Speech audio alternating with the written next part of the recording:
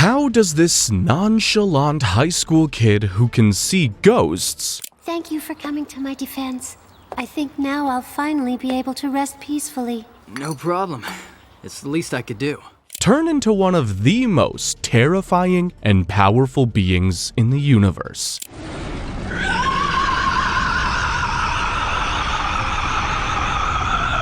Well, it's a long story, and I hope you're ready for it, because today we're covering the entire story of Bleach. In the world of Bleach, there are regular humans, and then there are monsters with big holes in them known as hollows. Hollows are super dangerous and invisible to most humans. Luckily, an organization exists to fight them. They are the Soul Reapers, who reside in a separate dimension known as the Soul Society. They are individuals with high spirit energy, which is the source of their power, and the higher your spirit energy, the higher spirit pressure you generate. The Soul Reapers fight with swords that are referred to as Zanpakuto, and though they may look normal at first, every Zanpakuto is unique. That's all you need to know for now, so sit back, grab some snacks, and let's get right into it. The very first episode starts with two blobs falling from somewhere onto Karakura Town. A woman named Rukia Kuchiki is standing on a pole, and she senses something nasty. We then cut to our MC, the orange-haired Ichigo Kurosaki. Ichigo beats up some idiots for disrespecting a dead girl's memorial, and then talks to the dead girl. Yeah, Ichigo can see and talk to ghosts. Ichigo then goes home, only to be ambushed by his dad, the doctor, Isshin Kurosaki. Yeah, that's the kind of love you get in the Kurosaki household. Ichigo's sisters, the sweet and caring Yuzu Kurosaki, and the fellow ghost-seeing nonchalant Karin Kurosaki are there too. After brawling with his dad, trust me, they have a great relationship, Ichigo just goes to his room. The next day, Ichigo is on his way to school when he hears something. He follows it and sees a giant monster. He helps the dead girl run from it, but they get cornered. Luckily, Rukia jumps in and slices up the monster. One problem though, Rukia and the monster disappear, and only Ichigo can see them. Later, Ichigo is in his room when he sees a butterfly fly in, and Rukia suddenly shows up. Ichigo kicks her, but Rukia's shocked that Ichigo can see her. While the little girl runs from another monster, Rukia fills Ichigo in. She's a Soul Reaper sent by the Soul Society to kill demons who are after the souls of dead people. Ichigo doesn't buy this at all, so Rukia uses spiritual magic called Kido to paralyze him as proof. She then sends a random ghost bothering Ichigo to the Soul Society and explains what's up. There are two types of spirits in the world, holes and hollows. Holes are nice spirits like the dead girl. Hollows are evil monsters like the one earlier. Meanwhile, the hollows stops chasing the dead girl because it senses a larger soul nearby. Spoiler alert, it's Ichigo. The hollow shows up, hurts Yuzu, and takes Karin hostage. Ichigo somehow breaks out of the Kido and rushes to save his sister. Rukia uses this opportunity to cut Karin free, and the hollow disappears for a bit, but it comes back and Ichigo tries to face it. Rukia saves him, but gets seriously injured in the process. So Ichigo has only one choice: stab himself with Rukia's blade and become a Soul Reaper so he can save everyone, or just die. He chooses option A and stabs himself with Rukia's Zanpakuto. He immediately gets all of Rukia's power, and the Zanpakuto suddenly becomes massive. Rukia is shocked. Ichigo has an insane amount of spirit energy, the energy that Soul Reapers usually use to fight, which is not normal for humans. Ichigo then proceeds to kill the hollow. How's that for the first episode? Episode 2 starts with Ichigo waking up to see that Yuzu and Karin have forgotten what happened last night. They think a truck crashed into their home. Ichigo then goes to school and meets his friends. There's the shy Orihime, the brutally honest Tatsuki, the friendly Keigo Asano and the mysterious Yasutora Sado, aka Chad. Oh, and there's a new student in their class, Rukia. Ichigo has to pretend to not know her and asks her why the hell she's here. Basically, Rukia lost most of her powers that night and can't return to Soul Society, so she's stuck in this temporary human body, aka Gigai. She says Ichigo needs to be a Soul Reaper instead of her for now, and he refuses. So she pushes Ichigo's soul out of his body and takes him to see a kid's soul being attacked by a hollow. Ichigo wants to save him, but Rukia says he'll have to save every soul in need if he saves the kid, and Ichigo saves the kid. But then Ichigo says that's BS and saves the kid without agreeing to become a Soul Reaper. We then see a spirit spying on Orihime before it's scooped up by some hollows. The spirit is taken to this scary place, and the person's soul is sucked out, turning them into a hollow. So that's how they're made. Meanwhile, Rukia sticks to Ichigo like glue. She's not leaving until he agrees to be a Soul Reaper. Then they see Orihime get hit by a car, but turns out she's okay. What's more concerning though is the mark on her leg. It looks very hollow-like. On the way home, Rukia asks about Orihime. Why is she so awkward? Turns out Orihime's older brother Sora died 3 years ago, and he was her only family. Damn, poor girl is surprisingly positive for someone who's all alone. Ichigo then goes home and finds Rukia living in his closet, but that's the least of his worries, because the new hollow shows up and attacks him. Rukia pushes his soul out, and Ichigo attacks the hollow, but its mask crumbles, and Ichigo sees who's underneath it. Orihime's older brother, Sora. He used to look over her as a spirit, but now, as a hollow, he's looking for his younger sister. The hollow runs away, and Ichigo is devastated by that whole situation. But there's no time to be sad, because Sora is coming after Orihime and Tatsuki. The next episode sees Orihime's brother attack both her and Tatsuki,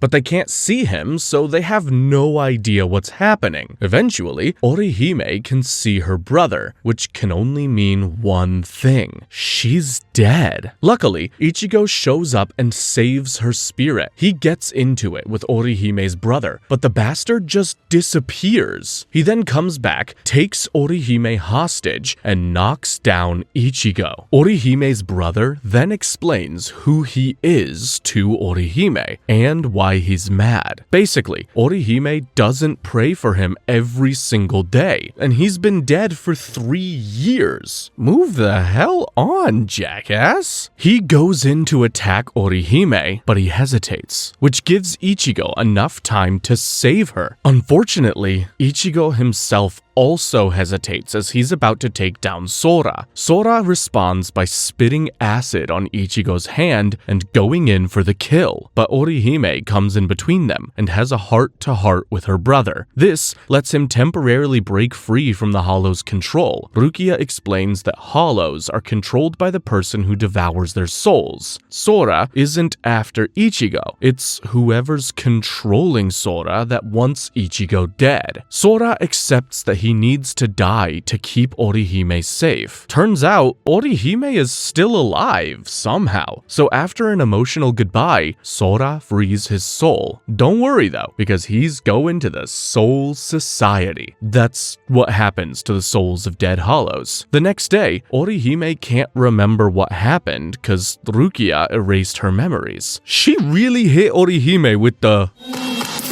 Sorry. The next day, Ichigo agrees to be a Soul Reaper for now. The following episode sees Chad with some buddies at a construction site. Chad's friend gives him a cursed bird, saying it brings misfortune to every owner. So Chad takes it and a steel beam falls on his head. Chad's okay, and the bird thanks Chad and introduces itself as Yuichi Shibata. I'm sorry, what? The next day, Resident Ladies Man and Ichigo's friend Mizuhiro Kojima teases Rukia and Ichigo about spending so much time together. Keigo shows up too, and is followed by an injured Chad with the bird in hand. Looks like it is a bad luck bird. And when it speaks, Ichigo and Rukia know there's someone's soul inside it. Ichigo then tells Rukia how he met Chad. He was getting bullied for his hair back in the day until Chad jumped in and took punches for him. And the thing about Chad is, he never fights back. Later that night, there's an accident, and the Kurosakis have patients. One of them is Chad. He's lost a lot of blood, and the mark on his back is obvious. A hollow got him. But Chad refuses to stay in. He breaks out the first chance he gets. While Ichigo searches for Chad, Karin has terrible visions about the bird. Back with Chad, he and his unlucky bird are suddenly attacked in a warehouse by a hollow, and he can't even see it. He makes a run for it and sees Ichigo and Rukia. Chad tries to get away to keep them safe, and that's when Karin shows up with info on the bird. Ichigo carries her home, and Karin explains that there is a boy trapped inside the bird, hence the human name. The boy's mother deleted herself and is waiting for him on the other side. Meanwhile, Chad decides he'll fight to help Rukia, who's currently struggling against the hollow. Having no powers sucks. Episode 5 starts with Ichigo realizing he has to help the boy inside the bird move on. After all, it's the first thing Karin has cried about in years. Meanwhile, Chad shows up to help Rukia and lands a few punches on the hollow, even though he can't see the thing at all. Rukia and Chad team up and put a beat down on the hollow. They're cooking. Unfortunately, the hollow lands some exploding leeches on Rukia and does some serious damage. The hollow then takes Chad's bird hostage, so Rukia lures the hollow away to save Chad and his bird. Lucky for her, Rukia lures the hollow right into Ichigo, and the fight is on. While that's happening, Chad shows up with the bird and sees Ichigo passed out on the floor. You know, because his soul is doing all the fighting. During his fight with the hollow makes a shocking confession. Turns out, Yoichi's mom didn't off herself. The person that turned into this hollow killed her. He was a serial killer, and after he got rid of Yoichi's mom, Yoichi tripped the bastard and sent him to his death. So, he came back as a hollow and put Yoichi's soul into a bird. He then lied to Yoichi, saying he'd bring Yoichi's mom back to life if he ran for 3 months. But the bastard just killed people who helped Yoichi. Oh my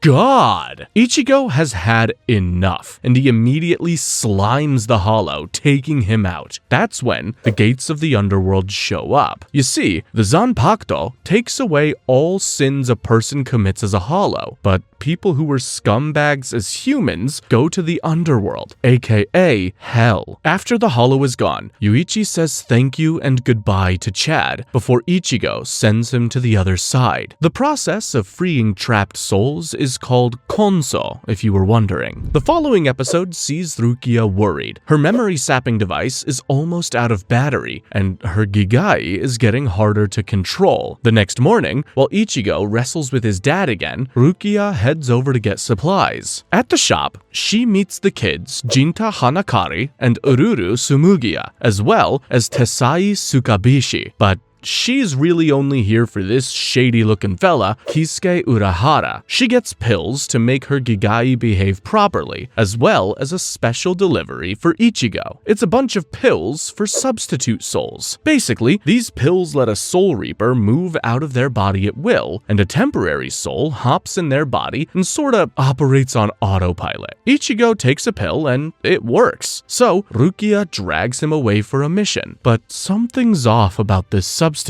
And that's because Ururu gave Rukia defective pills. Meanwhile, whatever bastard is inhabiting Ichigo's body is running rampant. He messes with a teacher, then jumps into his classroom from the outside and starts hitting on all the girls. Orihime enjoys his flirting. Tatsuki, not so much. Meanwhile, the real Ichigo finishes off the hollow and immediately goes back to find his substitute wildin' out. So he confronts the sub, but he just starts kicking the at a real Ichigo. It looks like Ichigo is kicking the air to his classmates. How in the hell is he going to explain this? The sub then runs away, with Ichigo and Rukia in hot pursuit. Rukia then explains what happened. The Soul Society made substitute souls called modified souls, or mod souls, which were supposed to inhabit dead bodies and use them to fight hollows. The project was scrapped, but it looks like one of them got into Ichigo's body, and he's having the time of his life. After a nice stroll, the mod soul makes it to some kids who are talking about controlling their creations in a game. This triggers the mod soul, who tries attacking them, only for Ichigo to stop him. In the next episode, Ichigo fights some more with the mod soul, but has to go after a hollow. Unfortunately, that hollow is actually going after those kids we saw just moments ago, and Ichigo and Rukia are too far away. But you know who's close? The mod soul, who saves the kids. He takes on the hollow and is about to get smoked, but Ichigo saves him. Together, they take out the hollow. After that, the mod soul explains how he was created by the Soul Society to be a killing machine, how the Soul Society decided to destroy all mod souls the day after he was made, and that he only got out by accident. After spending so much time trapped in a pill, the mod soul decided it'd never take someone's life, because everyone has the right to live, and that's all the mod soul wants. That is incredibly depressing. That's when Urahara shows up and takes the mod soul out of Ichigo.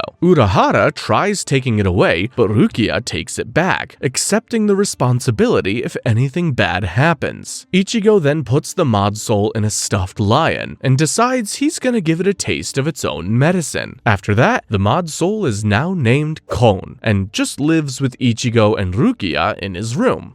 Ichigo then gets ready for school, but remembers that tomorrow is June 17th, which is a really special day for him. As Ichigo comes to class, he's all cheerful. Tatsuki sees this and correctly guesses that Ichigo will be taking time off school tomorrow. Why? Well, Ichigo tells Rukia when he asks her for a day off. It's the anniversary of his mom's death, and the family is gonna go on a picnic. Apparently, Ichigo's mom didn't die an ordinary death. She was murdered. Damn. While Orihime thinks about Ichigo, a Soul Reaper named Ekichiro Saido is approached by a member of the Stealth Force. More on them later. He tells Saido that Rukia is his next target, and Saido is excited. That can't be good. Episode 8 sees the Kurosaki family go on a hike, and they're on their usual shenanigans until they see Rukia there. She wants to have a talk with Ichigo.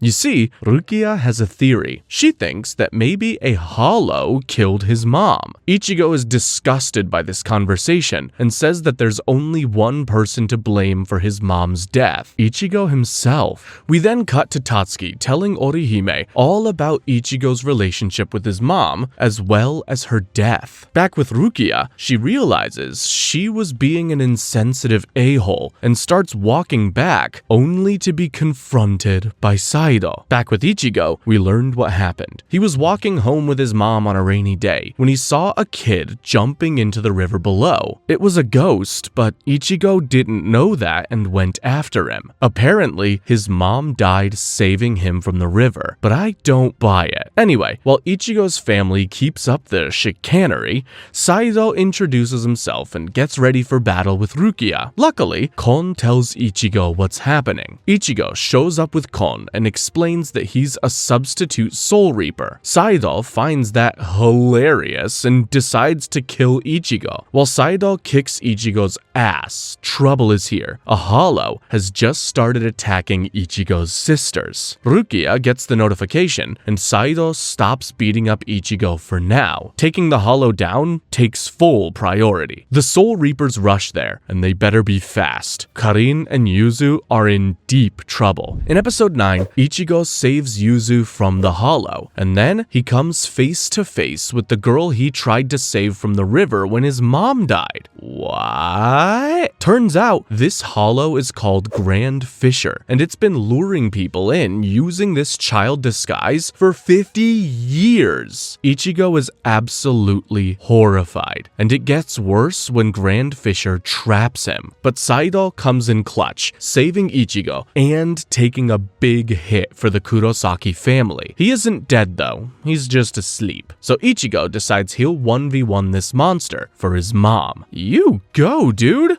Unfortunately, it's not a great plan. Ichigo gets smacked around. He's too weak and too slow, and he gets stabbed. Grand Fisher then pulls out the ultimate disrespect. He uses Ichigo's mom's image as a distraction, and this time, he really stabs Ichigo. Saido and Rukia get there, but can only watch in horror. And in classic anime fashion, Ichigo's mom left her final words in Grand Fisher, and they play for Ichigo. She says she's proud of him and their family, and tells Ichigo to keep smiling the way he did when he was a kid. Ichigo gets the classic anime buff, and he stabs Grand Fisher. Grand Fisher chickens out and runs away, so Ichigo passes out in Rukia's arms, but says the Soul Society will find out about Rukia eventually. After that, Ichigo grieves at his mom's grave, but his dad is smiling. Ishin tells Ichigo it wasn't his fault, and that he needs to live life to the fullest without a burden like this. He may assault Ichigo now and then, but he's a great dad. Ichigo's determined to stay a Soul Reaper, and it looks like Rukia is quite fond of him now. Episode 10 starts with all of Karakura showing up at an event. The most famous show in the country, Spirit Hunter, is here, hosted by the super flamboyant Don Kanonji. They're going into an abandoned hospital, and everyone is super hyped, except Ichigo. He hates it. When they get to the hospital, Rukia explains that there's a Jibakure inside. It's essentially a tormented spirit that's in the process of becoming a hollow. That's totally not depressing at all, but Rukia says it's fine. Jibakure take months to transform into hollows. Right, that surely makes it better. Unfortunately, Don Kanonji proceeds to mess with the Jibakure, speeding up the hollowing process. And it's clear that Orihime and Chad can hear the Jibakure screaming. Ichigo and Rukia try to stop Don, but security tackles them down. Luckily, Urahara is there, and he pushes Ichigo's soul out. Unfortunately, it's too late. The Jibakure transforms into a hollow right in front of them. Don Kanonji can see both Ichigo and the hollow, and tries his best to fight, which means Ichigo has to actively stop Kanonji from killing himself and take down the hollow. Rukia is worried, but Urahara says it's a good chance to see what Ichigo is made of. Ichigo takes Kanonji inside and asks why he's putting himself in harm's way, but Kanonji says he has to. Why? Because a lot of kids watch this show and learn how to overcome fear from him. Ichigo is hella impressed by his answer. This Kanonji fellow is right. The hollow then shows up and the fight is on. Ichigo and the hollow end up on the roof, where the hollow traps Ichigo and is about to end him, but Kanonji saves him. Kanonji then frees Ichigo, who takes down the hollow. And when Kanonji learns he's the one who turned the poor bastard into a hollow, he's devastated. Still, he and Ichigo shake hands. I guess they're friends now. The next episode starts with the teacher Kagine tearing into Ichigo and Rukia for creating a scene on Spirit Hunter. After getting away from him, Rukia and Ichigo head out to take down a hollow, but it's already dead by the time they get there. And someone is watching them from above. We then see Ichigo and his friends discussing exam placements, and they see who's number one, someone named Uryu Ishida. Rukia then gets another ping for a hollow and grabs Ichigo, but again, it's gone by the time they're there. That's when Uryu shows up. He greets the two before sensing another hollow even before Rukia's device. He then charges up his power, which is a freaking arrow, and one-shots the hollow. He then says he's a Quincy, and that Soul Reapers are his enemy. In short, Ichigo is his enemy. Ichigo tries spying on him the next day, so Uryu calls him out. Uryu explains that Ichigo lacks even the most basic spirit energy control, like seeing spirit ribbons or visualizing spirit energy through ribbons, before challenging him to a duel. Uh-oh. Meanwhile, Rukia gets info on the Quincies from Urahara. Apparently, they were a clan that specialized in taking down hollows, but unlike Soul Reapers who want to free their souls, the Quincies hated hollows and just killed them. They supposedly went extinct a while back, so Uryu being one is a big shock. We then see Ichigo remove his soul, and he asks Uryu for the rules of the duel. It's about to go down. In the next episode, Uryu explains the rules. He's gonna use bait to draw out hollows, and whoever kills more of them in 24 hours wins. Ichigo is horrified, but he can't stop Uryu, and since hollows go for high spirit energy people first, he knows Yuzu and Karin are in trouble. Meanwhile, we see Tatsuki, who can see spirits now. Turns out, it all started after the whole incident at Orihime's place. They both remember parts of what happened, and know something is up. Meanwhile, Karin and Urahara know something is wrong. We see that Ichigo has taken out 3 hollows, while Quincy Boy is at 11. We then see the hollows come for other high spirit energy people. They surround Rukia and Urahara, and one of them starts attacking Chad. Chad can barely see its outline, so he runs away, and shortly after, he runs right into Karin, who can see the hollow perfectly clear. So Chad grabs Karin and starts dodging the hollow's attacks. She tries her best to guide him, but the hollow is really powerful. Things go south when Karin's friends show up, and the hollow is about to attack them. Chad then remembers the words of his grandfather, who told him to use his gifts wisely. At that moment, something unlocks in Chad. He can see the hollow clearly, and he punches it, causing the hollow to fly back. Chad's right arm is covered in some crazy-looking mirror, and he has serious strength now. He destroys the hollow before collapsing on the ground. Karin goes to get some help, but the trouble's not over, because Orihime sees a hollow. Uh-oh. The next episode starts with Ichigo realizing his sisters are safe, so he goes after Uryu. Meanwhile, Tatsuki, Orihime, and the girl who's weirdly obsessed with Orihime, Chizuru,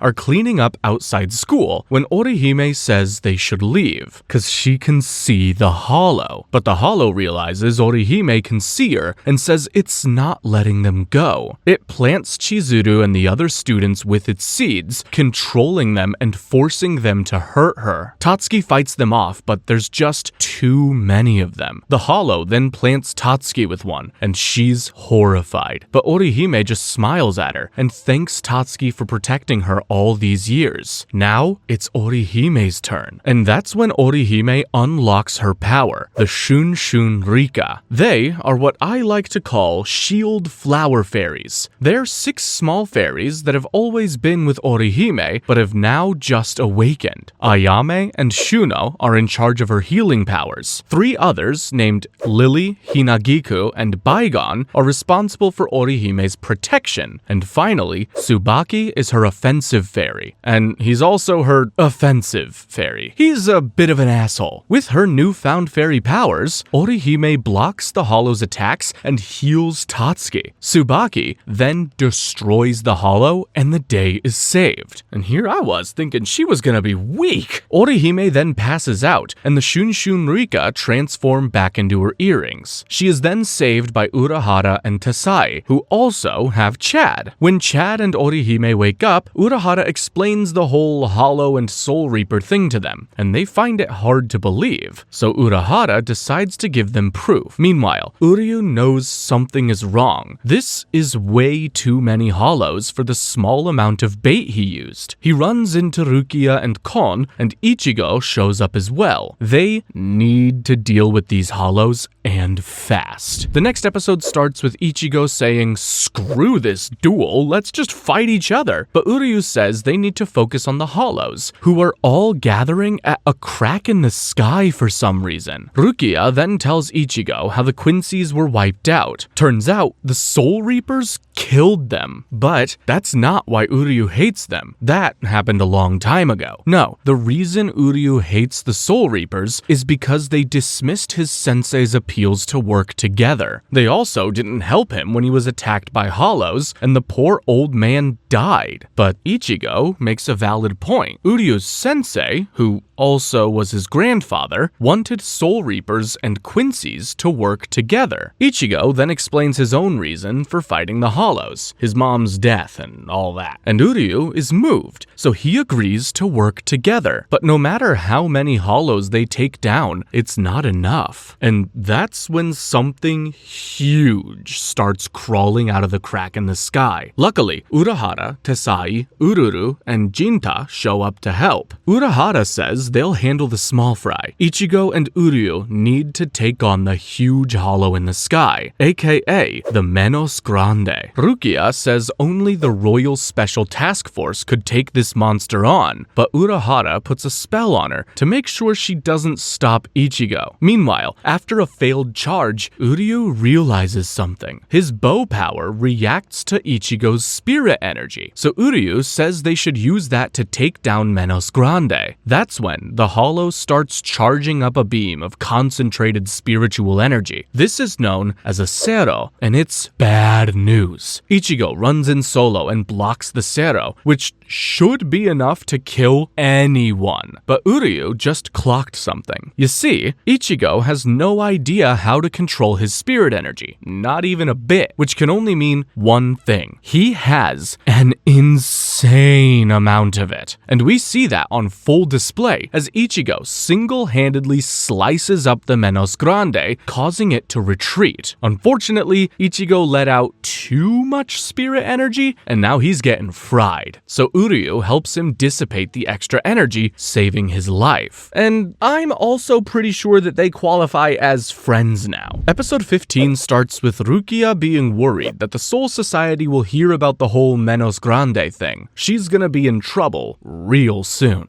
On her way to school, Orihime invites Rukia to see the fireworks festival with them in August, and she accepts. Meanwhile, Kon decides he's had enough of living with Ichigo, so he heads out to try his luck and ends up in horrible situation after horrible situation. Back with Ichigo, he sees Uryu show up to class with bandages. He got those injuries from saving Ichigo, so Ichigo invites Uryu to lunch with his friends, and they end up arguing the entire time. Meanwhile, Rukia hangs out with the girls, who all want to know if she's into Ichigo or not. Rukia denies it, so the girls start talking, and Rukia realizes that she loves it here, but she knows that she doesn't belong here. While Kon gets caught by Jinta and Ururu, Rukia is struggling with her feelings for Ichigo. She goes to talk to him, but Kon shows up before she can say anything. Later, Urahara's cat Yoruichi tells Urahara that they're here. We then see that Rukia left Ichigo a letter and is running away. And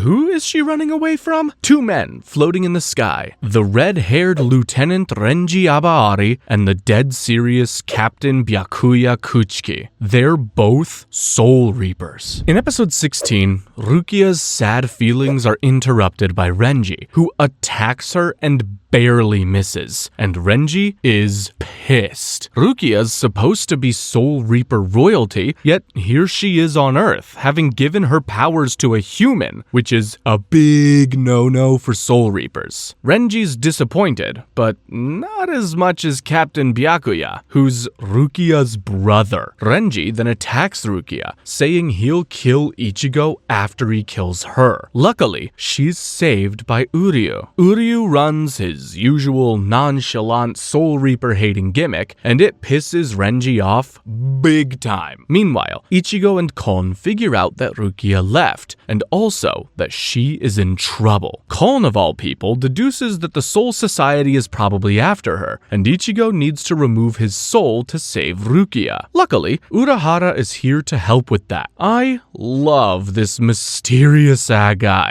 Back with Uryu, he's been defeated by Renji. Rukia says he's more powerful than ever. Renji's about to finish off Uryu when the ground splits. Ichigo is here. Renji figures out who he is and they engage in battle. Unfortunately, it seems like Rukia is the worst teacher of all time. She didn't teach Ichigo spirit energy control. She didn't teach him swordsmanship, and she certainly didn't teach him how to ask the Zanpakuto its name and make it transform. But Renji knows how to do all of these things, and he slices into Ichigo. No! In episode 17, Renji moves in for the kill, but Rukia stops him, buying Ichigo some precious time. And it's enough, because Ichigo gets up and is suddenly bursting with energy. He starts cooking Renji, and even manages to hurt him. The sheer output of spirit energy is too much for Renji to handle. He ends up on his knees, and is at Ichigo's mercy when Ichigo's Zanpakuto is cut off. And who has it? Captain Byakuya. He proceeds to attack Ichigo twice, so quickly that no one even sees it, and Ichigo drops to the floor like a ragdoll. Rukia tries to help him, but Renji says he's already dead. However, Ichigo isn't dead at all. He can't move though. Byakuya's attacks cut off his Soul Reaper powers and his spirit energy. Realizing Ichigo's done for, Rukia pretends to hate him and agrees to go back to the Soul Society to atone for her sins. Ichigo can only watch on as Rukia leaves with Byakuya and Renji. He can't even move. Luckily, Urahara shows up to save him. God damn.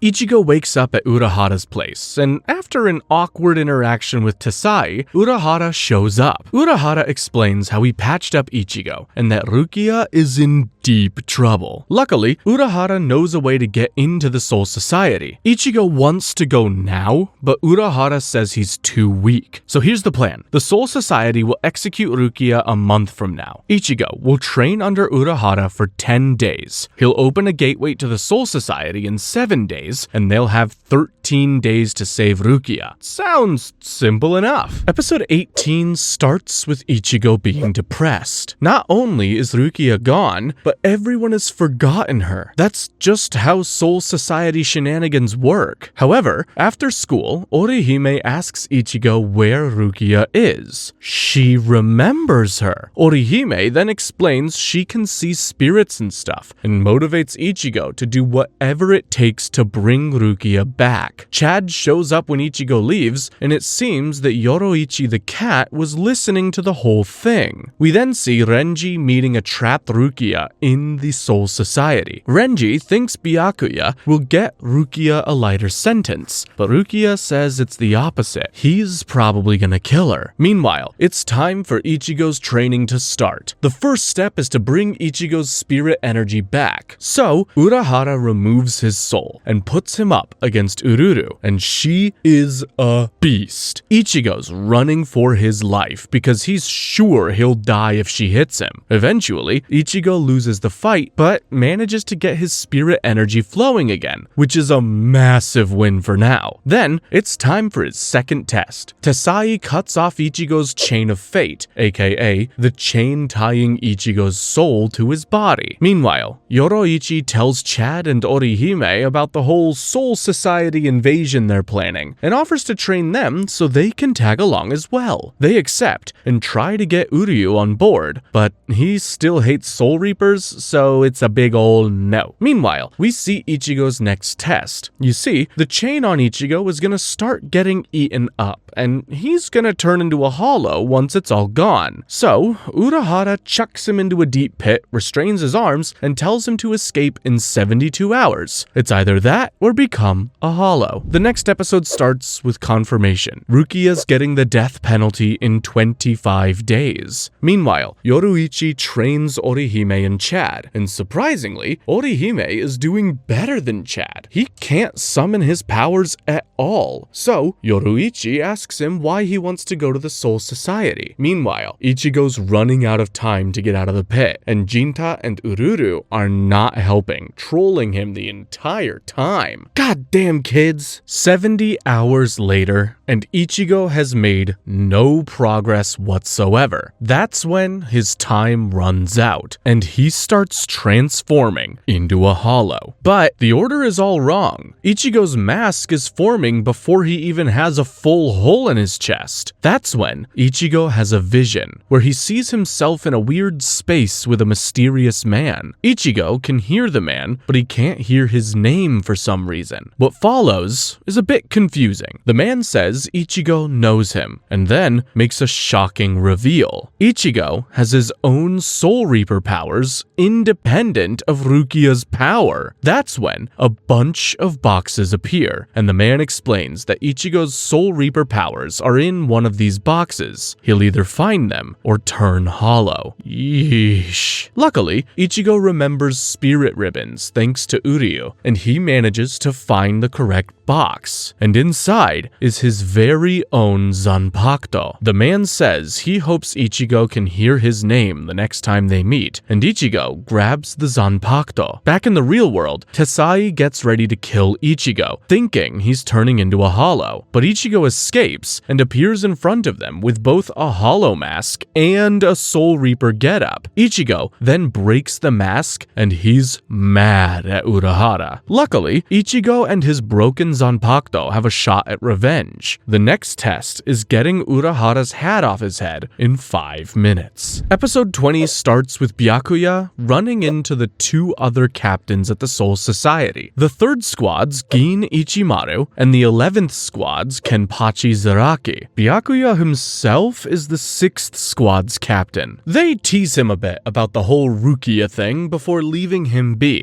Meanwhile, despite not being a Soul Reaper, Urahara pulls out a Zanpakuto. He starts slicing and dicing at Ichigo, who just runs away. Ichigo is ashamed and humiliated until he has a vision of the man from before, and he realizes that that man is his Zanpakuto. Ichigo grabs his Zanpakuto and unleashes its power, finally saying its name, Zangetsu. After a huge explosion, the dust clears to reveal that Ichigo's Zanpakuto is more like a butcher knife than a sword, and it is awesome. Urahara is beyond impressed, and Ichigo tells him to prepare for the next attack. Ichigo goes all out, and Urahara has to pull out a special technique just to survive it. With that, Ichigo's training is complete. So, until the gateway to the Soul Society is opened, he relaxes with his friends and family. Eventually, it's time for him to leave, but not before his dad gives Ichigo a talisman. Ichigo's mom gave it to Ishin, and he wants Ichigo to have it now. I freaking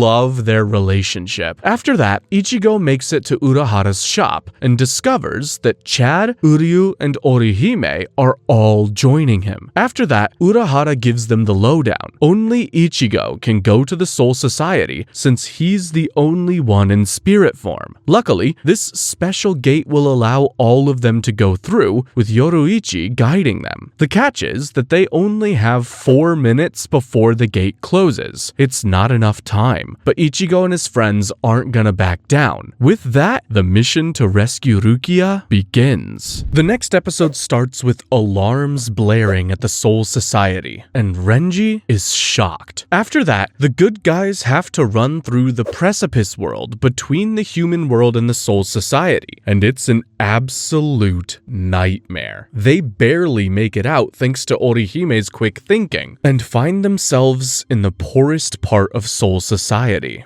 Guess even the afterlife's got classism, huh? Yoruichi tries to make a plan, but Ichigo runs for the Soul Reaper area of town immediately. Then, he's stopped by the gate's guardian, Jidanbo. Chad and Orihime try to interfere, but Jidanbo says he'll only fight people 1v1. What an honorable guy, I guess? Uryu is worried about this, but Ichigo says he'll deal with Jidanbo 1v1. How is he gonna do that? Well, after awakening his Soul Reaper powers, Ichigo trained 1v1 with Urahara, and he's gotten crazy strong now. We see that as Ichigo blocks all of Jidanbo's attacks before destroying his weapons and sending Jidanbo flying. Holy power up! Jidanbo starts crying, so Ichigo consoles him. Jidanbo then accepts his total defeat at Ichigo's hands, both as a warrior and as a man. So, he agrees to let Ichigo and his friends through the gate, but as soon as Jidanbo opens the gate, he's shocked because Division 3's captain, Gin Ichimaru, is waiting for them. Oh boy. In the following episode, Ichimaru attacks Jidanbo, tearing into him for opening the gate. Then, Ichigo attacks, but when Ichimaru figures out who he is, he just laughs. Ichimaru then steps back and unleashes a fierce attack with his small Zanpakuto. It sends Ichigo flying into Jidanbo, and they both get thrown back with the gate closing after them. After that, they turn around to see the village they're in. This is the Rukongai, a village full of spirits that got to the Soul Society without a Soul Reaper performing konso on them. These spirits are known as Ryoka. The village elder welcomes them for their kindness to Jidonba, and Orihime returns the favor by healing Ridonba's wound. That's when a small kid walks through the crowd, and he introduces himself as Yuichi Shibata, the kid who was turned into a bird. Chad is super happy to see him, and they spend time together. Chad learns that Yuichi is living with a foster family of sorts. You see, you don't really find your family members in the Soul Society, and the damn Soul Reapers don't help you with that either. Yuichi is super sad, so Chad makes him promise to never give up on looking for his mother, just like Ichigo never gives up on anything. Later, Yoruichi is discussing his plan with the village elder, and asks someone named Kukaku Shiba. That's when the goofball hothead named Ganju Shiba barges in on a board. What an entrance! Ganju immediately assumes Ichigo is one of the bad Soul Reapers and picks a fight with him. So they take it outside, and it's a pretty decent fight until the clock strikes 9. Ganju immediately abandons the fight and calls his trusty boar. What the hell is so important about 9 p.m.? As the next episode starts, we don't know, but Ganju does say he'll be back to get his revenge on Ichigo later. The next day, Ichigo doesn't want to go look for Kukaku Shiba. He wants to go fight Ganju instead. But Yoruichi knocks some sense into him, and he agrees to go. Meanwhile, Rukia learns that she'll be executed with a weapon called the Sokyoku, and she's transferred to the Repentance Cell, a soul prison in a tower. Well, that doesn't sound terrifying at all. Meanwhile, Ichigo and the others find Kukaku Shiba's house, and it's pretty weird. They're immediately stopped by two big scary men, Kogane Hiko and Shirogane Hiko, but they let them through once they recognize Yoruichi. They lead Ichigo and the others to Kukaku Shiba, a badass woman covered in bandages. She clearly loves a fight. Back with Rukia, she's taken to the Repentance Room, where Renji tells her that her friends are trying to free her. Meanwhile, Kukaku agrees to help Ichigo and the guys, but she needs someone to surveil them, so she assigns her younger brother, who happens to be Ganju. We then see Renji worrying about Rukia. After all, they grew up in Rukongai together. That's when Renji is called in for a conversation by none other than Captain Sosuke Aizen of the 5th Squad. Those who know don't know. For those who don't, just remember his name. Basically, Aizen says that he thinks Rukia's punishment is too harsh and insinuates that someone has a vendetta against her. Captain Ichimaru is listening to them in secret when all the captains are summoned for a meeting.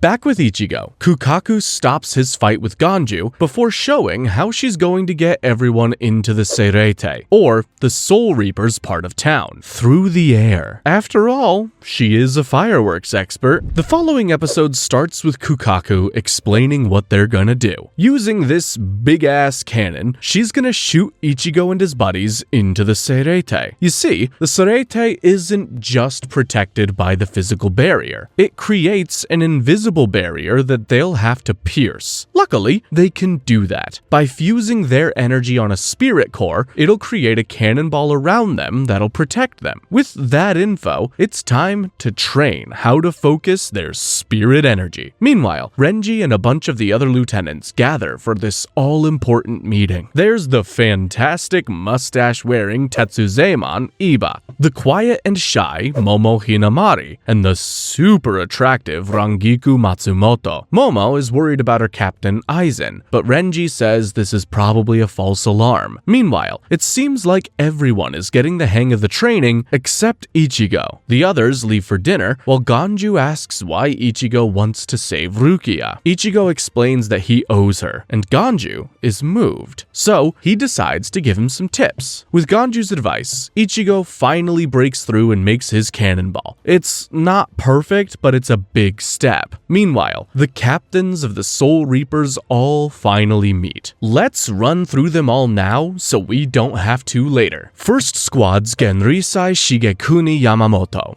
Second squad's Soifan, third squad's Gin Ichimaru, fourth squad's Retsu Unohana, fifth squad's Captain Aizen, sixth squad's Byakuya Kuchiki, seventh squad's Saijin Komamura, eighth squad's Shunsui Kiyoraku, ninth squad's Kaname Tosen, 10th squad's Toshiro Hitsugaya, 11th squad's Kenpachi Zaraki, 12th squad's Mayuri Kurotsuchi, and 13th squad's Jushiro Ukitake, who isn't at the meeting because he's very sick. The meeting's agenda is simple. They all think Ichimaru let Ichigo and his friends live on purpose, and they want an explanation. But before they can get one, the alarms start blaring. They've got intruders. Episode 25 starts with Ichigo falling asleep after completing his training. When he wakes up, it's time to infiltrate the Seirete. Ganju is coming too, and Ichigo hates that. But then, Ganju explains his motivations. His older brother used to be a talented Soul Reaper, but he was betrayed and killed by his comrades. That's why he hates Soul Reapers. But he can tell Ichigo is different, so he wants to join Ichigo and get into the Seirete to find out what being a Soul Reaper is all about. After hearing that, Ichigo accepts him. You love to see it. With that, Kukaku sends them on their way inside a giant cannonball, and Ichigo and Ganju are still arguing. Typical. Meanwhile, Kenpachi heads out to deal with the intruders and is joined by his lieutenant Yachiru Kusajishi. The captain meeting is then dismissed, but Aizen tells Ichimaru he's not getting away with this, as Toshiro Hitsugaya looks on. The captains then get ready to deal with the intruders, as Ichigo and the others crash into the barrier. They pass through, but the cannonball dissipates, and they need to stick together to avoid getting blown away. Everyone manages to get together except Uryu, so Chad sacrifices himself to save Uryu and gets blown away. Yoruichi says he'll be fine. They need to focus on themselves first. Unfortunately, they can't get together in time, and everyone gets blown away in a different direction. And as Kenpachi watches them fly apart, he wants to fight the strongest one. Uh-oh. It's episode 26 now, and the good guys are now split up. Chad and Yoruichi are alone. Uryu is with Orihime, and Ichigo is with Ganju. Ichigo and Ganju are immediately found by some Soul Reapers. Chad and Yoruichi manage to hide, and someone is following Uryu and Orihime. Ganju decides he doesn't want to fight these guys, so he makes a run for it, and Yumichika Ayasegawa, one of the Soul Reapers, then follows him. So Ichigo starts starts his fight with the other one, Ikkaku. The two are pretty evenly matched, and Ichigo even gains Ikkaku's respect. Meanwhile,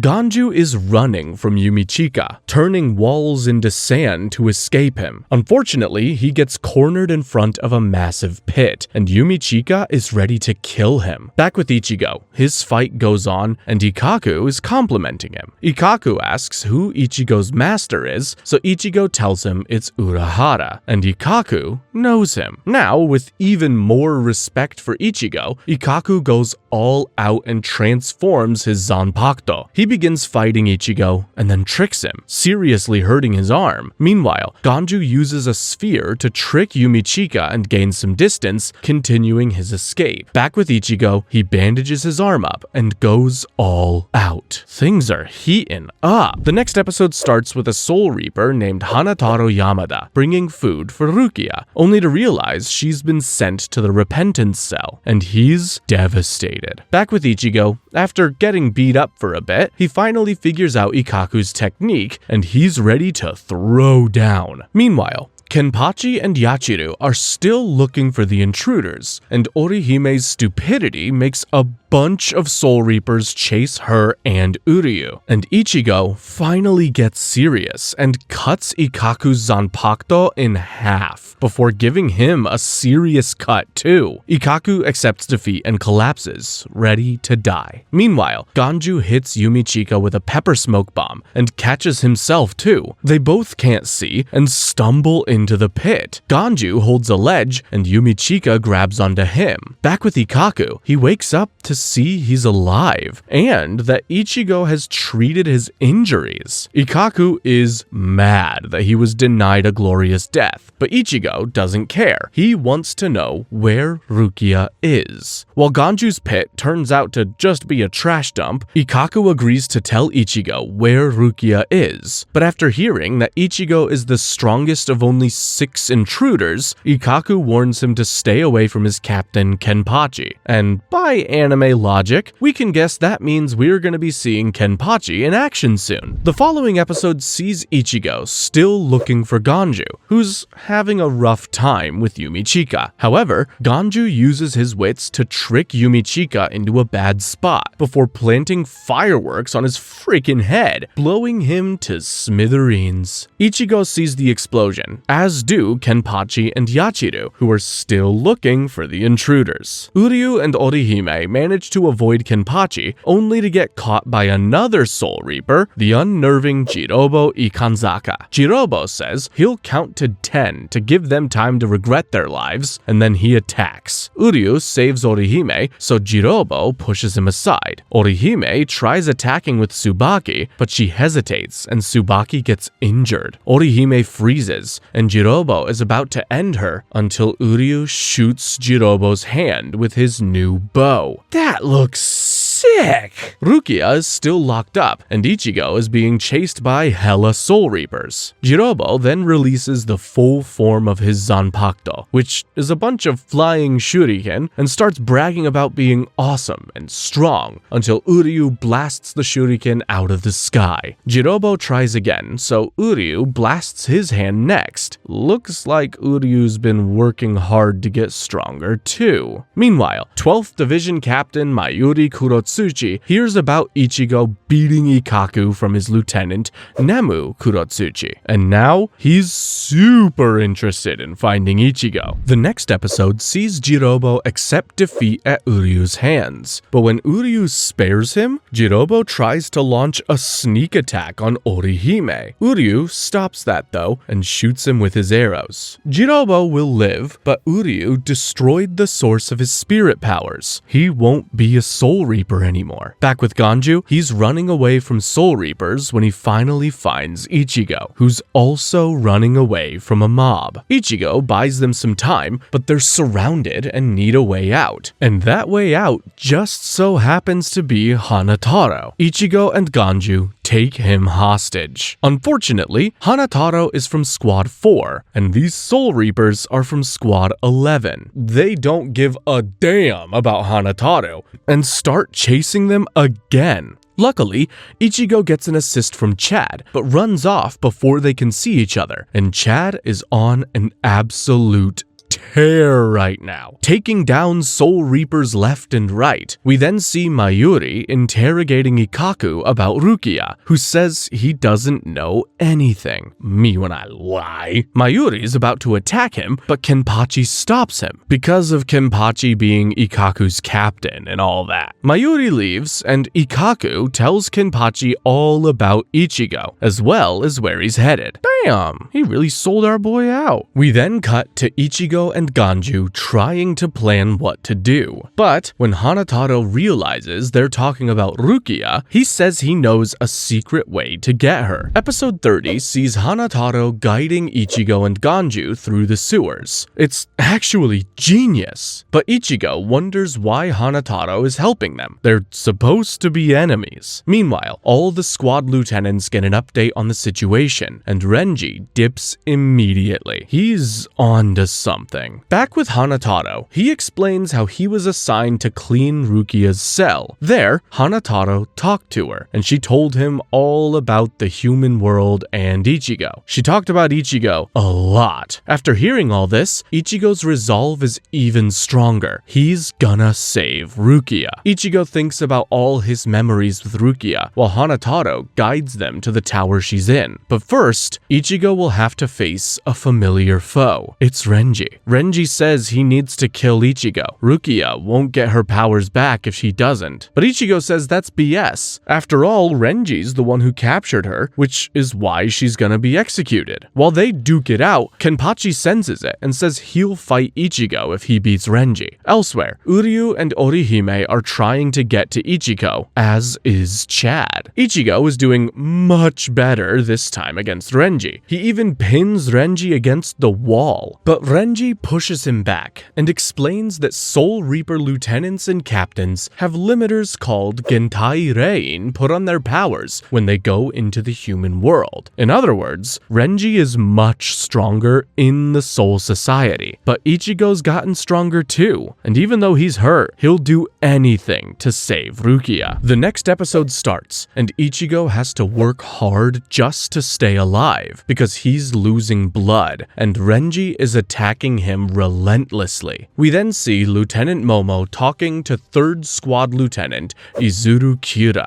Apparently, Renji left his lieutenant's armband before going to fight Ichigo. Why? We don't know. But what we do know is he's actually really whooping Ichigo. Ichigo tries to use a lesson he learned from Urahara to guess Renji's attack pattern and counter, but he screws up big time. Renji dodges and cuts into Ichigo. No. Renji says Ichigo executed that whole thing to perfection, but he just wasn't fast enough. Renji says someone as weak as Ichigo could never hope to save Rukia, and he raises his sword to deliver the final blow. But when the dust clears, we see that Ichigo dodged it, and now he's outputting some serious spirit energy. While Soul Reapers rush to their location, Ichigo remembers his training with Urahara, and the most important thing Urahara taught him, having a strong resolve. With that, Ichigo locks in and unleashes an insane amount of spirit energy. He channels it all, dodges Renji's attacks, and lands a hit. It's so powerful, it destroys Renji's Zanpakuto and defeats him in one go. Renji can't believe it, but he accepts defeat. God damn, Ichigo! In the next episode, Renji falls to his knees, and it's flashback time! Classic anime move. You see, Renji grew up dirt poor in the 78th district of Rukongai. The first district is the richest, so you can imagine how bad the 78th was. Renji and his buddies had to rely on thieving and stealing to get by. There was no other choice. It was during one of these heists that Renji met Rukia when she saved him and his friends. After that, Renji was captivated by how kind and badass Rukia was. Same dude, same. Sometime later, Rukia almost passed out from hunger. That's when a Soul Reaper who was passing by gave her food. Rukia and Renji then started training spirit energy, but they didn't plan on ever leaving their friends. After all, this was their family, but the world is not that kind. 10 years later, Rukia and Renji were the only ones left. Their friends were all dead and buried. That's when Rukia brought up the idea of being a Soul Reaper to Renji. It was the only way to get out of that hellhole. Jesus Christ, that was bad. So Rukia and Renji joined the academy, and Renji was a proper nerd. The other kids made fun of him, but Rukia made sure to tell him to stay true to himself. Sometime later, Rukia was given the offer to join the Kuchiki family, and even though Renji didn't want to lose her, he told her to take it because he wanted her to be happy. Dude really cared for her. Now, Renji regrets not going after Rukia or stopping her. Renji says he could never defeat Byakuya, so he couldn't save Rukia, and he made Ichigo promise he'll save Rukia, and Ichigo promises to do just that. The next episode starts, and while Renji's done for, Ichigo's not looking too good either. Ganju and Hanataro take him back to the sewers, where Hanataro starts healing him. Meanwhile, a barely alive Renji is rescued by the Soul Reapers, and Momo and Izuru are looking after him. Unfortunately, Byakuya shows up and orders them to throw Renji in prison because he lost. What a tool! Momo is super upset, but Ichimaru says he'll have Squad 4 heal Renji before taking him to prison. Ichimaru then leaves with Izuru, and that's when the 10th Squad's captain Toshiro shows up. He tells Momo to be wary of both Ichimaru and Izuru. Meanwhile, the captains are all assembled again, and this time the message is clear. Stop the intruders. But Aizen is still zeroed in on Ichimaru. Ichigo then wakes up, bandaged and bruised, and tries to go back out there. He won't listen to Hanataro, so Ganju knocks him out. Ouch. Hanataro then mentions that Ichigo's wounds would be deeper if it weren't for the mask in his robes. A mask that looks a lot like a hollow's. More on that soon. Meanwhile, Momo sits next to Renji in his cell and thinks about the good times they spent together coming up as lieutenants. She then gets summoned to receive her wartime orders, which are basically just a shoot-to-kill order. Momo's worried, so she decides to go to the one man she trusts, Captain Aizen. While Ichigo wakes up, Aizen assures Momo that Renji is going to be released from prison, and Momo is relieved. Momo then stays in Aizen's room and falls asleep. Aizen covers her and then heads out, but someone is watching him. Later, Momo wakes up and realizes she's late for a meeting, so she rushes there, only to see a gruesome sight. Captain Aizen is dead. That's impossible!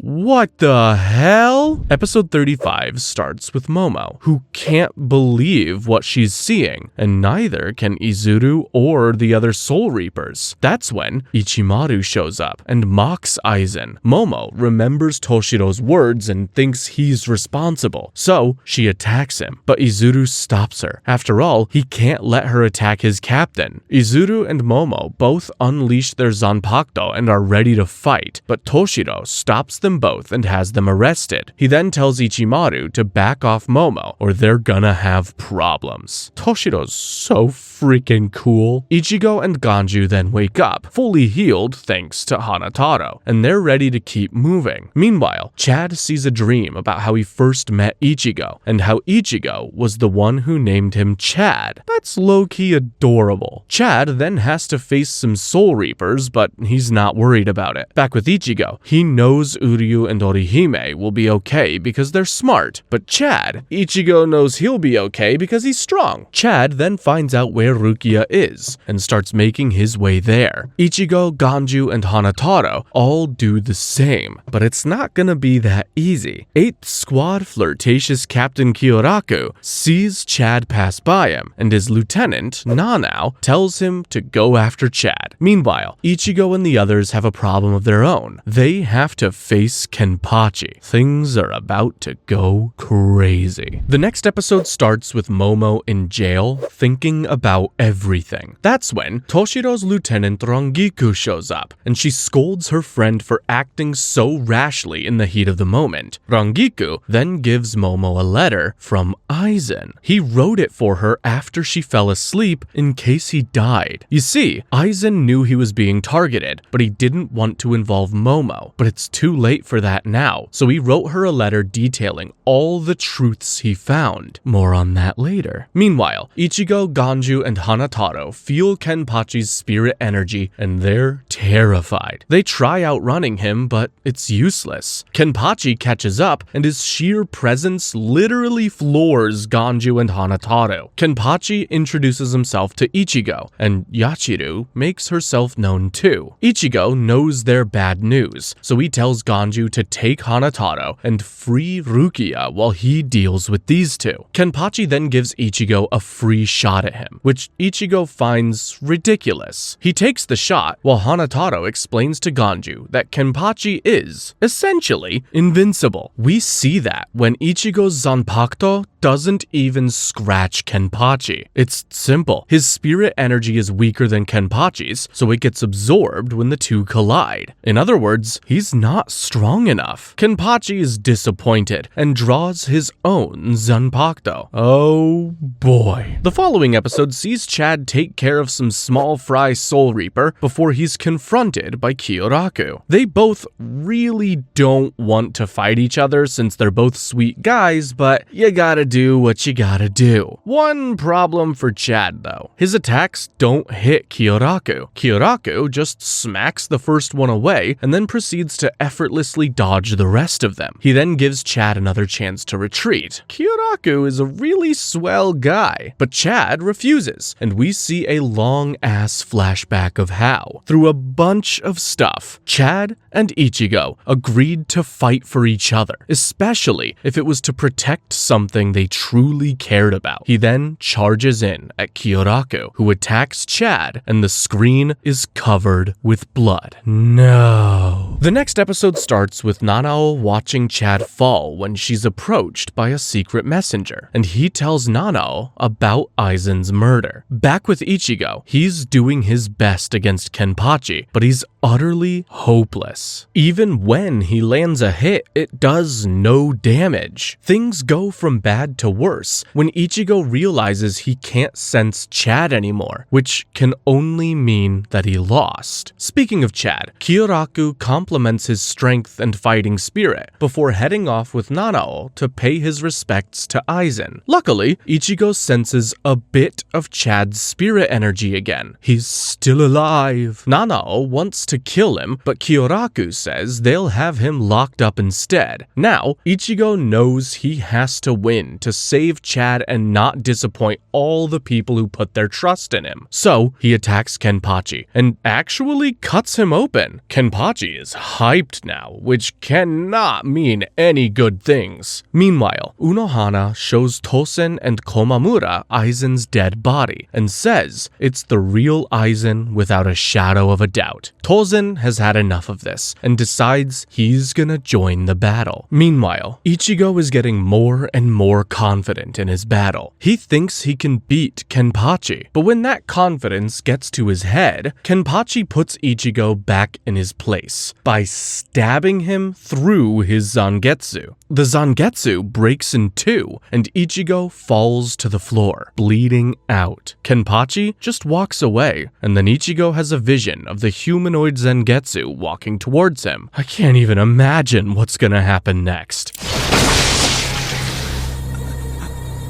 Didn't I tell you? not to let up on your spiritual pressure. The following episode sees the human version of Zangetsu asks Ichigo if he wants to win or survive, and Ichigo says he wants to win. So, Zangetsu takes Ichigo inside his inner world, where he gives Ichigo a regular-ass sword. Meanwhile, the hollow version of Ichigo grabs the Zangetsu, and this is Ichigo's test. Defeat the hollow Ichigo to prove he's worthy of Zangetsu.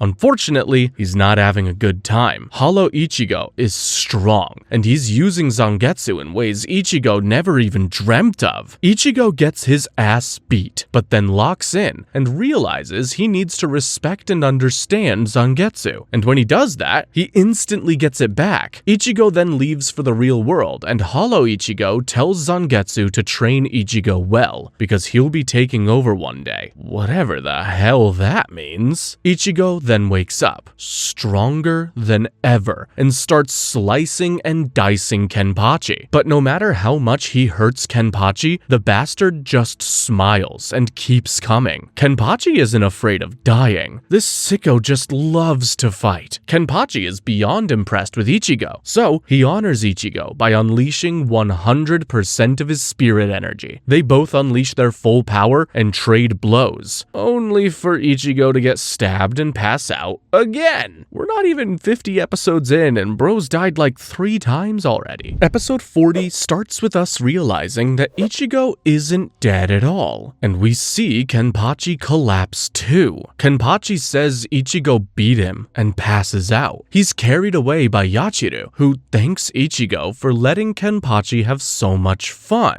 Bunch of sickos. While Ganju and Hanataro try their best to get to Rukia, Kenpachi wakes up and talks to Yachiru about the fight. They talk about the day Kenpachi found and saved Yachiru from some bandits. Both of them didn't have a name, so Kenpachi named both of them on the spot, and they've been together ever since. Yachiru says that Ichigo cheated because he was fighting with Zangetsu, whereas Kenpachi refuses to learn the name of his Zanpakuto. After hearing this, Kenpachi tries asking his Zanpakuto, but it's far too late for that, so he starts crying. Yachiru tries to reassure him, saying he can get stronger, and then he passes out. Meanwhile, Ganju and Hanataro take down some guards, and finally make their way to Rukia. They bond a bit, and Ganju wonders just who Rukia is, and he hopes she's cute, but when Ganju sees her, he immediately knows who she is. Rukia is the Soul Reaper who killed Ganju's brother. Bombshell! Hanataro can't believe it, but Rukia says it's true and tells Ganju he can take revenge if he wants. But they have bigger problems now, because someone with insane spirit energy just walked up behind them. While the 13th squad very sick Captain Jushiro gets the news of Aizen's death, Captain Byakuya just walked up behind Ganju, Hanataro, and Rukia. Hanataro begs Ganju to save Rukia while he holds off Byakuya, but Ganju can't watch his friend die, so Ganju will take on Byakuya himself. Oh boy. We then see Ichigo wake up. Yoruichi saved his life. Yoruichi then shows Ichigo something. Another hollow-like mask. Yoruichi says he found it on Ichigo, even though Hanataro threw it out. What's going on here? Yoruichi takes the mask away before revealing his true form, or rather, her true form. That's right, Yoruichi is a purple-haired, smoking hot babe. New favorite crush unlocked. After she,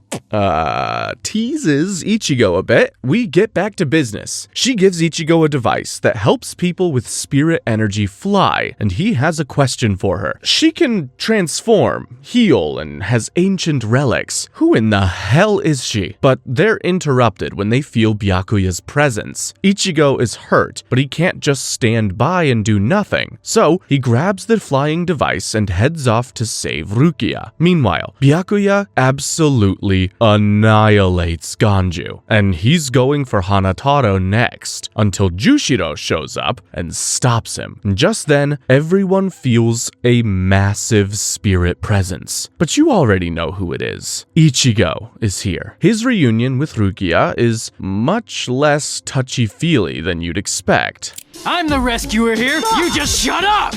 Who do you think you are, ordering me around like that? A rescuer isn't supposed to ignore the rescuee! These two never change. Jushiro looks at Ichigo and he reminds Jushiro of someone, but Byakuya rejects that idea and attacks Ichigo. Ichigo blocks it and everyone is stunned. The two go back and forth and Byakuya admits Ichigo has gotten much stronger. So Byakuya decides to unleash the full power of his Zanpakuto, but Yoruichi stops him. Turns out, Yoruichi used to be a Soul Reaper too, but she quit and she's been in hiding for 100 years. Ichigo tells her to step aside so he can beat Byakuya, but Yoruichi responds by knocking him out. She grabs Ichigo and in an impressive display of speed, she gets away from Byakuya. This is called the flash step. You just cover a lot of distance really quickly. She then says she'll make Ichigo stronger than Byakuya in 3 days. Then they can fight. For now, she leaves. Byakuya leaves too, and Rukia passes out. That leaves Jushiro and his underlings Kiyone and Sentaro to clean things up. Jushiro orders for Rukia to be put back in her cell, but he's not leaving it at that. He's going to appeal her punishment. After all, she used to be his lieutenant. Meanwhile, Uryu and Orihime have disguised themselves as Soul Reapers and are making their way through the Seirete, but Captain Kurotsuchi is on to them. Ichigo then wakes up, and he's mad at Yoruichi for taking him away, but Yoruichi explains that he's the only one who has a chance at beating Byakuya, and they need to train for that. Yoruichi then explains what they're gonna be doing. You see, Zanpakutos are usually normal swords, which one can release into an evolved form. This evolved form is called Shikai, and it's why Ichigo's Zanpakuto looks like that, and it's the source of all the funky swords we've seen so far. But Yoruichi says there's a second level of Zanpakuto release as well. It's called Bankai, and it usually takes 10 years to master, but Yoruichi's got a dangerous secret method that, if it works, will give Ichigo a Bankai in just 3 days. The following episode sees Tsubaki getting treated for his injuries. He was hurt while fighting against Jirobo. After that, Orihime and Uryu head out, but are stopped by a drunk Soul Reaper named Makizo. Makizo starts questioning them, and their cover is about to be blown until some nice Soul Reapers knock Makizo out. But Uryu realizes this is a trap and pushes Orihime aside before the Soul Reapers literally blow up. Yeah, this was a trap laid by Mayuri Kurotsuchi. Uryu knows he's tough, so he makes Makizo take Orihime away to protect her, while he faces the 12th Squad's captain by himself. We all know how good Uryu is, but Kurotsuchi is a captain. He keeps up with Uryu's speed no problem. Uryu manages to injure Kurotsuchi, so he just rips his own arm off and grows a new one with an injection.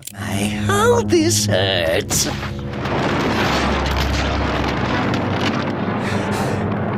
Almost enough to make me lose my mind, it hurts.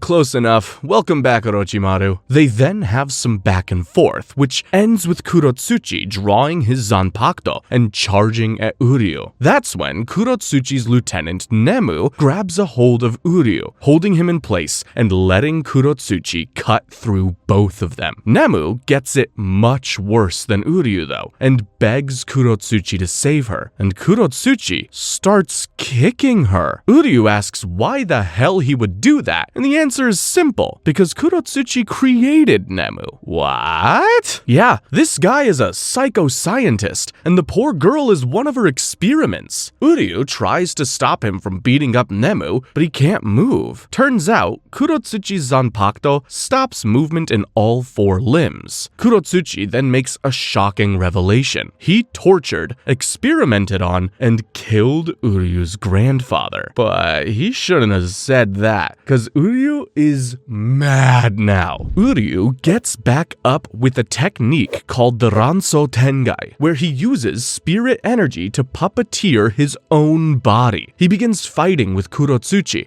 while thinking about his grandpa. Uryu's dad never wanted him to be a Quincy, but Uryu couldn't stand by and watch people die because of hollows. So he trained with his grandpa and became a super talented Quincy. Quincy. The last stage of his mastery was to use the glove his grandpa left him to train for 7 days and nights straight. After that, Uryu became super strong, but he can't take the glove off again. If he does, he'll become super powerful for a while, but then lose all of his powers. But the Ranso Tengai isn't enough. Uryu is getting torn to shreds. So, Uryu decides he has to take desperate measures and takes off the glove. He is instantly beamed with an insane amount of spirit energy, and Kurotsuchi is stunned. Uryu then attacks with an arrow. Kurotsuchi dodges, only to be pelted by a follow-up. Kurotsuchi's arm is gone again, and he's super mad now. So, he pulls out his own trump card, the very first Bankai in the show. Bankai! Kurotsuchi's sword transforms into a giant poison-breathing human baby worm. It's gruesome. The baby charges at Uryu, so he lines up a shot. Uryu fires, and there's a huge explosion. The baby is ripped in half, and Kurotsuchi is on the verge of death, but he manages to escape by turning into green goop. Ew. Nemu then gives Uryu some antidote and he heads out. Still reeling from the poison, Uryu makes his way to Rukia, only to run into Kaname Tosen. Oh no. Tosen immediately knocks Uryu out, and he sounds like he hates violence. He chose a pretty violent profession in that case. We then see Yoruichi explain how Ichigo is gonna unlock his Bankai. Using a special tool, they will summon Zangetsu into the real world. Then, Ichigo will have 3 days to defeat him, and if he does, boom, Bankai. So, Ichigo summons Zangetsu,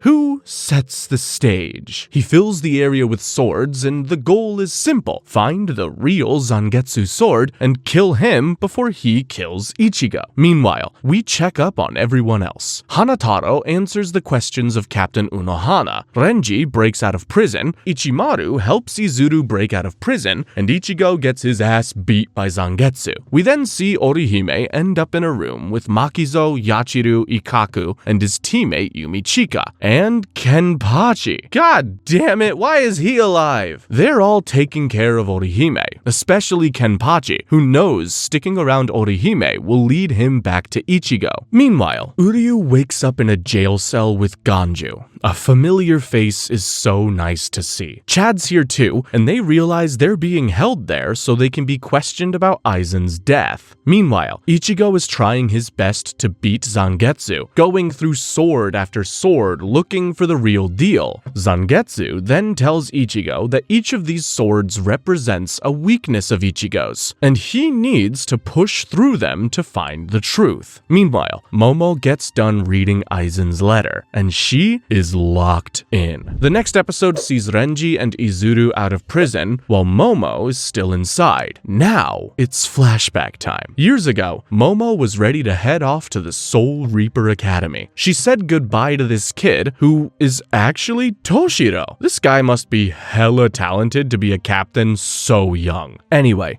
Momo went to the academy with Renji, Rukia, and Izuru, and she was in the same class as Renji and Izuru. It was here that Izuru first developed a friendship with Renji. One day, Aizen came to visit the academy, and Momo was obsessed with him. She decided then and there that she'd join Aizen's squad. Sometime later, Renji and his classmates were headed on hollow slaying training on Earth. Rukia couldn't go since she was in a different class, and she was pissed. Anyway, led by Shuhei Hisagi, Hotaru Kanisawa, and Aoga, Renji, Izuru, and Momo ended up on the same team, and their training went pretty well. Unfortunately, that is when a hollow attacked. Everyone else was evacuated while Hisagi stayed back to fight it, but Hisagi was gonna die, so Renji and his friends helped him escape. They bought just enough time for Aizen to show up with his then Lieutenant Gin Ichimaru. Ichimaru took out the other hollows, while Aizen defeated his hollow without even drawing his Zanpakuto. In the present, Momo uses some kind of technique to to knock the guard out. Looks like all three friends are jailbreaking. Momo breaks her way out of prison and goes somewhere. She knows who killed Aizen. Meanwhile, Rangiku wakes up in Toshiro's office from a dream about meeting Ichimaru for the first time, and Toshiro gives her some work. Just then, a messenger tells them about the jailbreak. Back with Ichigo, he's getting better and better at an insane pace. He's burned through 52 swords now, and that number's only going up. The day comes to an end, and Ichigo relaxes in a magical hot spring that heals all his wounds. Yoruichi shows up, teases him some more, and then Ichigo says this place looks a lot like Urahara's training room. That's when Yoruichi tells Ichigo that they both used to work as Soul Reapers, and Urahara was even head of the 12th Squad. Nowadays, though...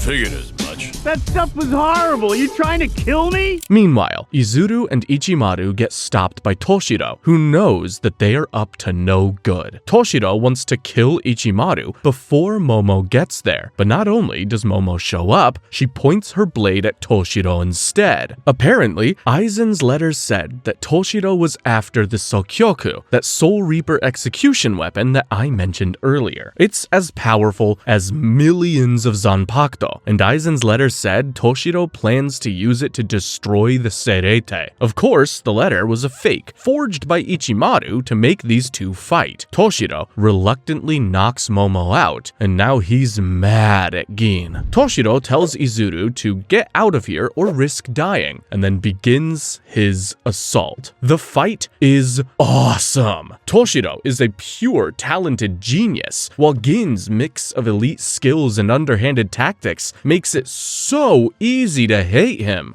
Eventually, Toshiro releases his Zanpakuto's Shikai, Hyorinmaru, Big Ice Dragon. Awesome.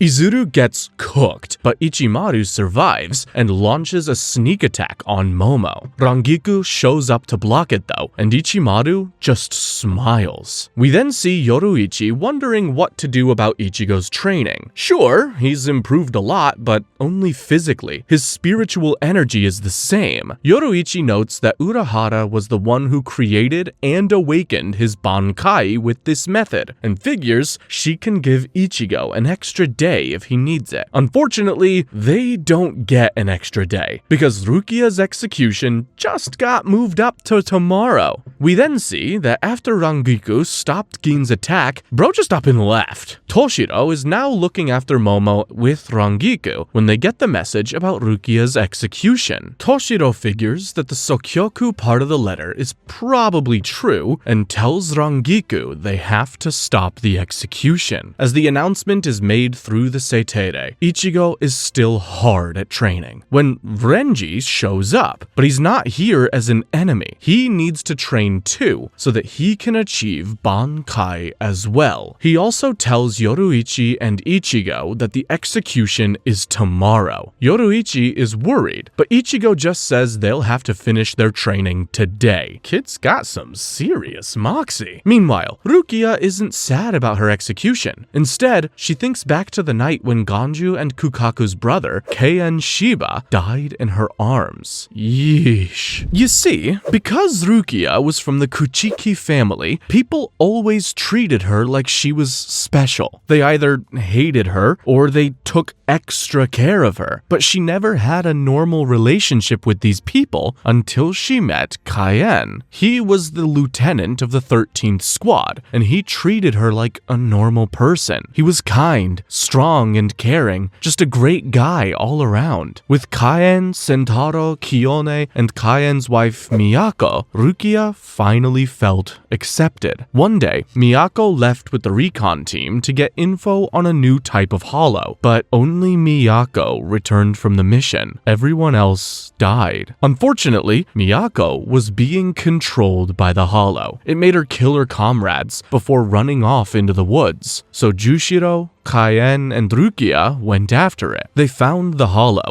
but it had already devoured Miyako. So Kaien requested to fight it alone. Jushiro agreed, and the fight started. There was one problem with it though. The hollow had the ability to disable the Zanpakuto of the first Soul Reaper that touched its tentacle once per night. What an asshole. Kaien's Zanpakuto was gone, but he kept fighting barehanded. Why? Because of his pride, said Jushiro. But Rukia made a good counterpoint. That doesn't make any sense at all, Captain! What good is pride to a man if he's dead? And she was proven right. The hollow ended up possessing Kaien and turning him against his comrades. Jushiro started coughing up blood mid-fight. The man is so terribly sick, and it was up to Rukia to stop Kaien. And she did just that, taking down her beloved lieutenant. Kaien hugged and thanked her for this, but Rukia took no pride in it at all. In the present, Jushiro tries talking to Byakuya, but he doesn't give a rat's ass about Rukia and tells Jushiro to mind his own business. Screw you, dude. The next episode starts on the morning of the execution. The different captains make their way to the execution grounds while Rukia is escorted there. Meanwhile, Kenpachi, Yachiru, Orihime, Ikaku, Makizo, and Yumichika team up to break Chad, Uryu, and Ganju out of prison. Kenpachi does most of the work though. Meanwhile, Byakuya gets up to leave as well, and we see he was at a shrine for a woman who looks a lot like Rukia. We then see Tetsuzaimon and Sajin Komamura discuss the execution, and Komamura says he believes in their leader Captain Yamamoto. After all, Yamamoto's the one who accepted Komamura when no one else would. Just how weird does he look? Komamura will do whatever it takes, and Tosen agrees. We then see Captain Soifon of the 2nd Squad telling her lieutenant Marechio Omaida that she doesn't care about whether the execution is right or wrong, but when Nanao asks Kyoraku to go to the execution, it's clear he's planning on doing something. We then see Kenpachi and the others looking for the execution grounds when they get ambushed by Komamura and Tosen. Tetsuzaimon and Hisagi, Tosen's lieutenant, are there too, but Kenpachi tells everyone to go on ahead. He'll be fighting these guys 4v1. Wow! The others run away, but Ikaku and Yumichika stick around to take on Tetsuzaimon and Hisagi respectively. With them having their own fight, Kenpachi says this will be about as hard as his regular morning workout. So, Komamura and Tosen unleash their most deadly attacks, and Kenpachi just tanks them.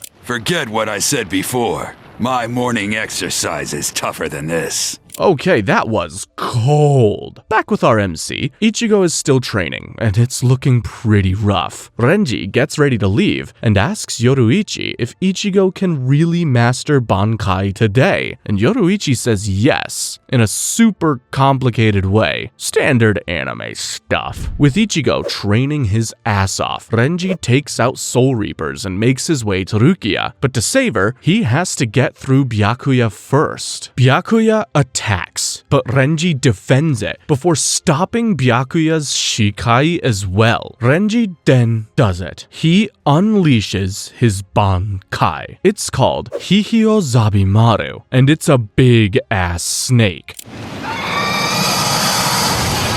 Hihio Zabimaru.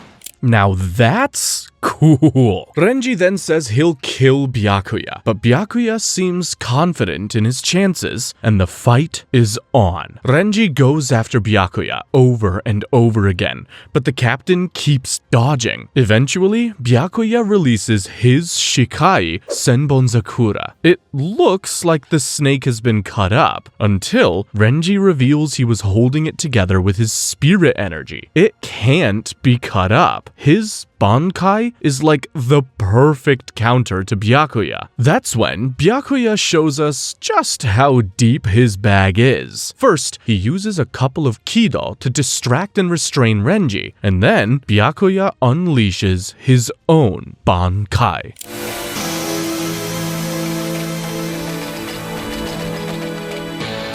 Yeah, Renji is screwed. Byakuya unleashes his Senbonzakura Kageyoshi, and he slices Renji a gazillion times over. But Renji is still alive, and Byakuya is impressed. He's even more impressed when Renji stands up and tries attacking him again. Byakuya stops it, but Renji, inspired by Ichigo's fighting spirit, goes after Byakuya one last time and gets cut down for good. You're more of a man than Byakuya could ever dream of being, Renji. Rukia senses it, and she's super worried about Renji, but it's gonna get a whole lot worse, because Ichimaru is here. Ichimaru talks to Rukia, and Rukia thinks about how she always got a bad feeling from Ichimaru. I mean, it's his face. He's just giving evil. Anyway, Rukia has given up on all hope at this point, but Ichimaru offers to save her and her friends. Rukia gets hopeful for a moment, only for Ichimaru to say he's kidding and walks away, leaving Rukia screaming. Asshole. Back with Kenpachi, he's whooping Tozen and Komamura, but Tozen has had enough of Kenpachi's shenanigans, so he unleashes his Bankai, Suzumushi Tsushiki Enma Korogi. Suzumushi, Tsushiki, and Makorogi. It creates an area where everyone except Tozen loses all their senses. Since Tozen is blind, this Bankai takes that handicap, multiplies it by a gazillion, and gives it to the next person. With no sense of sight, smell, hearing, or any ability to sense spirit energy, Tozen thinks he's won, until Kenpachi attacks him. How the hell did he do that? Meanwhile, Ichigo still hasn't achieved Bankai. Yumichika is fighting Hisagi, and Hanataro heals up Renji with a dude named Rikichi, who looks up to Renji. We then cut to Kenpachi, and this bastard has found a way to counter Tozen's Bankai with his sense of touch. Every time Tozen attacks, Kenpachi gets closer and closer until he lets Tozen stab him on purpose just so he can get a good hit in. The next time, he grabs Tozen's attack and slashes him, taking down the Bankai. Tozen insists on continuing, so Kenpachi goes for the death blow and is blocked by Komamura. Komamura's mask crumbles, and we then see that he's actually a humanoid wolf. Komamura then unleashes his Bankai, Kokujo Tengen Mio, which is a huge warrior with a huge sword, and Kenpachi loves it. Meanwhile, it's finally time for Rukia to be executed. Captain Yamamoto asks if she has any last words, and Rukia says yes, just one. With Rukia's execution underway, everyone is rushing to get to the spot, and Jushiro has the craziest plan of all. With Sentaro and Kiyone, he's gonna destroy the Sokyoku. We then see Orihime and the others. Yachiru says she'll go on ahead first and zooms away. Something tells me she's freakishly strong. We then see Captain Yamamoto agree to let Rukia's friends go home unharmed, but he's just lying to put her at ease. With a bunch of captains and lieutenants watching, the Sokyoku is released, and Rukia gets strung up like some magical crucifixion. That's so messed up. The Sokyoku then lights on fire, and it takes its true form, a giant flaming bird. Rukia accepts her fate and is grateful for a happy life. She closes her eyes as the Sokyoku approaches, and when she opens them, Ichigo is standing there, blocking the Sokyoku. Talk about timing. Rukia reacts exactly how you would expect. Idiot! I said don't come back! And everyone below is stunned. The Sokyoku has the power of 1,000,000 Zanpakutos. How did this kid just block it? The Sokyoku prepares for another attack, but gets stopped by Jushiro. Kyoraku joins him, and together they destroy the Sokyoku. Ichigo then destroys the scaffolding holding Rukia in place, which is also super strong, and she is finally free. Ichigo then chucks Rukia at Renji, who just showed up, and tells tells him to make a run for it. The lieutenants try to follow Renji, but Ichigo takes them all out without Zangetsu. And now, it's time for the main event. Byakuya versus Ichigo. Byakuya asks Ichigo why he keeps saving Rukia, and Ichigo asks him why he won't save Rukia. Neither is in a talking mood, so they just get to fighting. Meanwhile, Renji tells Rukia to stop taking so much guilt on herself. She can share the burden with him and Ichigo. Meanwhile, Soifan kicks the hell out of Sentaro for betraying them, and a fight's about to break out until Captain Yamamoto stops them. He wants to punish the traitors personally. So Kyoraku grabs Jushiro and runs off to a safer place. Soifan turns her attention to Kiyone, but is tackled away by Yoruichi. Meanwhile, Captain Unohana gets the injured Soul Reapers to safety before taking her Lieutenant Isane to see something important. Back with Kyoraku, Nanao, and Jushiro, they finally feel far away enough from the others, so they stop and get ready to face Captain Yamamoto. And this old geezer has aura. All he does is look at Nanao, and she crumbles.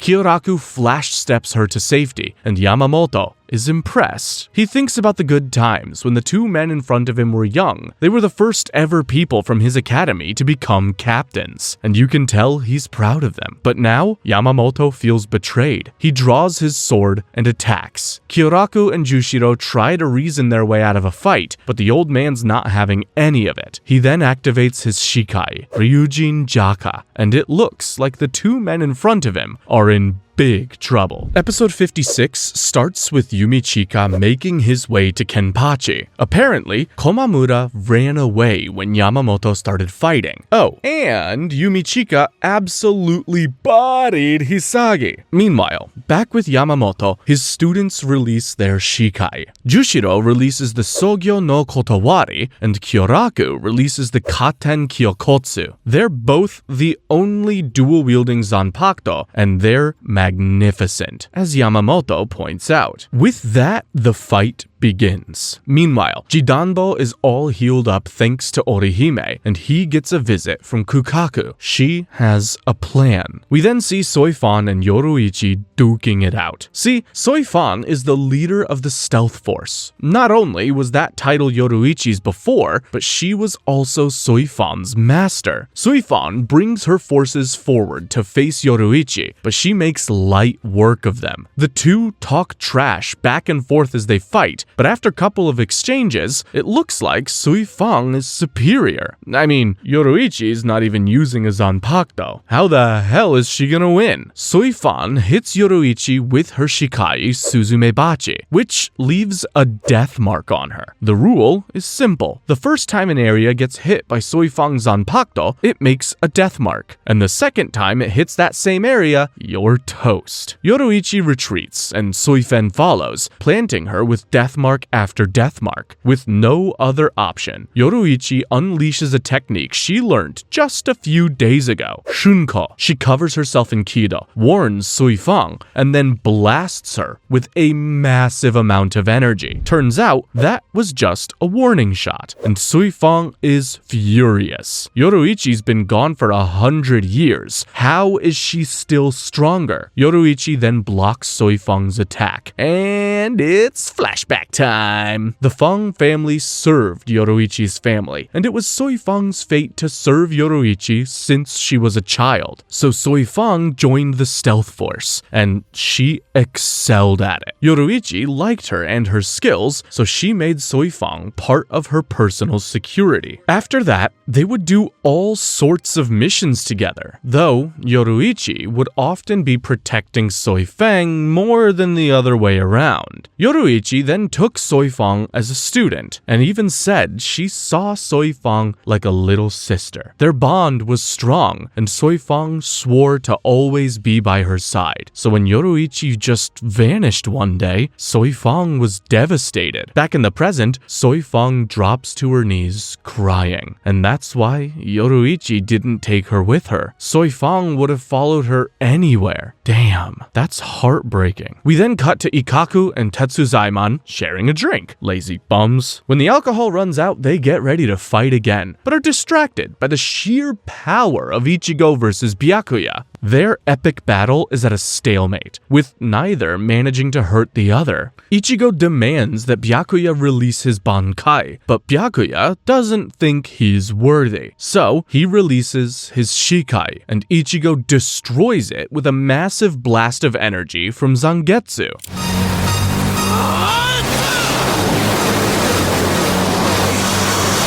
It's a charged blast of spirit energy, and it's called the Getsuga Tensho. As blood drips from Byakuya, Ichigo says it again. Show me your Bankai. Now that's badass. So, Byakuya bites and releases his Bankai. Ichigo does his best to evade it, but ends up getting hit anyway. Byakuya thinks he's won, but Ichigo says it was foolish to try beating a Bankai with a Shikai. He'll just have to use his own. We then see Toshiro and Rangiku cast a barrier on Momo's hospital room before heading out. They want to plead the superiors to stop this madness. Meanwhile, Byakuya doesn't believe Ichigo has achieved Bankai, so Ichigo decides to show him, as his friends try to make their way to him. How have they not made it there yet? Meanwhile, it finally happens. Ichigo releases his Bankai in a giant flash of energy, and it's just a black katana called Tensa Zangetsu.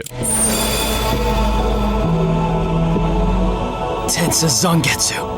Byakuya takes this as an insult and says he's gonna punish Ichigo for messing with his pride and honor, only for Ichigo to flash step right into his face. Ichigo mocks Byakuya's pride, saying it must take a lot of pride to kill his own sister. Burn. Ichigo then backs off, mocking Byakuya by letting him off, and Byakuya's face tells the entire story. We then see Momo. She woke up, and now she's looking for the truth Aizen told her about in that letter. Meanwhile, Toshiro and Rangiku find the superior's area locked from inside. Something's definitely not right. Back with Ichigo's friends, they finally make it to the execution grounds, and now they have to climb hella stairs to get to Ichigo. Speaking of Ichigo, Byakuya says he'll make Ichigo regret not killing him, and attacks with his Bankai. But Ichigo's way too fast. He evades and cuts through Byakuya's Bankai before stabbing him. Byakuya managed to lessen the impact and says he's gonna crush Ichigo, releasing a lot of spiritual energy. The next episode starts with Ichigo's friends finally making it to the execution grounds, on the wrong side. But Yachiru is there, and she tells them that Rukia's already been rescued. Renji could have tried telling them that, you know. In any case, they realize they're too weak to help Renji in his battle. They can only observe. Back with Ichigo, Byakuya decides he's going all out now. He releases his Bankai to surround himself and Ichigo in a domain of 1,000 swords, then fights Ichigo 1v1 with his Zanpakuto, and he is fast. But still, Ichigo is keeping up. That's when Byakuya stabs Ichigo's foot in place and blasts him with a Kido. Ichigo is shell-shocked and can't move. Byakuya says this is the end and moves in for the kill, but Ichigo stops it with his hand. Well, actually, it's not Ichigo who stopped it. It's the hollow version of Ichigo manifesting itself.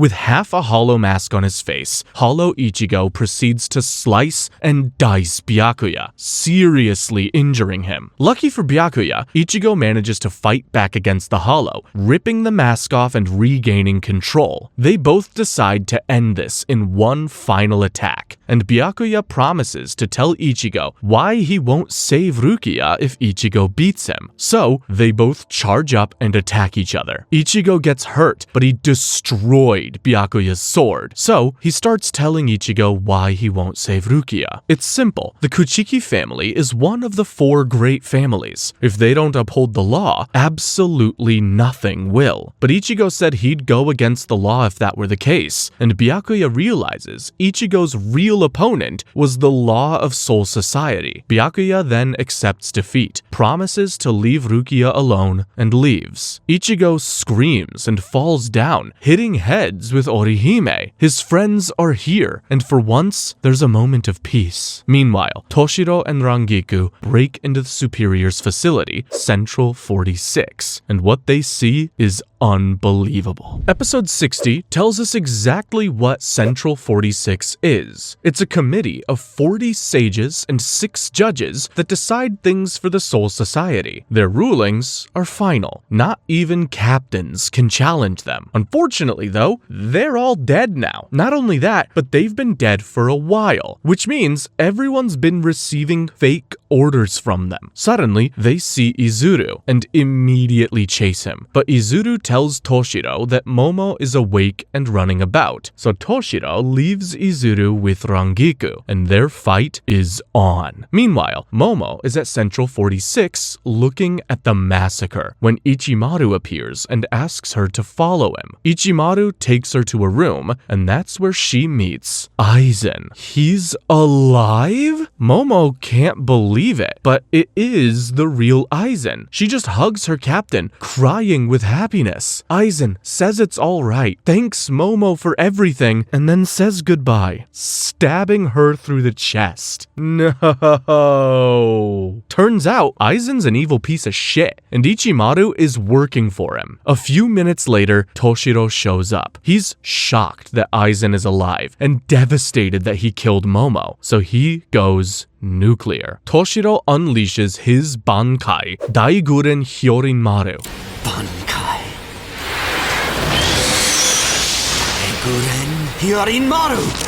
He charges in and hits Aizen, but that was just an illusion. And Aizen cuts Toshiro down in a single blow. That's when Unohana and Isane show up, and Aizen explains his powers. His Shikai is Kyoka Suigetsu, and anyone who sees his Zanpakuto get released even once falls under the complete and total hypnosis of Aizen, who can show them any sort of illusion he wants. That's a big part of how he faked his death and how he took down Toshiro. We then see Tosen, who is working for Aizen to teleport Renji and Rukia back to the execution ground, while Aizen and Ichimaru show up there as well. This is bad. Aizen tells Renji to drop Rukia and go away, but Renji's not in a cooperative mood. Meanwhile, Unohana tries to heal Toshiro, while Isane communicates Momo's death and Aizen's betrayal to everyone. And suddenly, everything has changed. Ichigo and his friends are on their way back from the execution grounds when they realize Rukia's back up there. Renji refuses to give Rukia up, so Aizen attacks. Renji does all he can to stop Aizen, but the bastard is just too OP. He even stops Renji's Shikai with his bare hands. He then gives Renji one final chance to comply, and when he refuses, Aizen swings his sword. But Ichigo stops it. He and Renji then decide to team up and attack Aizen. Renji creates the distraction. Ichigo moves in for the kill, and Aizen stops his Bankai with one finger, and then demolishes Ichigo with the same finger. He cuts through Renji and makes his way to Rukia. Aizen then tells Ichigo his part is done. After all, Ichigo and his friends' invasion gave Aizen the perfect distraction to fake his death and kill the Central 46. Aizen then explains that there are 4 fighting methods for Soul Reapers: swords, spells, super speed, and hand-to-hand combat. But Aizen says there's a limit to how much power one can achieve. After all, we all have limits. But there's a way to go past those limits, and this is for a Soul Reaper to become a Hollow. Well, not exactly. The point is to remove the barrier between Soul Reapers and Hollows, or the other way around, which should make for freakishly strong Reapers. Sound familiar? Aizen experimented a lot, like with the Hollow that killed Cayenne, but he could never perfect this. However, Urahara did. He made a substance called Hogyoku that could remove that barrier, but Urahara knew he created something evil, so Urahara hid the Hogyoku in Rukia. Yeah, he gave her a special, untraceable Gigai that could slowly break away her spirit powers, make her human, and hide her and the Hogyoku on Earth. But before Aizen can continue, Komamura shows up and attacks him. Komamura is mad at Aizen, but he's super mad at Tozen. He thought that they were friends. Komamura uses his Bankai, but once again, Aizen uses a mix of illusions and insane power to take him down in one go. Aizen explains that he killed Central 46 the moment he learned about Rukia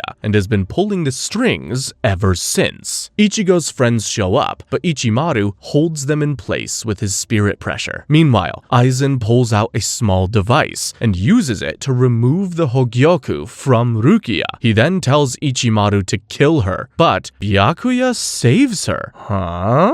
Aizen goes in for the kill, but is stopped by all the captains and lieutenants showing up, in disbelief of what he's done. Yoruichi and Soifan have Aizen cornered, and Rangiku is on Ichimaru. That's when the sky splits open, and a bunch of Menos Grande show up. Not only that, but there's something menacing behind them. The Menos Grande shoots beams on Aizen, Ichimaru, and Tosen, lifting them away, and the Soul Reapers can't penetrate these beams. As Aizen leaves, he ditches his glasses and the kind boy persona.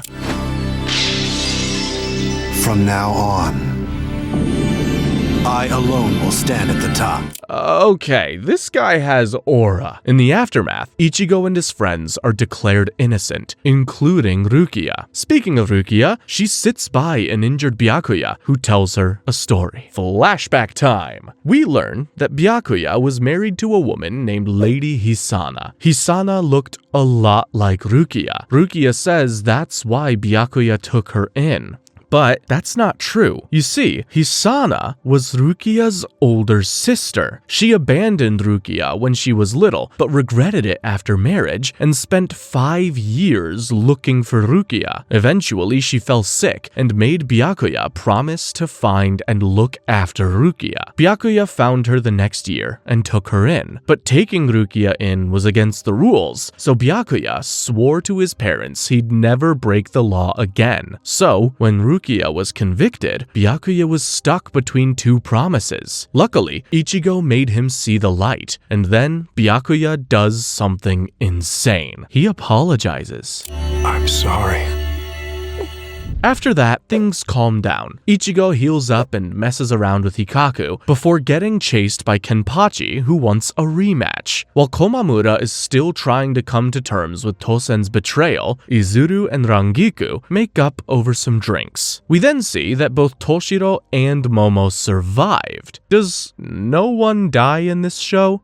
Momo is in a coma though. Uryu, meanwhile, sews new clothes for all of his friends, and Orihime thinks that Uryu might like Rukia. Yeah, she's blind. Speaking of Rukia, Orihime can't find her, so she and Ichigo start looking. While Ichigo and Orihime look around, Rukia finds her way to Kukaku and Ganju, and she gives her long overdue apology. But Kukaku already knew the whole story. She just needed one word of apology from Rukia, and she forgives her. Ichigo and Orihime then show up, and Kukaku invites them all over for dinner. After all, they're leaving tomorrow. One wild night later, Ichigo and his friends are ready to go home. Rukia is staying in the Soul Society though, and Ichigo's okay with that. Jushiro gives Ichigo a substitute Soul Reaper badge, and Ichigo accepts that in kind. With that, the friends head off. When they get back to Earth, they're saved from falling by Urahara, who immediately apologizes to Ichigo. Ichigo forgives him, and then Urahara drops everyone off at home. Ichigo makes a quick detour to the spot his mom died in, and then heads home. We're gonna skip from episode 63 to episode 110. Jesus Christ, Bleach has a lot of filler. We open in the land of hollows called Hueco Mundo.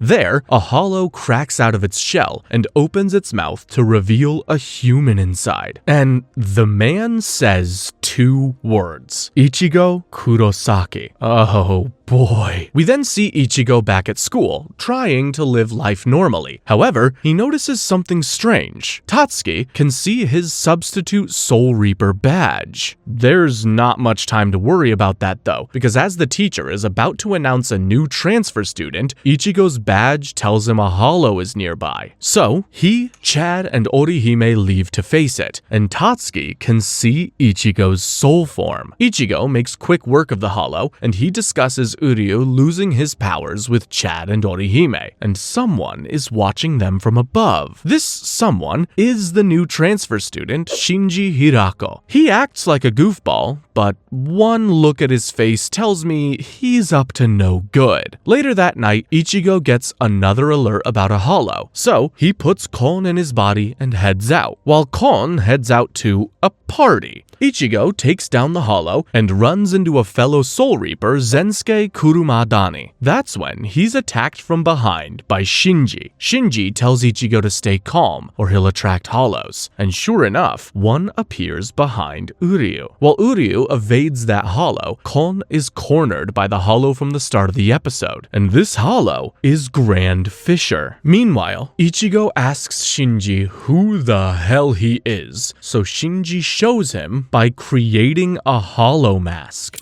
You get it now?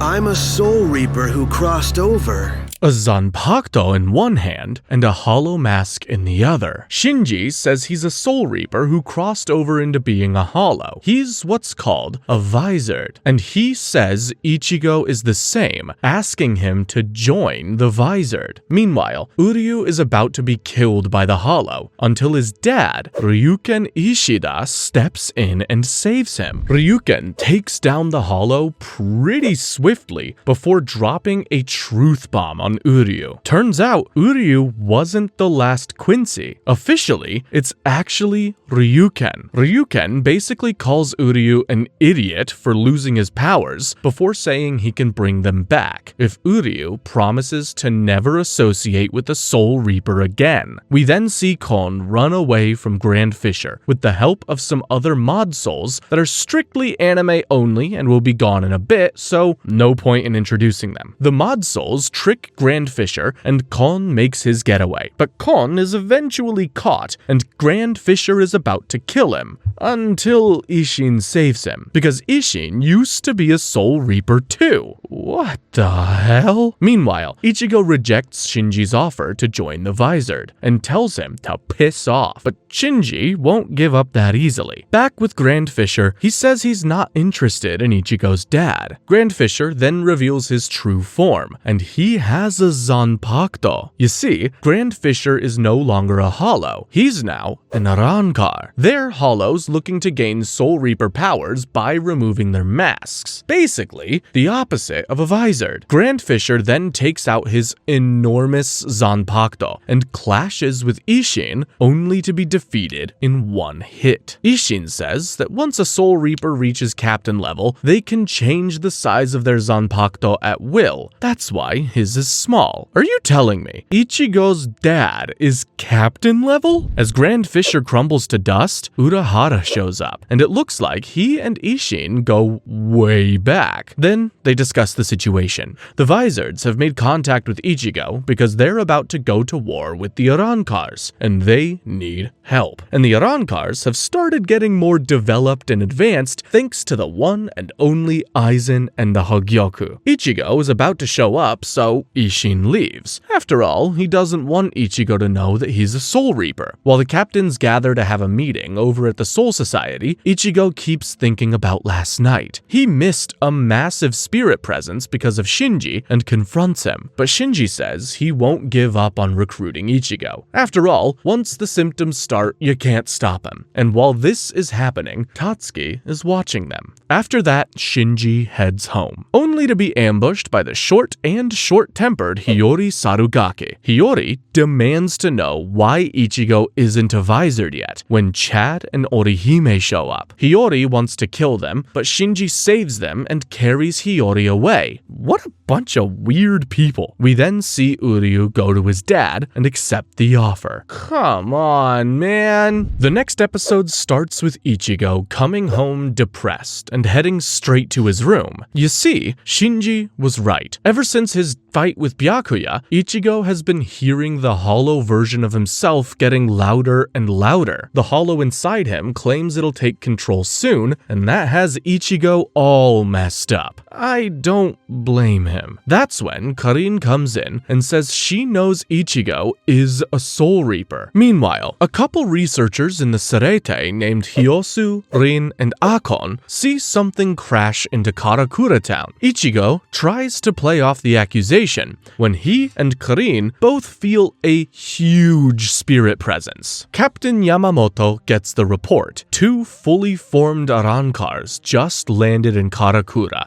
and they're here to kill someone. Their names are Yami and Ulquiorra, and they scare me. Yami walks out, and the first thing he does is suck everyone's souls out. Ichigo, Chad, and Orihime are all on their way there. Meanwhile, Tatsuki was one of the people close to the Arankars, but didn't get their soul sucked out, so Yami goes in for the kill. But Chad stops him. Chad tells Orihime to run with Tatsuki because these guys are too powerful. But when Chad gets taken down by Yami, Orihime stops and heals him. Ulquiorra realizes that her healing power is actually reversing time, which is crazy OP.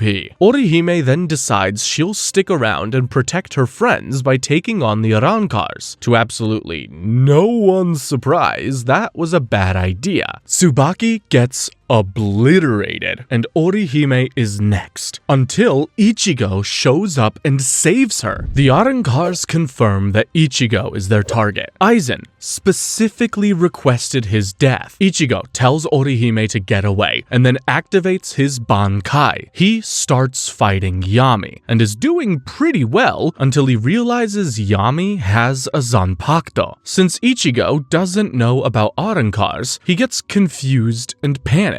The hollow inside him stops him from moving, and Yami whoops his ass. Luckily, Urahara and Yoruichi show up to save the day. They put a beating on Yami, even taking off his arm. So, Ulquiorra tells Yami that they're retreating, and they'll be telling Aizen that Ichigo is a bum who's not even worth killing. Ouch. After the battle, Ichigo and his friends get patched up, and Ichigo is going through it. He feels responsible for getting his friends hurt, and is also terrified of losing himself to the hollow inside him, and he has absolutely no idea what to do about it. The next day, Ichigo is still down when he gets a big surprise. Yumichika, Ikaku, Rangiku, Toshiro, and Renji have all joined his school. They're here to help Earth with the Arankar problem. Oh, and there's one more with them. Rukia is finally back. Episode 115 starts with Rukia kicking the crap out of Ichigo for losing against Yami. She then takes him out to fight a hollow and gives him some real tough love. She calls him out for being scared of the hollow inside of him, and that if he is scared of that, All he has to do is get strong enough so the hollow can never take control. Ichigo needed those words. He locks in and takes down the hollow. Rukia then takes Ichigo to Orihime and makes him apologize. After all, he's the reason she got hurt. After that, Rukia comes to Ichigo's home, and the other Soul Reapers follow. There, they fill Ichigo in on the whole Arrancar thing and how Aizen is helping them. Toshiro explains the different kinds of Menos Grande. The lowest class are the Gillians. They're slow, big, all look the same. This is the one that Ichigo banished. In terms of Menos Grande, Gillians are foot soldiers. Then there are Adhuchas, more intelligent and slightly smaller creatures like the Grand Fisher. And finally, there are Vastolores, humanoid in size and deviously powerful. With an Arrancar power boost, Toshiro says that the Vastolores will be stronger than the Soul Reaper captains. And since they lost 3 captains, if Aizen has 10 or more Vastolores, they're screwed. We then see Aizen has 22 Arrancars in his army. It might be over, chat. The following episode starts with Ulquiorra showing Aizen and the other Arrancars what happened on Earth. One of them, the blued-hair Grimmjow, says that they're wimps for not killing Ichigo, and another, named Xiaolong, agrees. But Ulquiorra explains that Ichigo has a lot of potential and could prove useful to Aizen in the future. But Grimmjow is not having it. While Tatsuki is thinking about seeing Ichigo as a Soul Reaper, Rukia convinces Ichigo's family to let her stay with them. Officially this time. Anyway, Ichigo's friend Keigo sees something in the sky on his way back, but ignores it. Unfortunately for all of us, it's Grimmjow. We then see that Rangiku is staying over at Orihime's place, and she's acting as Orihime's therapist. Orihime rants about how she likes Rukia a lot, but she's also super jealous of her because she clearly has impeccable chemistry with Ichigo. The poor girl even starts crying. So Rangiku cheers her up with, man, anime can be weird sometimes. We then see more Arrancars showing up. Xiaolong, Nakim, Edrad, Ilfort, and Diroy all arrive and sense the Soul Reapers in town. Ichigo and Rukia, Renji with Urahara, Orihime and Rangiku, Ikaku and Yumichiki, and Toshiro on Orihime's roof. With their targets identified, Grimmjow and the Arrancars split up. The Soul Reapers realize that Arrancars are here, and they get to moving. It's Xiaolong and Nakim versus Rangiku and Toshiro, Edrad versus Yumichika and Ikaku, Ilfort versus Renji, and Diroy tries to jump Chad, but Ichigo stops him. Ichigo sends Chad away, which really hurts his pride. Rukia then shows up and tells Ichigo to lay off. She'll be handling this battle. That's right, her powers are back. Diroy attacks, so Rukia reveals her Shikai, Sode no Shirayuki. She freezes the ground Diroy is on, so he takes to the skies to avoid her. But Rukia's Shikai has crazy range. She freezes a whole ass area of the sky, including Diroy. The ice shatters, and just like that, Diroy is dead meat. God, she's so cool. But it's far from over, because now Ichigo and Rukia have to face Grimmjow. All the other Arrancars sense Diroy's death, and they're all like, yeah, he sucked anyway, which is hilarious. Meanwhile, poor Keigo ends up in the middle of Ikaku's fight with Edrad. Ikaku promises to protect Keigo in exchange for a place to stay. Keigo agrees, and Ikaku gets ready for his battle. The fight starts, and Ikaku is up against a total monster. Still, he holds up his end of the fight. You can tell he's one skilled son of a gun. Keiko asks Yumichika why he won't help, and it's simple. Ikaku is having too much fun. Ikaku's erratic style lets him land a slash on Edrad's face, and he's mad. So, he unleashes his Zanpakuto's Resurrection, the Arrancar equivalent of Bankai. It's called Volcanica, and it basically turns him into a big, hulking monster. Well, a bigger, hulking monster. We then see Grimmjow facing Ichigo and Rukia. Rukia knows he's trouble and tells Ichigo to run, only for Grimmjow to shove his hand through her stomach.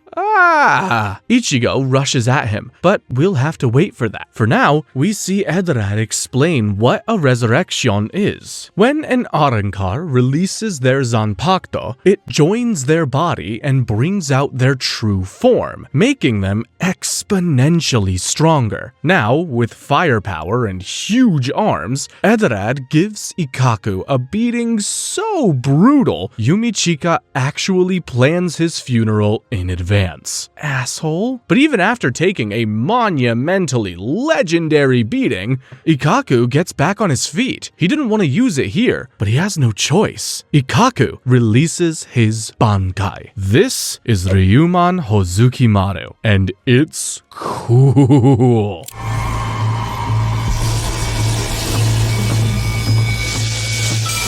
Ryuman Hozukimaru!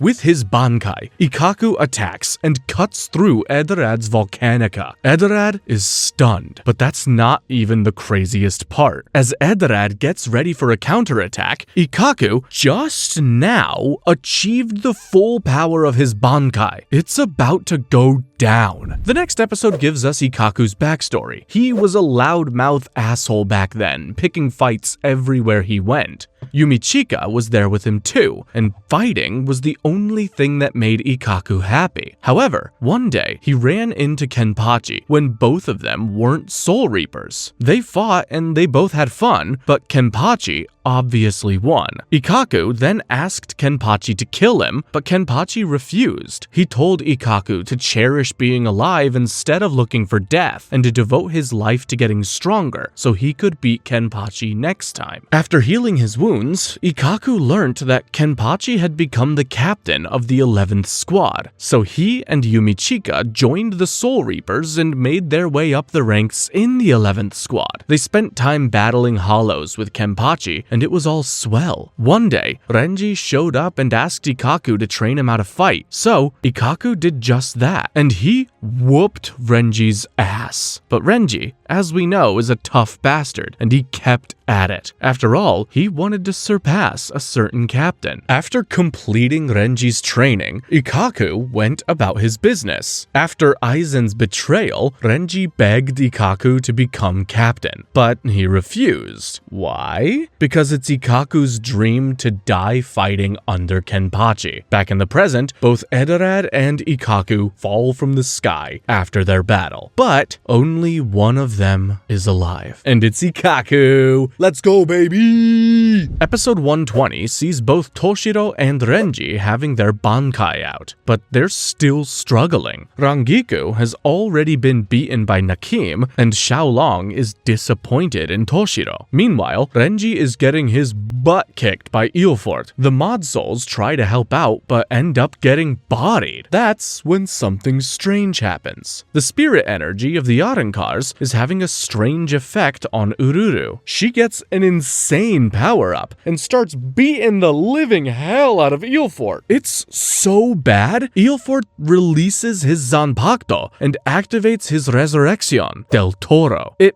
basically turns him into a demon bull, and he's mad. Back with Toshiro, his Bankai timer is running out, and Xiaolong is clearly stronger than him. So Xiaolong decides to show Toshiro his full power and releases his Resurrection, Tijereta. It turns Xiaolong into a monster with massive claws, and he instantly slices into Toshiro. Toshiro then asks about the Arrancars, so Xiaolong explains. Of all the Arrancars, the top 10 most powerful are assigned number ranks based on their powers from 1 to 10. These 10 are called the Espada, and they're Aizen's elite team. In fact, they're way stronger than regular Arrancars, and one of them came with the Arrancars. But who? It's Grimmjow, of course. He's the 6th Espada, and Ichigo is in big trouble. Grimmjow lets Ichigo activate his Bankai. He wants to fight at full power. Back with the others, remember how I said earlier that Soul Reapers have limiters placed on them when they enter the human world? Well, our boys just got the authority to use Gentai Kaijo to remove those limiters, and now they'll be fighting at full power. With their full powers unleashed, Renji, Rangiku, and Toshiro make light work of the Arrancars, with each of them taking down their opponents. Toshiro is heavily injured though, so Orihime has to help him. While Ichigo is fighting Grimmjow, Keigo takes Yumichika and Ikaku home. There, they meet his sister Mizuho Asano, and she has a huge thing for bald guys, so she's happy to let them stay. Meanwhile, Grimmjow is giving Ichigo the beatdown of a lifetime. He's not even using his Zanpakuto, just throwing straight hands. Ichigo is backed into a corner, so he gets desperate and uses Black Getsuga Tensho, which is his hollow form's version of the technique. Unfortunately, this means the hollow starts taking over, and Ichigo has no idea what to do. Oh, and Tatsuki is here watching him. Hey bud, how you doing? Just as Grimmjow pulls out his Zanpakuto, Tozen shows up and tells him to stop. He scolds Grimmjow for the dead Arrancars and demands he come back to see Aizen. Grimmjow reluctantly agrees, but makes sure to trash talk a super mad Ichigo before he leaves. In the aftermath of the battle, Ichigo accepts his defeat as Orihime treats an injured Rukia and is still jealous. And while that's happening, Grimmjow meets Aizen. Tosen tells Grimmjow to apologize, but Grimmjow's not feeling like it, so Tosen chops off his left arm. Grimmjow is furious and is about to attack until Aizen tells him to reconsider. Grimmjow stops, and then Aizen meets Ichimaru, who knows Aizen was pitting Tosen and Grimmjow against each other on purpose. Aizen also says that the Arrancars that died were just Gillians, aka the lowest class. The Vastolordes are yet to come. Oh boy. Back on Earth, while Uryu's dad trains him, Rukia and Ichigo's family can't find him in the morning. Rukia remembers how helpless Ichigo felt last night about the whole hollow inside him thing, and it looks like he's decided to do something about it. Toshiro puts together a report on the whole Arrankar situation, and Rangiku annoys him. We then cut to Jinta, trying to cheer Ururu up and get back to her best. Aww, that's sweet. That is when Chad shows up and begs Urahara to train him. We then see Ichigo going through a shady part of town and eventually making it to the visored hideout. But Ichigo's not here to join them. He wants Shinji to train him on how to control his hollow, and then he's out of there. Shinji refuses, so Ichigo says he'll beat it out of him. They get into a fight as the other visored watch on. There's the man with the insane hair, Love Aikawa, the bored blonde, Rojiro Otoribashi, the gray-haired Kensei Mugurama, the green-haired Mashiro Kuna, the glasses-wearing baddie Lisa Yadomaru, and the large and round pink-haired Hajigen Ushoda. Hiyori is watching too, and she's had enough of this. She sends Shinji flying and tells Ichigo that they'll decide whether he gets to join the visored or not. She then tells Ichigo to release his hollow, and Ichigo refuses. So Hiyori releases her own hollow form and gives him a choice. Release your hollow or die. Sheesh. Ichigo tries his best to stave off the hollow inside him, but Hiyori is too powerful. Ichigo's control slips, and the hollow comes outside and instantly pins Hiyori to the wall. The other vizards stop Ichigo though, and they agree to train him. While Ichigo's family and Rukia wonder where the hell Ichigo is, he's doing cardio? This is some sort of test to determine his training method, but Ichigo's not having it. He wants to go directly to controlling his hollowification. That's when Shinji tells Ichigo that he doesn't know the first thing about hollowification or the Hogyoku, but Shinji knows all about it, as well as the Arrancars and Aizen. He then agrees to give Ichigo a taste of hollowification. He knocks Ichigo out and takes him into an underground training area. Lots of those in this anime, huh? He then has Hachigen seal Ichigo's body and tells him the deal. Ichigo will face his hollow, and one of them will consume the other. Winner lives, loser dies. Simple as you like. Ichigo wakes up inside his inner world and sees his hollow. He then asks the hollow where Zangetsu is, and the hollow says something insane.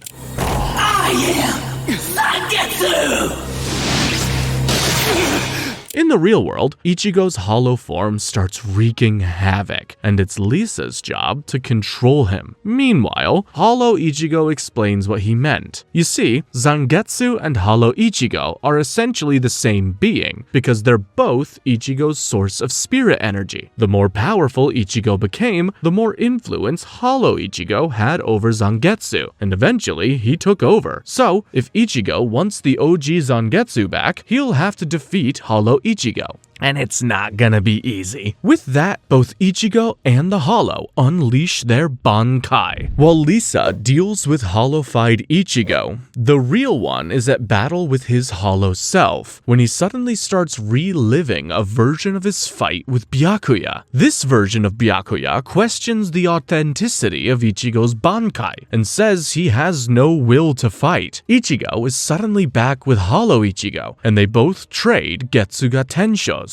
But Ichigo is the one who gets blasted. Meanwhile, Kensei tags in for Lisa in the real world, as an injured Ichigo faces his hollow self. Hollow Ichigo then calls Ichigo's Bankai a fake, and grabs it, turning it white before it disintegrates. On the outside, Ichigo's body is turning into a hollow faster and faster. The total time he had was 1 hour, and there's even less time now. He needs to hurry up and defeat his hollow self. As Ichigo's Zangetsu appears, Hollow Ichigo goes on a rant about how Ichigo uses his brain too much and doesn't rely on his instincts, before stabbing Ichigo with Zangetsu. But Hollow Ichigo should have kept his mouth shut, because Ichigo just took back his sword using his instincts. Episode 125 sees Ichigo facing off against Kenpachi inside his mind, but it's only because Kenpachi has a message for him. As time runs out in the real world, with Ichigo's body totally hollowified, Kenpachi makes Ichigo accept that he loves fighting and getting stronger. Those are his instincts, and as soon as Ichigo accepts that, he takes control of Zangetsu and stabs Hollow Ichigo. Hollow Ichigo smiles and admits Ichigo won for now. He's not giving up, and will show up the moment he senses any weakness. Back in the real world, one explosion later, Ichigo's hollow shell cracks off, leaving only a mask, and Ichigo is feeling good. Let's go! Meanwhile, Orihime is worried about Ichigo when she goes home to see Toshiro and Rangiku in a Zoom meeting with Captain Yamamoto,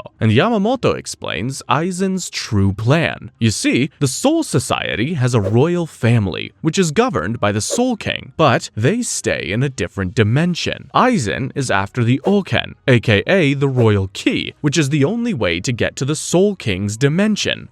He can't get the one that already exists, as only Yamamoto knows where it is. So he plans on creating one. The ingredients are simple: 100,000 souls and a dense spirit zone in the world of the living, aka a Jurechi. The Jurechi's location keeps changing, but it's in Karakura Town right now, which means if Aizen succeeds, Karakura Town and everyone in it will be destroyed. Jesus Christ, that's an info dump and a half. Yamamoto then gives the good news. The Hogyoku will take 4 more months to fully activate, and they need to use that time to train their butts off. Orihime goes to tell all of this to Ichigo, Rangiku goes to tell Ikkaku, and Toshiro finally gets a one-on-one chat with Momo. The episode ends with everyone training, and Orihime looking for Ichigo. Toshiro's chat with Momo is going well at first. They patch things up and even share a laugh before Momo asks Toshiro to not kill Aizen. Turns out the poor girl is still influenced by Aizen's illusions, and that makes Toshiro mad. We then see Reni training Chad, but it's not for free. Urahara will have to answer his questions, and he has a lot of them. As Urahara watches them train, he says Chad's power isn't like a Soul Reaper or a Quincy. We then cut to Ichigo's training, and it's aggressive, to say the least.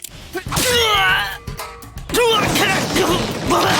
told you not to release your hollow form without permission!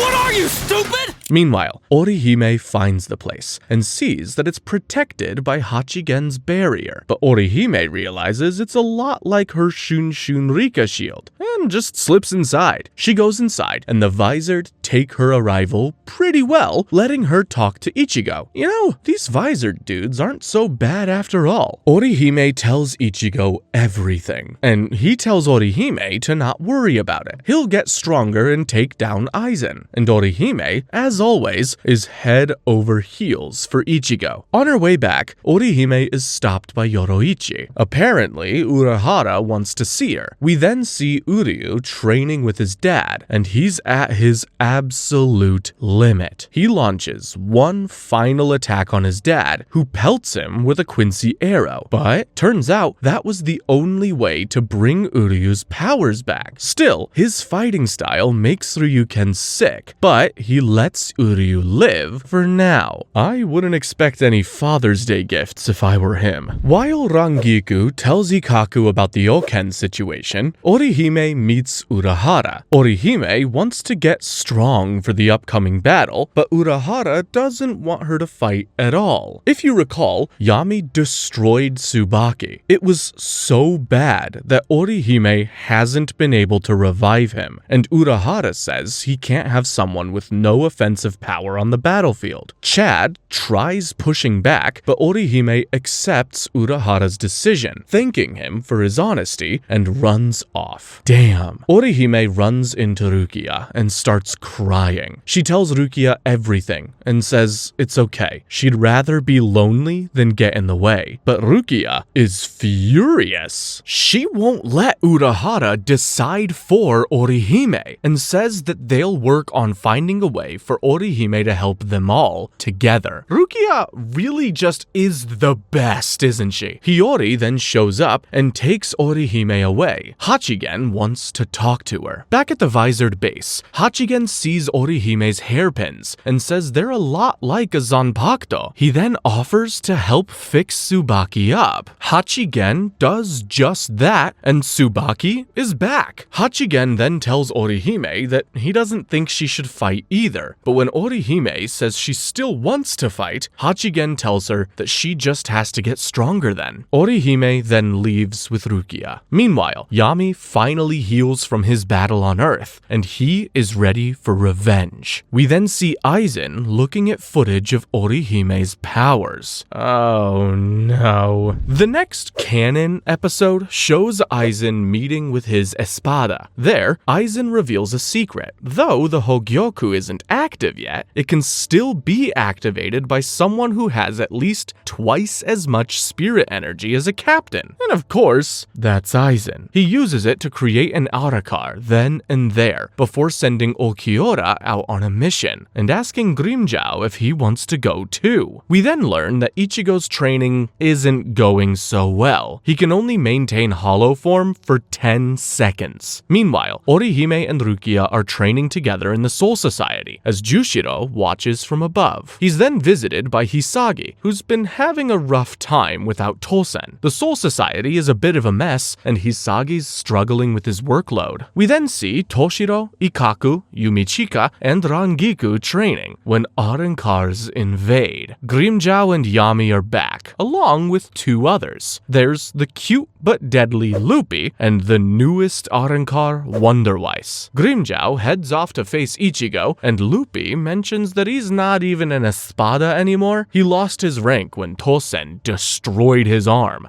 While Toshiro takes on Yami, Loopy reveals that he's the new number 6 espada, and Rangiku is surprised at how docile Wonderweiss is. We then see Ichigo begging the Visored to let him go face the Arankars, and they eventually agree. Next, we see Rukia gets the news, and she heads to Earth. Orihime wants to go too, but she has to stay back for a bit. Back with Ichigo, he runs into Grimmjow, and it's time for round Round 2. Ichigo brings out his Bankai, and he knows he can only use his hollow form for 11 seconds. So, he plans to finish the fight within those 11 seconds. Oh, and since Chad and Renji are too tired from training, Urahara will join the battle. The following episode starts with Ichigo activating his hollow form and attacking Grimmjow before he can figure out what's happening. Meanwhile, the Soul Reapers are struggling against the Espadas, and Luffy decides he's bored, so he releases his Resurrection Trepadora and grows 8 tentacles, smacking Toshiro away. While Renji catches Rukia up to speed, Ichigo has Grimmjow in bad shape, and he's not letting up the assault. But Grimmjow is no pushover, and he fights back. Unfortunately for Grimmjow, Ichigo is too powerful and is about to kill the Arrancar until his mask cracks. He is out of time. Grimmjow instantly turns the tables on Ichigo, and it's looking bad. Speaking of bad, Luffy is whooping everyone's asses and is about to kill Rangiku when Urahara saves her. Great timing, man. Meanwhile, Orihime is being escorted back to Earth when Ukiura shows up. While Urahara takes on Wonder Vice, Ukiura takes out the Soul Reapers guarding Orihime and threatens to kill her friends if she doesn't follow him now, and poor Orihime has no choice. Urahara blocks Wonder Vice's attack, only to be attacked from behind by Yami. Meanwhile, Luffy gets ready to kill the Soul Reapers, only to be ambushed by Toshiro's Bankai. Luffy lets his guard down and pays for it with his life. Thank God he's gone. He was insufferable. We then see Urahara show up behind Yami unharmed. Turns out, Urahara used a portable Gigai to avoid any damage, and now he understands Yami's move. And once Urahara understands a move, hitting him with it is impossible.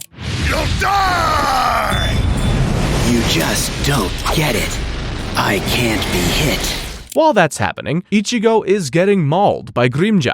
He tries summoning his hollow mask, but he can't, and ends up getting beat up some more. Grimmjow then pins him to the ground with his Zanpakuto, and is about to blast Ichigo's head off with the classic hollow attack Zero when he's frozen by Rukia. Unfortunately, Rukia acts too careless, and Grimmjow grabs her head. Now, he's gonna blow her head off when he gets stopped again, this time by Shinji. Shinji dodges some of Grimmjow's attacks before summoning his hollow mask. Shinji then tosses Grimmjow all over town, beating him black and blue before unleashing a Zero of his own. Grimmjow blocks some damage with a Zero as well, but he's seriously hurt. He tries using his Resurrection, but Ukiura shows up and stops him, saying their mission is complete. As all the Espada get beamed away, we learn what this was. Turns out, this whole attack was a distraction. Their real mission was capturing Orihime. But the Arrancar are not entirely heartless. Ukiura gives Orihime a bracelet that makes her invisible and lets her pass through physical objects. He gives her 12 hours to get her affairs in order and say goodbye to one person of her choosing before she has to leave with him. So, Orihime gets busy. She writes notes for Toshiro and Rangiku on how to do chores before heading out. She walks around town, visits school, tries to check up on Tatsuki, but gives up on it. Damn, that's painful to see. But it makes sense. After all, if she's gonna say goodbye to one person, it's not gonna be Tatsuki. We then cut to Ichigo passing out in his bed, and Rukia trying to reach Orihime. Hachigen healed him as best as he could, but the kid needed rest. Rukia feels horrible, but dinner with Ichigo's sisters makes her feel better, and she heads out, while Ichigo's sisters sleep in his room.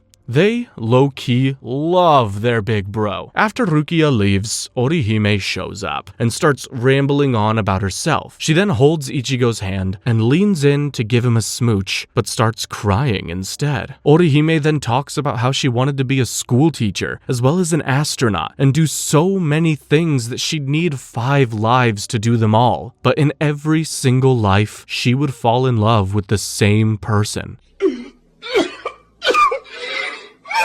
She thanks Ichigo for everything and leaves. I hate the Arankars. Ichigo wakes up the next day and sees he's completely healed, and he realizes Orihime was the one who did it. But that's when Toshiro shows up and takes Ichigo to Orihime's place, where he finds out she's gone. What's worse, Captain Yamamoto has declared Orihime a traitor and doesn't allow the Soul Reapers or Ichigo to go after her. He even sends Kenpachi and Byakuya to make sure everyone complies. That's scary. So, the Soul Reapers return to the Soul Society, while Ichigo has to sit and wait for orders. While Tatsuki runs all over town looking for Orihime, Ichigo's family tries, and fails, to cheer him up. I love them so much. The next day, Ichigo returns to school after a long absence, and it's going well until Tatsuki shows up and demands to know where Orihime is. Tatsuki says she can always sense Orihime, but now she's gone. Ichigo tries to play it off coolly, but Tatsuki's not having it. She even mentions how she's seen Ichigo in his black robes, but Ichigo says it's none of her business. So Tatsuki punches his head through a window.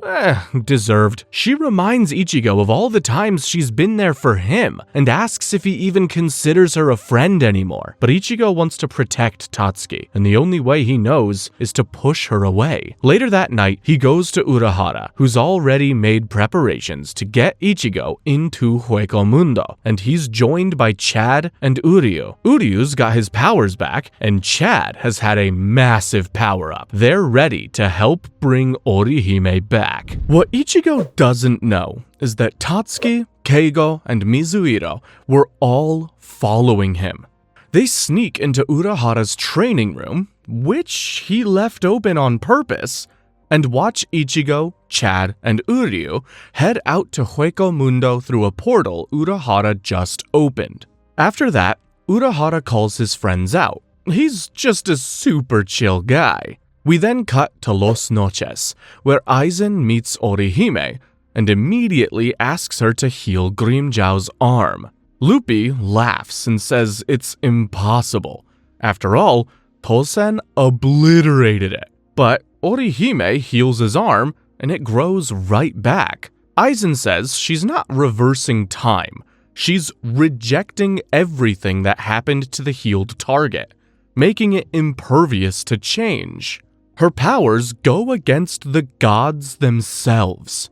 Grimmjow then has her bring his tattoo back, and he kills Luffy, taking back his spot as the 6th Espada. Brutal. We then see Ichigo and his friends making their way to Hueco Mundo.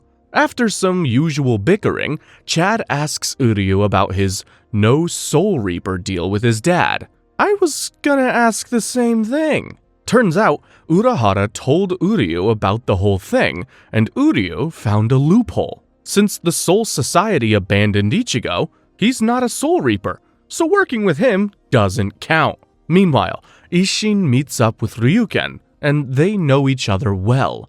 They discuss Uryu going, and it looks like Ryuken wants him to go. Anyway, Orihime is wondering whether she did the right thing healing Grimmjow, when she suddenly feels a huge spirit pressure. Aizen feels it too, and he knows. They're here. After getting into Hueco Mundo, the guys spend like half the episode roaming around and accidentally activating booby traps. They eventually run into an Arankar and retreat to a hallway, where they meet another Arankar. The smaller one is Ice Ringer, and the big boy is Demura Zar. Ichigo gets ready to fight them, but Chad and Uryu are like, nah, we got this. They fight the Arankars and force Ichigo to watch from the sidelines. Their matchups aren't going great at the start, so they decide to switch opponents. It works like a charm. Chad sends Demura flying, and Uryu draws his bow on Ice Ringer. A brand new bow, by the way, and much cooler. He starts cooking Ice Ringer, while Chad beats the living daylights out of Demura. Chad then decides to release his new special move, El Directo. Chad destroys Demora, and Uryu takes down Iceringer. That's when the room they're in starts to collapse, and Iceringer goes on a long rant about Aizen being awesome and blah blah, nobody cares. Ichigo, Chad, and Uryu barely make it out alive, and they can see Los Noches. It is massive. So they start running towards it. Meanwhile, Aizen calls his espada for a meeting about the intruders, but says they should have some tea first. I really can't decide if I hate this dude or love him. Meanwhile, Ichigo and his buddies realize something. They're not getting any closer to Los Noches. Then, they get swept up in a sand tornado. But they're doing fine, I think. We then see Aizen telling his espada about the intruders, including the ones we know. Here they are in order from 10 to 1.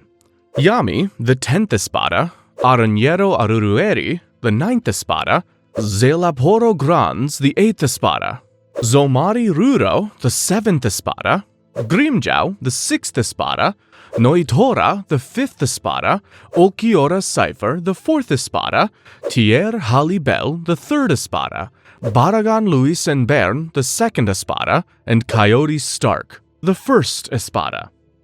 Whew, I really hope I didn't butcher any of those there. There'll be more info on each espada as they become relevant. Anyway, after some bickering among the espada, Grimmjow gets up. He's gonna leave and kill the intruders. Aizen then makes sure Grimmjow stays by bringing the espada to his knees through just his spirit energy.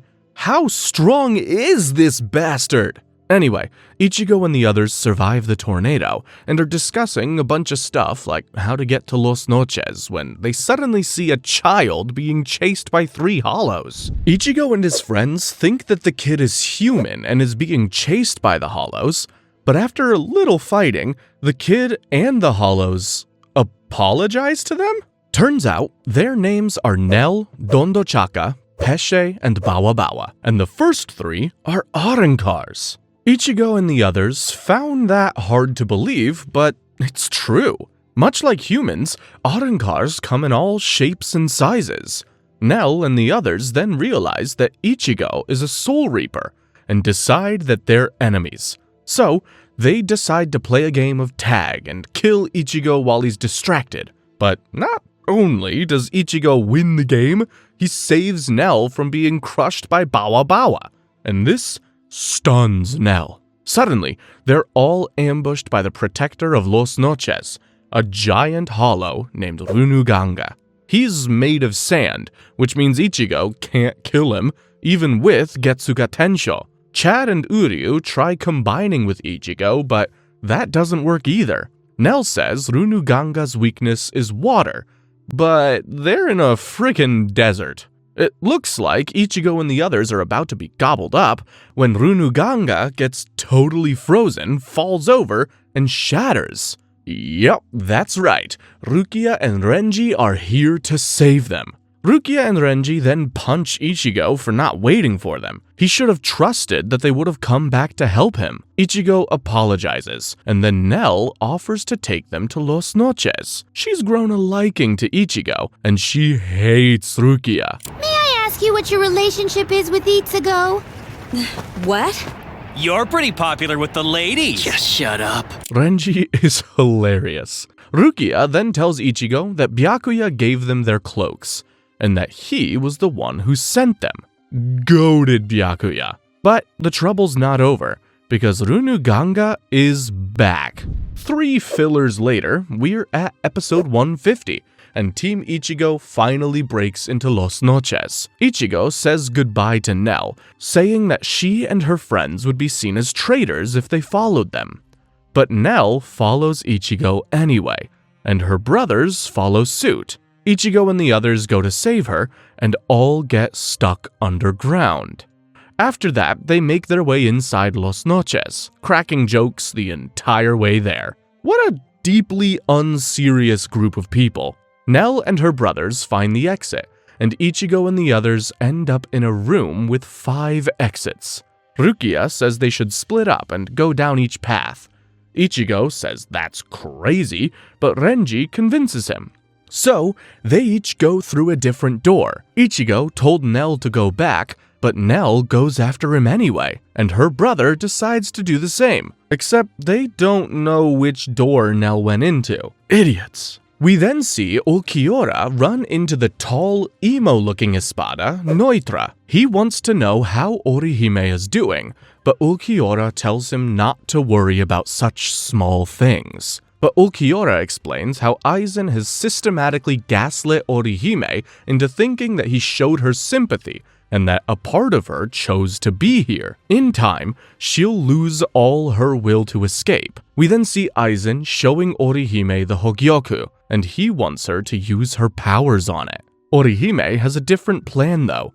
She's gonna use her powers on the Hogyoku and remove it from existence. But I'm pretty sure Aizen has a plan for that too. We cut to Ichigo, who's being followed by the 103rd Arrancar named Dordoni. Nell shows up too, and Dordoni slips and falls in front of the two. Dordoni's a total goofball, and Ichigo and Nell are not impressed by him. But there is one thing about him. No matter how hard Ichigo tries, he can't land a hit on Dordoni. As Ichigo decides to get serious, Ichimaru goes to see Tosen, who is Wonderwise with him.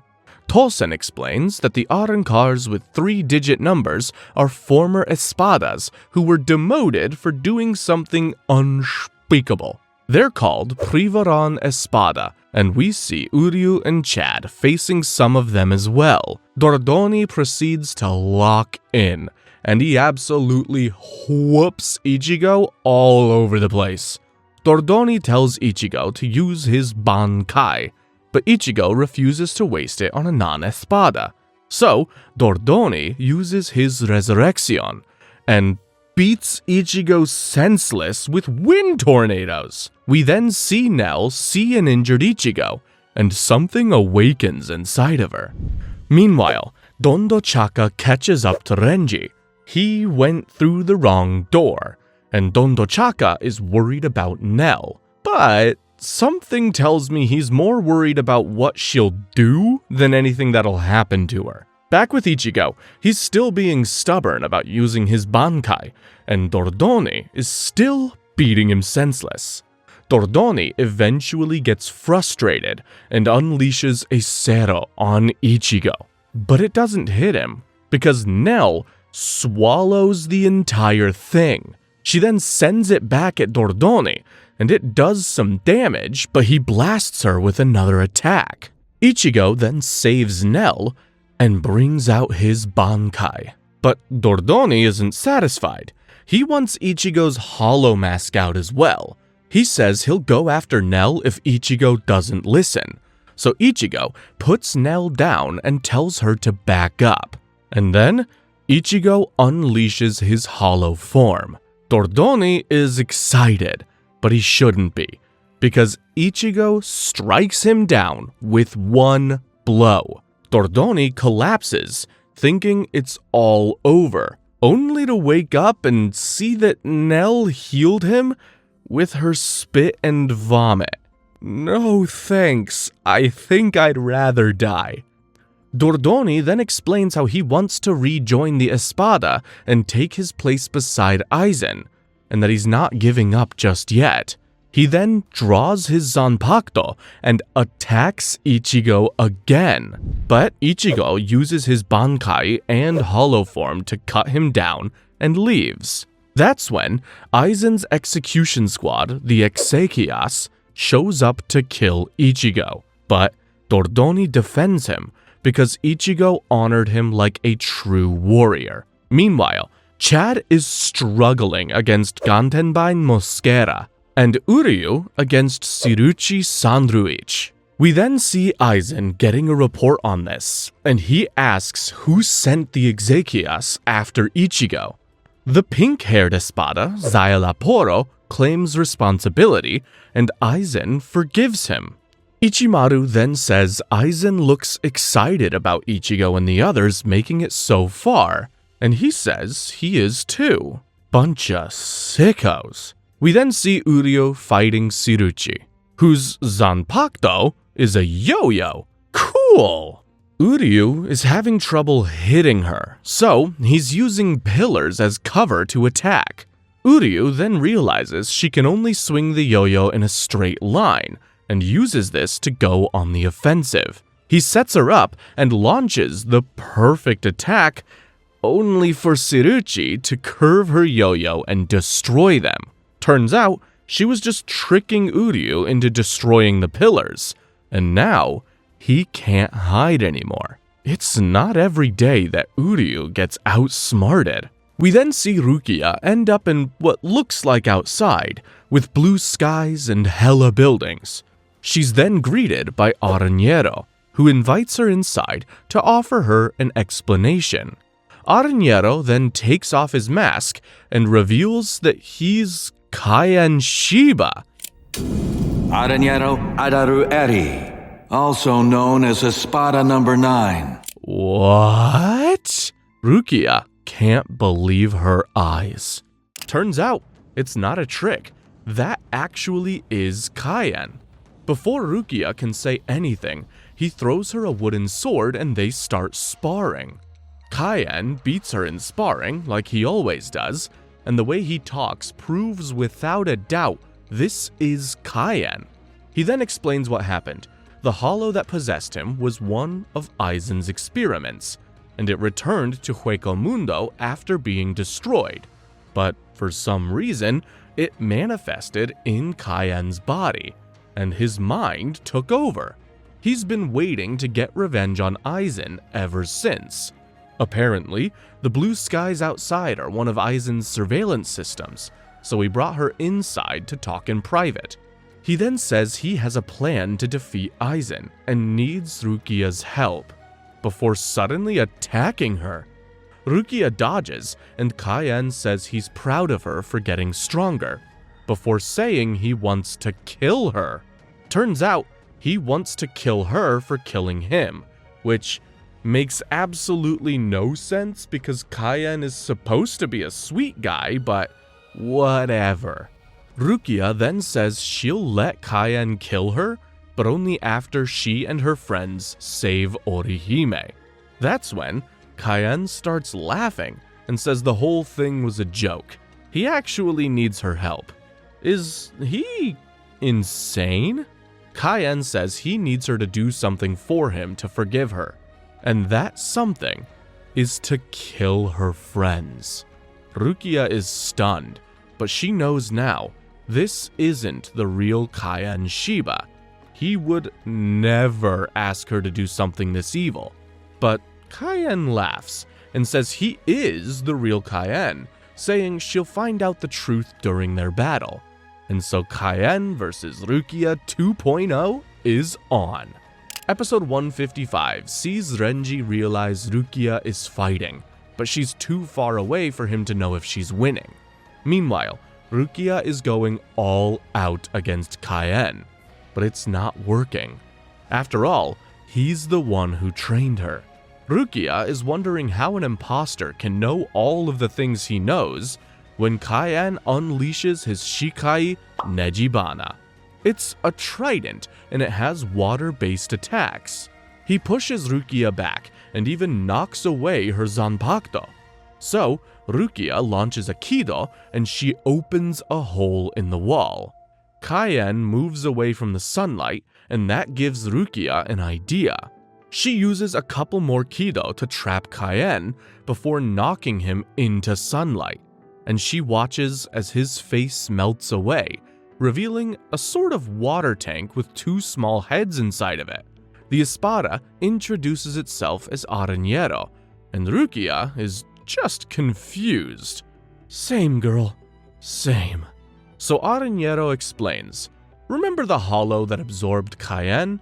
Well, when it came back to Hueco Mundo, this hollow ate it.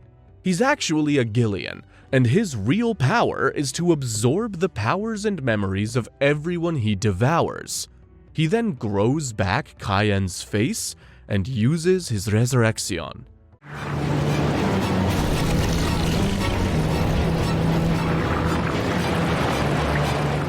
and it's disgusting.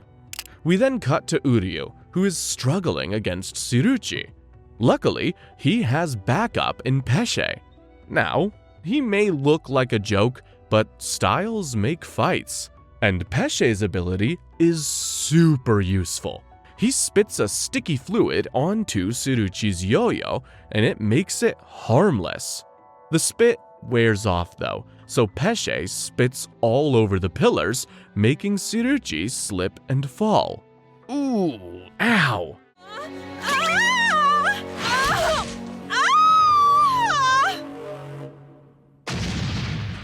Tsuruchi is mad now, so she uses her Resurrection and turns into a scary-ass bird monster.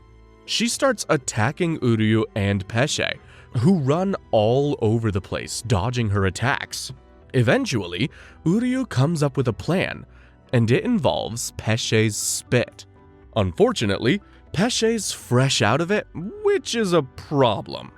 Tsuruchi almost gets Pesce, but Uryu saves him using the Quincy version of the Flash Step, the Hirenkyaku. He then sends Pesce to safety before absolutely obliterating Tsuruchi's attacks using a new weapon, a sword called the Zele Schneider.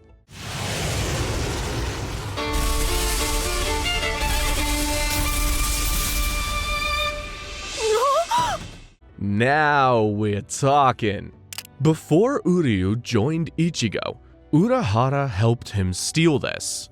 It's the only blade weapon the Quincy have, and it cuts through spirit energy. So, Tsuruchi goes nuclear.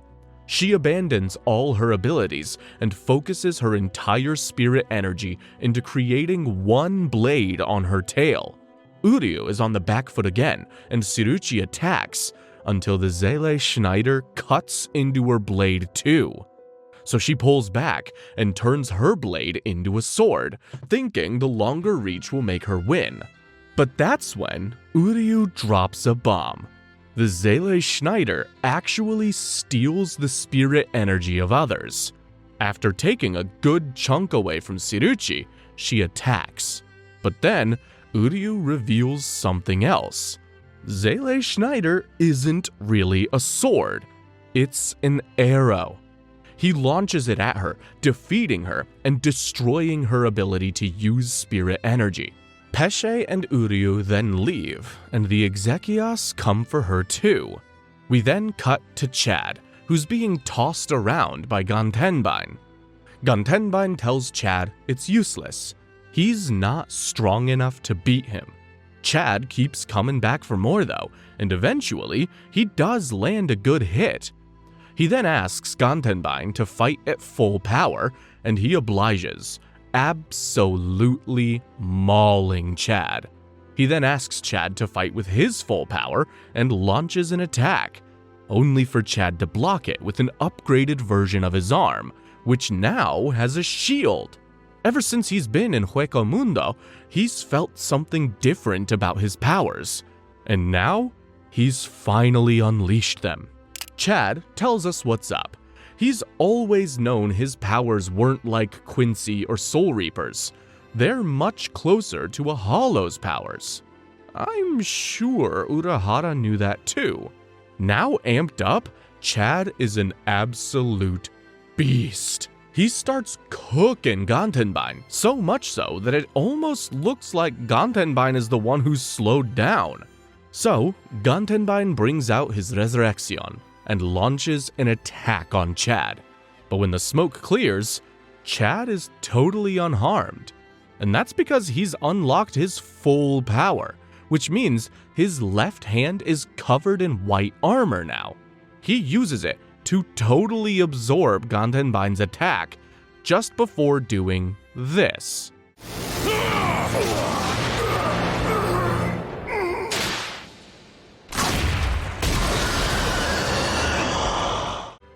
Jesus Christ!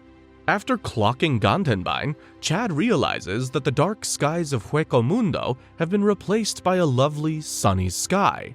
But before he can think about it, Neutra shows up to face him. Chad immediately jumps in and punches him, but Neutra is completely unaffected.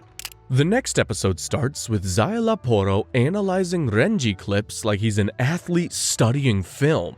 Meanwhile, Chad gets cut down by Neutra and all his friends sense it, including poor Orihime. Ulquiorra then shows up and Orihime says he's not dead, but Ulquiorra doesn't give a damn. He dismisses all of her friends and says they're going to die anyway. The disrespect gets too much, so Orihime low-key bitch slaps him. Ulquiorra just tells her to eat her food and leaves. Like lambs to a slaughter.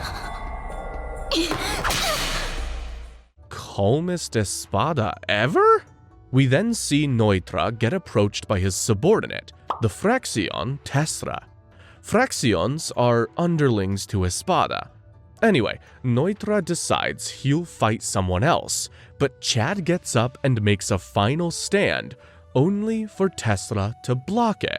Chad falls down, and Neutra gets mad at Tesla for interfering. Guy's a nut job. While Pesce keeps annoying Uryu, God, old anime stat padded their runtime so much. Renji and Dondochaka fall into 2 holes in the ground. Don't these Soul Reaper guys know how to fly? After a long fall, Renji ends up in some sort of room where he's faced by Zailaporo. And if you couldn't guess it, he is one arrogant bastard. We then get some more runtime padding with Dondochaka. Jesus Christ. Zailaporo then says he's a researcher, not a fighter, and offers to let them live to research them. But Renji is having none of it. I didn't come here so we could paint each other's toenails like it was some kind of slumber party. I came here to kick your ass. He immediately releases his Bankai and attacks, but Zailaporo just destroys it. God damn! We then see Rukia facing Erañero, who reveals he can use the abilities of every hollow he's ever eaten. And that number... It's over 9,000! Actually, it's more than 30,000. Episode 160 sees Rukia facing Erañero, losing the will to fight and getting impaled by him. No. Rukia then has a flashback to the first time she trained with Cayenne, and she was super happy. We then see some old replayed scenes because, duh, that's what Bleach does, and the flashback then shows Rukia training, coming up on the ranks and bonding with Cayenne. Cayenne taught her a lot of things, but there's one thing she remembers vividly. He believed humans form hearts when they care about other people, and tells Rukia to make sure she doesn't die alone. That way, someone will be able to carry on her heart within them. That's beautiful! Rukia then holds up her shattered sword to Erañero's face and takes him down.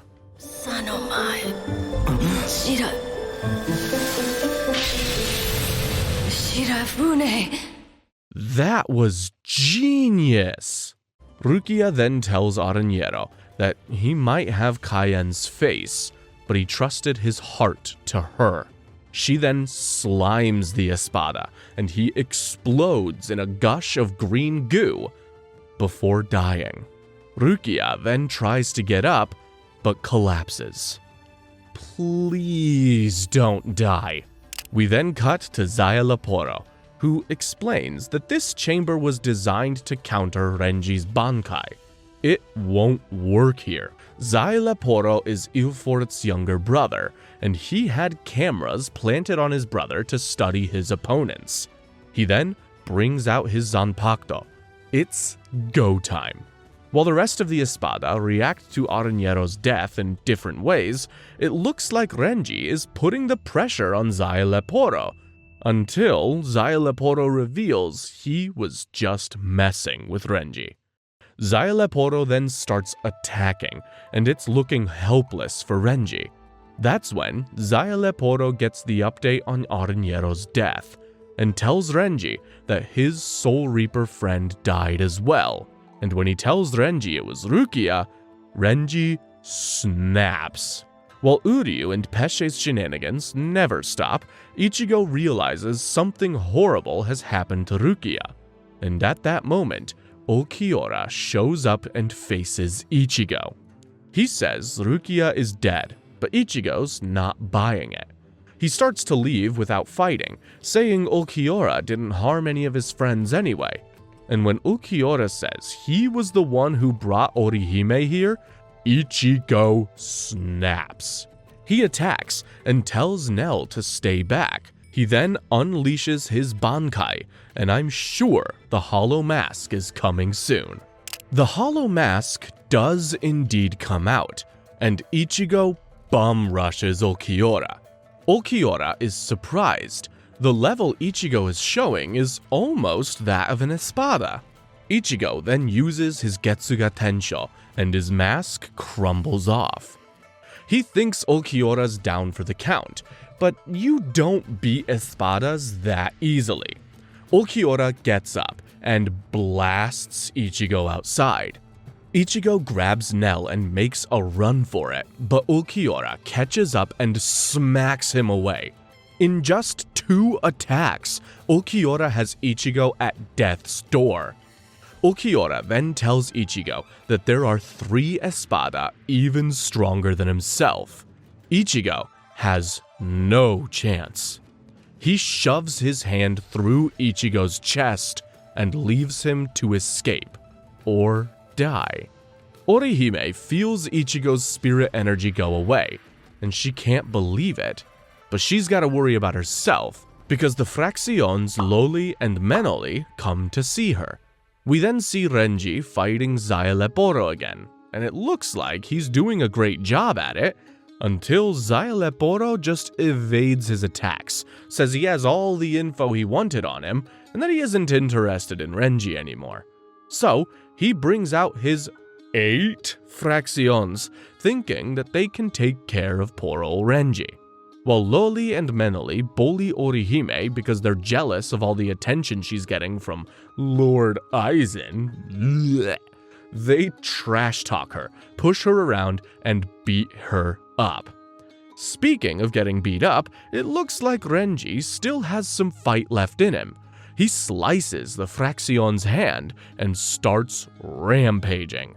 It almost takes him out until he's saved by Uryu. Thank God. The next episode starts with Orihime still getting bullied, and Loli's taking it a bit too far. Even Menoli's getting uncomfortable. Luckily for Orihime, Grimmjow comes and saves her. He blasts Menoli with a Cero and kicks Loli down. Grimmjow says he was repaying Orihime for his left arm, but now he wants a favor from her. And here I thought he might have been a decent espada. We then see Leporo's Fracciones freak out at Uryu's abilities. After some trash talk, Uryu appears behind Leporo and plants him with an open shot. Except it does nothing to him. He says he's analyzed all of Uryu's moves too. These guys can't stop him. Oh no. We then see Menoli wake up, and she's unharmed.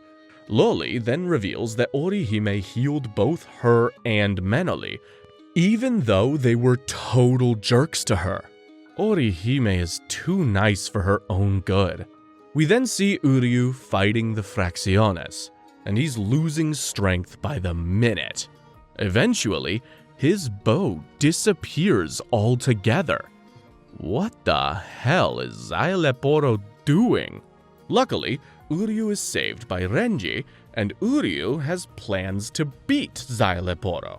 The next episode starts with Uryu asking how long Renji can distract Leporo, and he says about 20 seconds? Pesce and Dondochaka get themselves into trouble, but are saved by Renji, who does something crazy. He grabs Zaileporo, pulls him in, and wraps them both with his Zanpakuto. He then unleashes a Kido at close range, absolutely blasting both Zaileporo and himself. Zaileporo is hurt, and Renji passes out. But this distraction was all Uryu needed. He uses his arrows to seal Zaileporo in place and absolutely obliterates him with a massive surge of energy. Badass!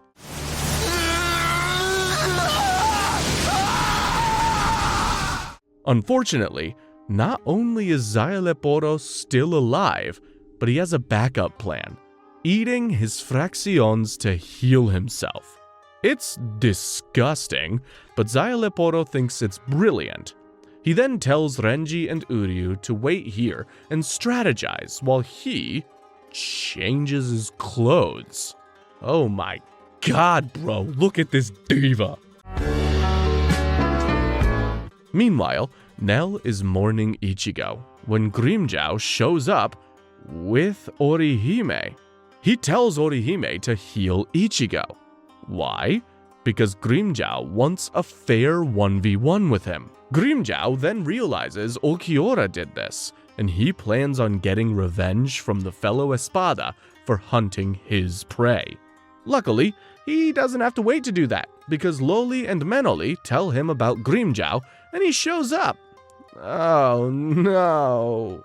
Episode 165 starts with Uryu and Renji deciding they're not gonna wait for Zaileporo, and they're making a run for it. Meanwhile, Ulquiorra demands an answer from Grimmjow. What is he doing with Orihime? Of course, he refuses to answer. Ulquiorra then asks him to hand over Orihime, and he responds by attacking. Grimmjow tricks Ulquiorra and seals him in another dimension with a tool called the Caja de Negacion.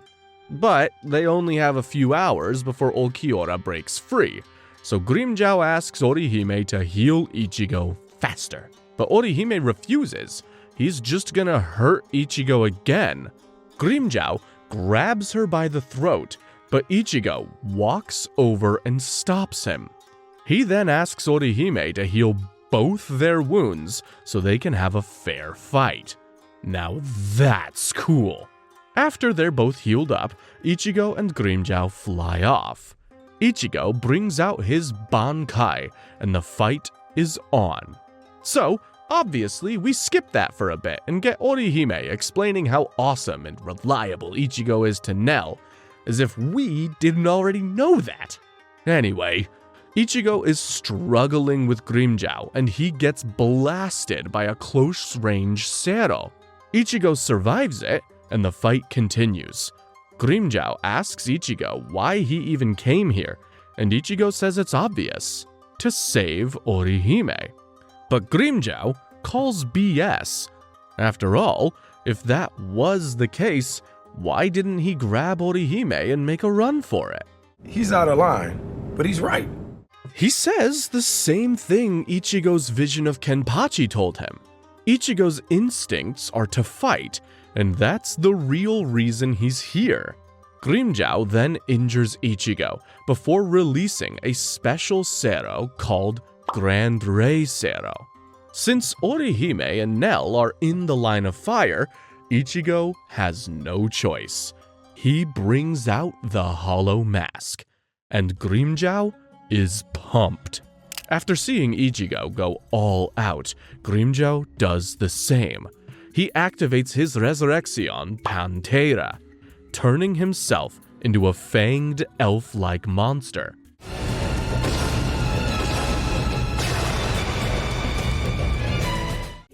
The fight is, as you would expect, epic. Grimmjow brings the heat, and even Hollow Ichigo is being pushed back.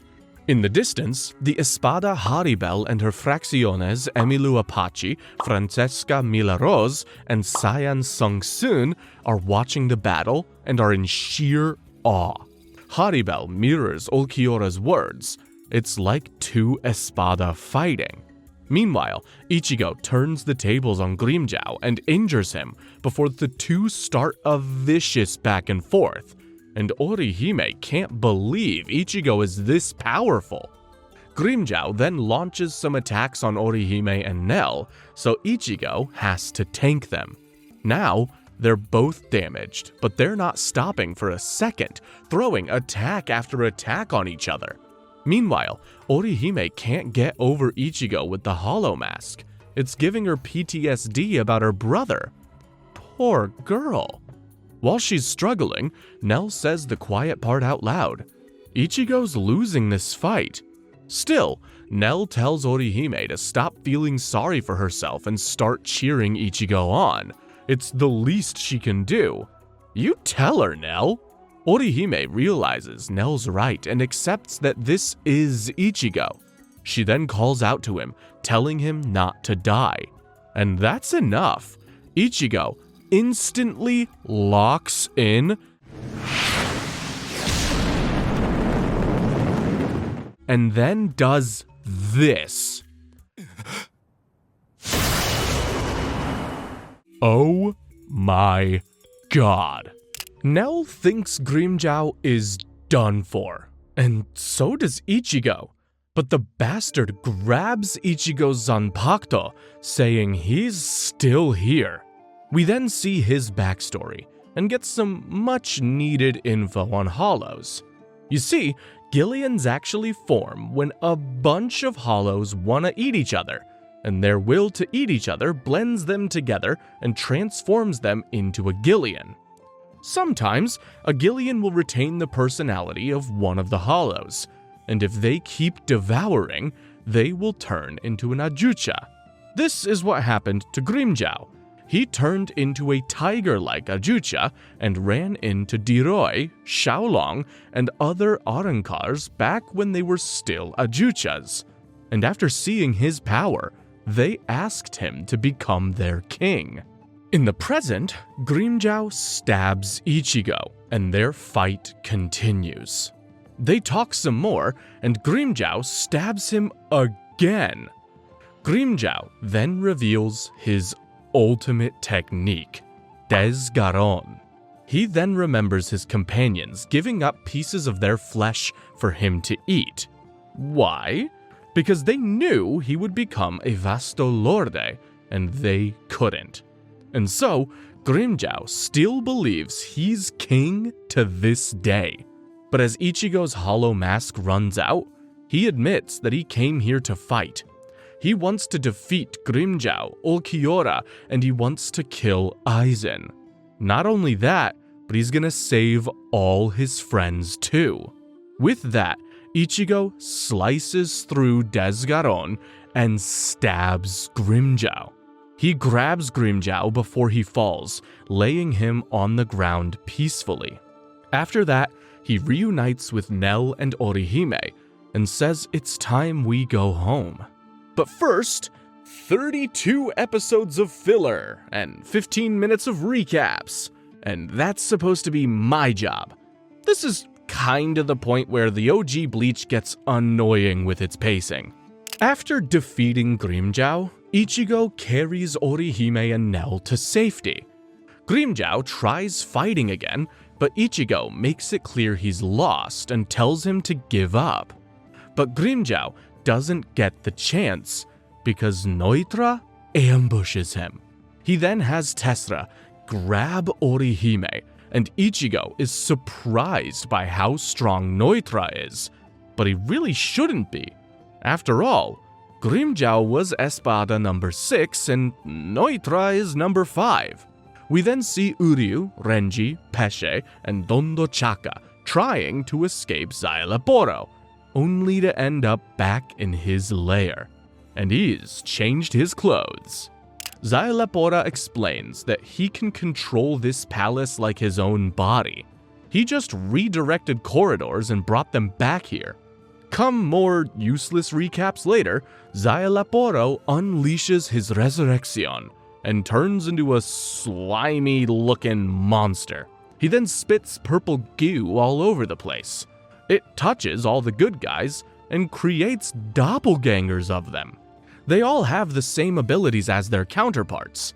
This is looking bad.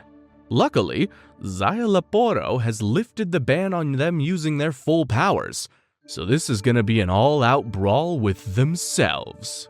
While that's happening, Neutra is messing up an injured Ichigo. He was watching all his moves, and it's not looking good for Ichigo. While Uryu and the others are still struggling, Tessera exposes Nell's hiding spot, and Neutra talks to her as if he knows who she is. And that's because he does. She's a former Espada. I knew it! Neutra explains that Nell used to be an Espada, and she's lying to everyone just so they could bring her this deep into Los Noches. But Nell says she's not lying, and Ichigo believes her. Some more fighting later, Ichigo keeps getting whooped, and Neutra says it's possible she lost her memories. After all, he was the one who cracked her skull wide open. Neutra keeps trying to finish off Ichigo, but no matter how many times he knocks Ichigo down, he gets right back up. So, Neutra decides to finish it off. And that is when Nell finally awakens her true form. Nell?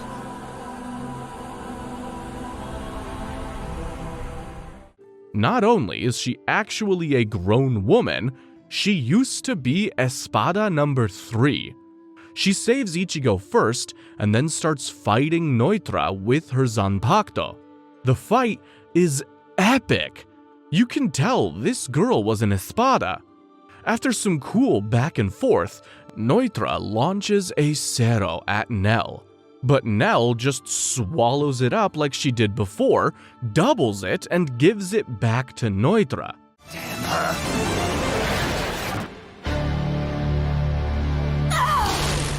After that, Nell gets comfortable with Ichigo, which makes Orihime super jealous. But the danger's not over yet, because Neutra is still standing. We then see Renji and Uryu still fighting their clones, while Dondo Chaka and Pesce provide comic relief that isn't really needed. Every time they beat their clones, they just multiply into more clones, and it's kinda getting exhausting. Zailaporo is just enjoying the show, but Renji suddenly gets an idea. He realizes the clones are just copying him, so he uses his Bankai. And all his clones do too, destroying the entire place. That was genius. Zailaporo then pops up out of the ground. He's had enough of the clones, so he disperses them and says they're gonna fight for real now. He then summons 2 giants, distracts Uryu, and sucks him up with one of his blobs. This show is weird. Zailaporo then spits him back out, but the edamame is gone, because he managed to create an honest-to-God voodoo doll for Uryu. Look! In other words... Uryu! Zailaporo then just explodes Uryu's stomach. Jesus Christ. And Renji charges in, only to have a doll made of himself too. They're in some deep trouble.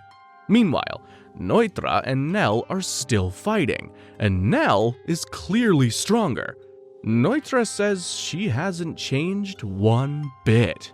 After even more time wasted by Dondo Chaka and Pesce, yes, I will mention it because it's annoying, we see Nell absolutely thrashing Neutra. She enters such a flow state, she gets her Espada clothes back? Oh, no, it was just a flashback. Nell could have killed Neutra here, but she refused, saying he's not a true warrior and doesn't deserve that honor. Ooh, ouch. Tessera tries comforting Neutra and asked why he hates Nell so much. And, I can't stand seeing a woman defeating a man in battle. Is anyone surprised? Back in the present, after their fight continues, we see one of Nell's flashbacks. Turns out, Tondo Chaka and Pesce used to be her fracciones, until Neutra ripped their masks off. They got into a fight, and Neutra tricked Nell using some help from Zaya Leporo and bashed her head in. Neutra then tossed her and her fracciones out, hoping that he'd be stronger whenever she returned. But Nell turned into a kid, and Neutra thought he'd never see her again. Ever since that day, Tondo Chaka and Pesce have been protecting her, doing their best to keep her from transforming back. But since she's already transformed back, they gonna help her. And they do that by taking the dolls away from Zaya Leporo and unleashing Bawa Bawa on Zaya Leporo. Meanwhile, Nell has had enough. She brings out her resurrection. Episode 195 shows us what it is. It's called Gamuza, and it turns her into this glorious centaur. Finally, one that isn't disgusting.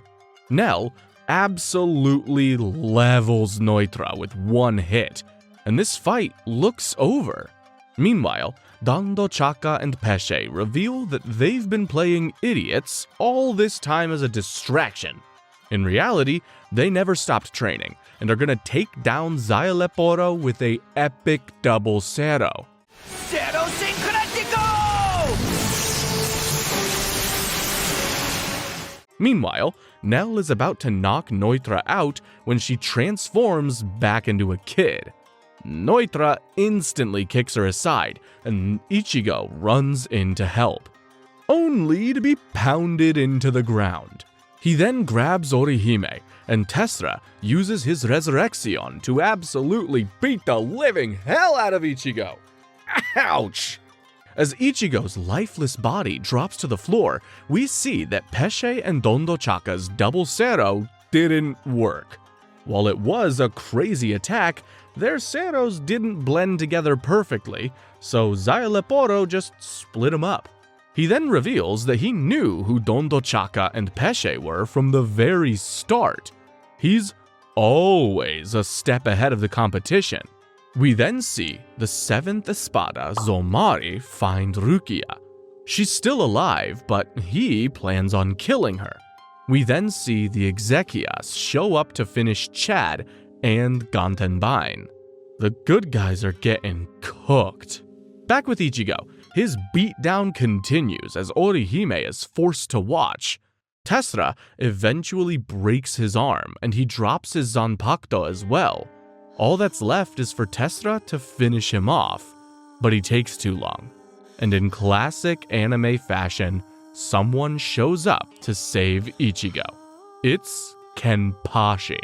Ooh, Neutra is in trouble now. Kenpachi proceeds to kill Tessera in one swing. I'll kill you! Don't charge, you idiot! Get back, Tesla! Master. And it's not just him. Other captains are here too. Byakuya for Rukia, Mayuri Kurotsuchi and Nemu for Uryu and Renji, and Captain Unohana and Isane for Chad. Whew, that was close. Turns out, Yamamoto's not a heartless bastard. He just wanted Urahara to make a stable path to Hueco Mundo before he sent his captains. And send them he has. After messing with Ichigo for a bit, Kenpachi focuses on Neutra, and you can tell he in the mood. Each captain faces a different thing. Unohana peacefully asks the Exequias to leave, and they do. Mayuri is up against a fellow insane scientist, and Byakuya's opponent, Zamori, is also an insane flash step user. He's super fast and mixes it with temporary clones. Kenpachi looks like he's struggling though. Kurotsuchi gets a voodoo doll made of him, and Byakuya is about to get stabbed. But Kenpachi laughs it off.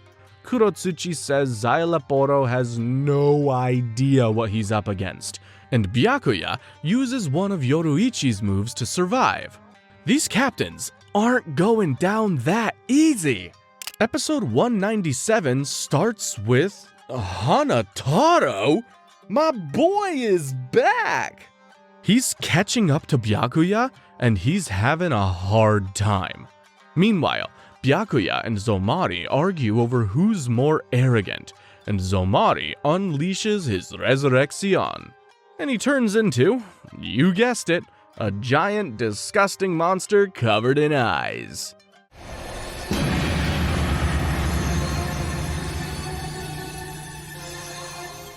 Zomari then reveals his ability. He can just take control of people's body parts. He takes control of Byakuya's leg, so Byakuya just cuts all the muscles and tendons in it. He then shifts his attention to Rukia, and Byakuya has to step in between them. And that's when Hanataro shows up, huffing and puffing and complaining about being hungry. Never change, you beautiful idiot.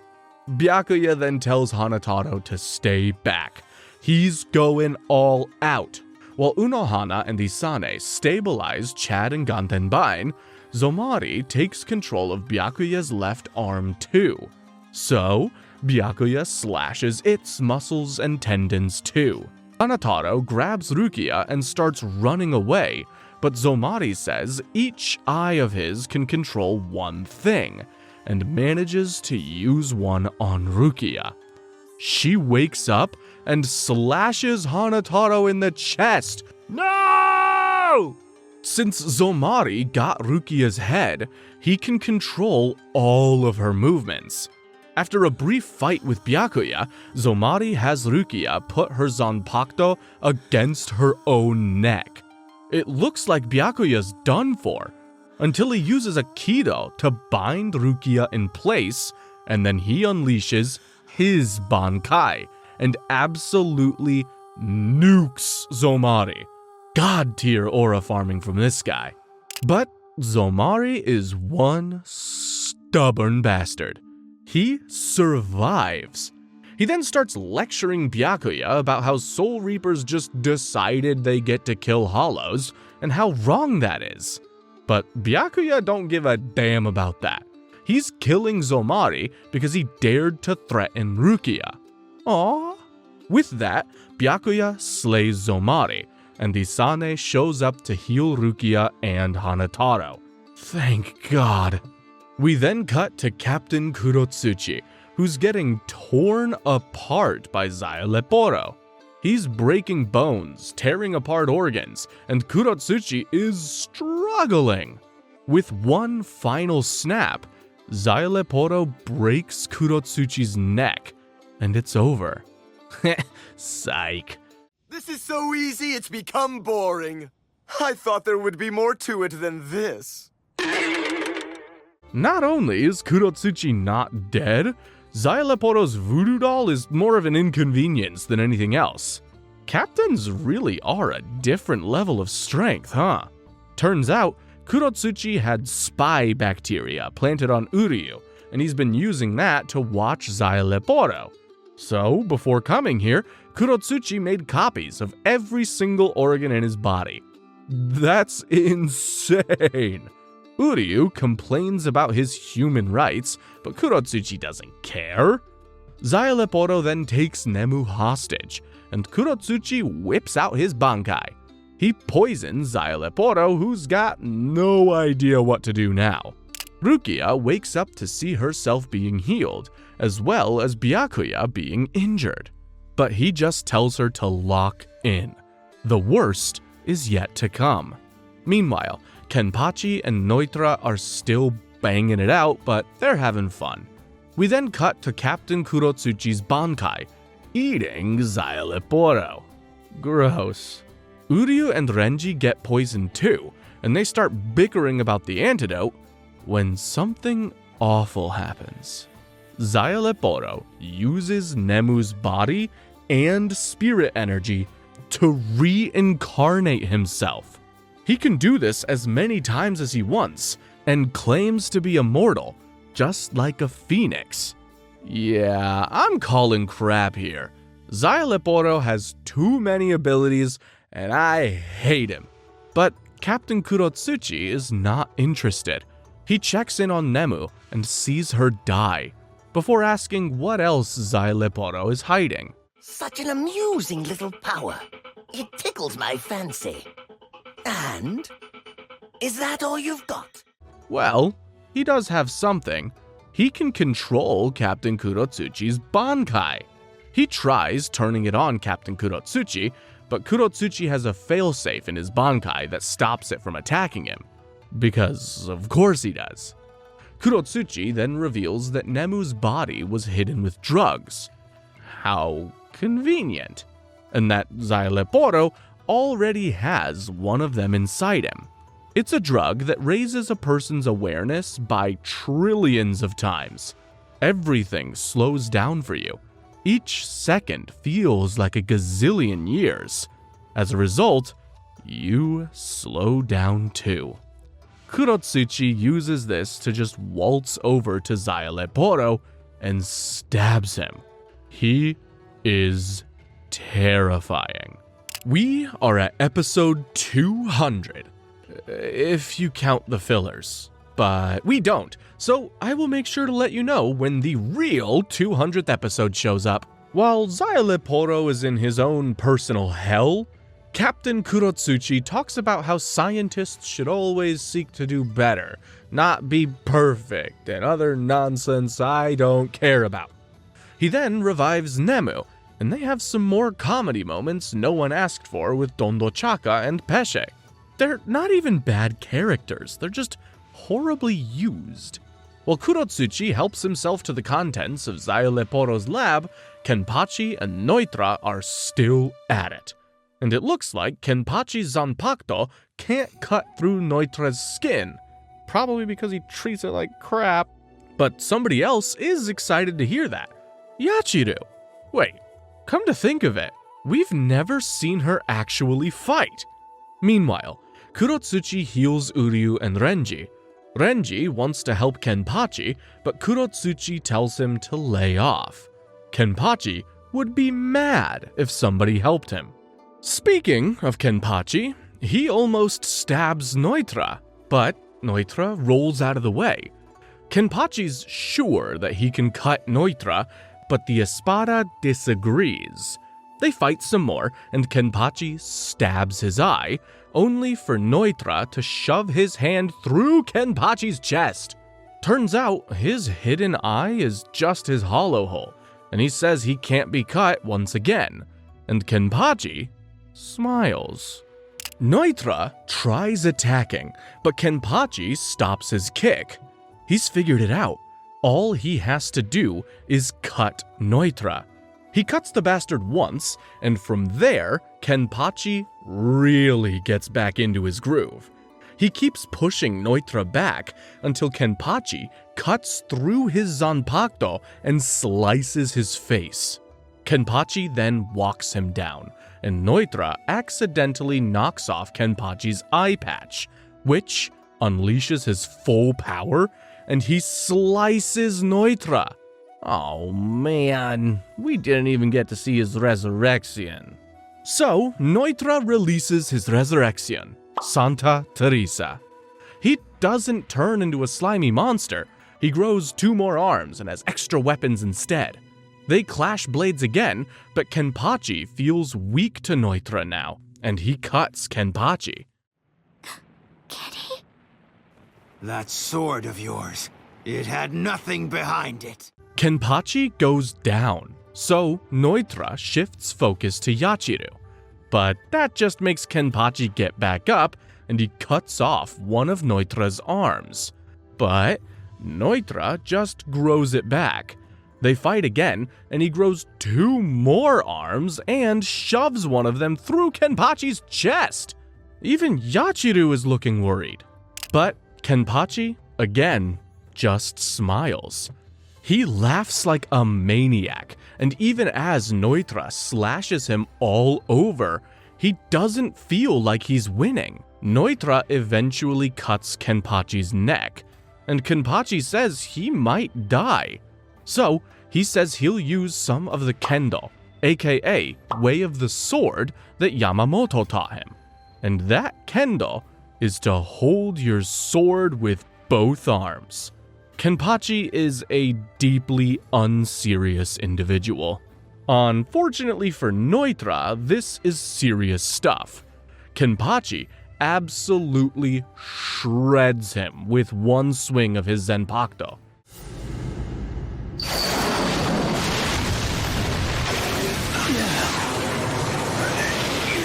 Kenpachi then leaves him and starts to walk off, but Neutra isn't gonna take that disrespect. Fueled by the memory of Nell calling him weak, he charges at Kenpachi, who has no issues slicing him down for good. As Neutra dies, he exchanges glances with Nell, and just like that, Neutra is no more. Thank God. With Tessera and Neutra dead, Kenpachi tells Ichigo to take Orihime and go home. The professionals will handle it from here. Ichigo argues back, but he really should have listened, because not a moment later, Coyote Stark flash steps Orihime back to Aizen. God damn it! Aizen welcomes Orihime and tells her about the plan to destroy Karakura Town for the Oken and all that. He broadcasts the plan to Ichigo and the others too, and tells them to come get Orihime. She's of no use to him anymore. Aizen then closes the entrances to Hueco Mundo that the 4 captains came through. They're trapped. He then heads over to Karakura Town, except not really. Because with Urahara's help, the Soul Society created a replica of Karakura Town and placed it there, while the real Karakura Town is hiding inside Soul Society. Meanwhile, Captain Yamamoto and the rest of the captains face Aizen, who says he's just gonna kill them. He then brings Coyote, Haribel, and the super menacing Baragon with him. Aizen leaves Hueco Mundo and Orihime in Ulquiorra's hands, and Ichigo knows who he's fighting next. We then go to the past, about 110 years ago, and you are not ready for this. We see back when Aizen used to be a lieutenant, and his captain, Shinji, the visored guy. Anyway, they head over for the inauguration of the 12th Squad's new captain and meet Hiyori, who was a lieutenant, and Love Aikawa, who was a captain too. These visoreds are serious. Anyway, we see that Aizen has always been a curious guy. He asked where the last captain of Squad 12 went, so Captain Kyoraku told him. They were promoted to the Zero Squad, aka the Royal Guard. That will be important in a bit. We then cut to a week later, with Yoruichi and Urahara sparring. And this is back when Urahara wasn't even a captain yet. Yoruichi recommends him for the position, but Soifang hates the idea of him as a captain. So, she spends all day investigating him to prove he's not worthy. But all she really sees him do is be a sociable guy and be really nice to kids. Still, Soifang thinks that this is all damning evidence and takes it to Yoruichi. But Urahara's already there. Yoruichi says Soifang should join Urahara at the captain's exam. She thinks Soifang followed him around because she has feelings for him. But Soifang explains why she actually followed him. But Yoruichi says she's too serious, and then Urahara gets called away for something. Soifang decides to follow him and realizes that not only is Urahara not a useless lazy slob, he's actually super powerful.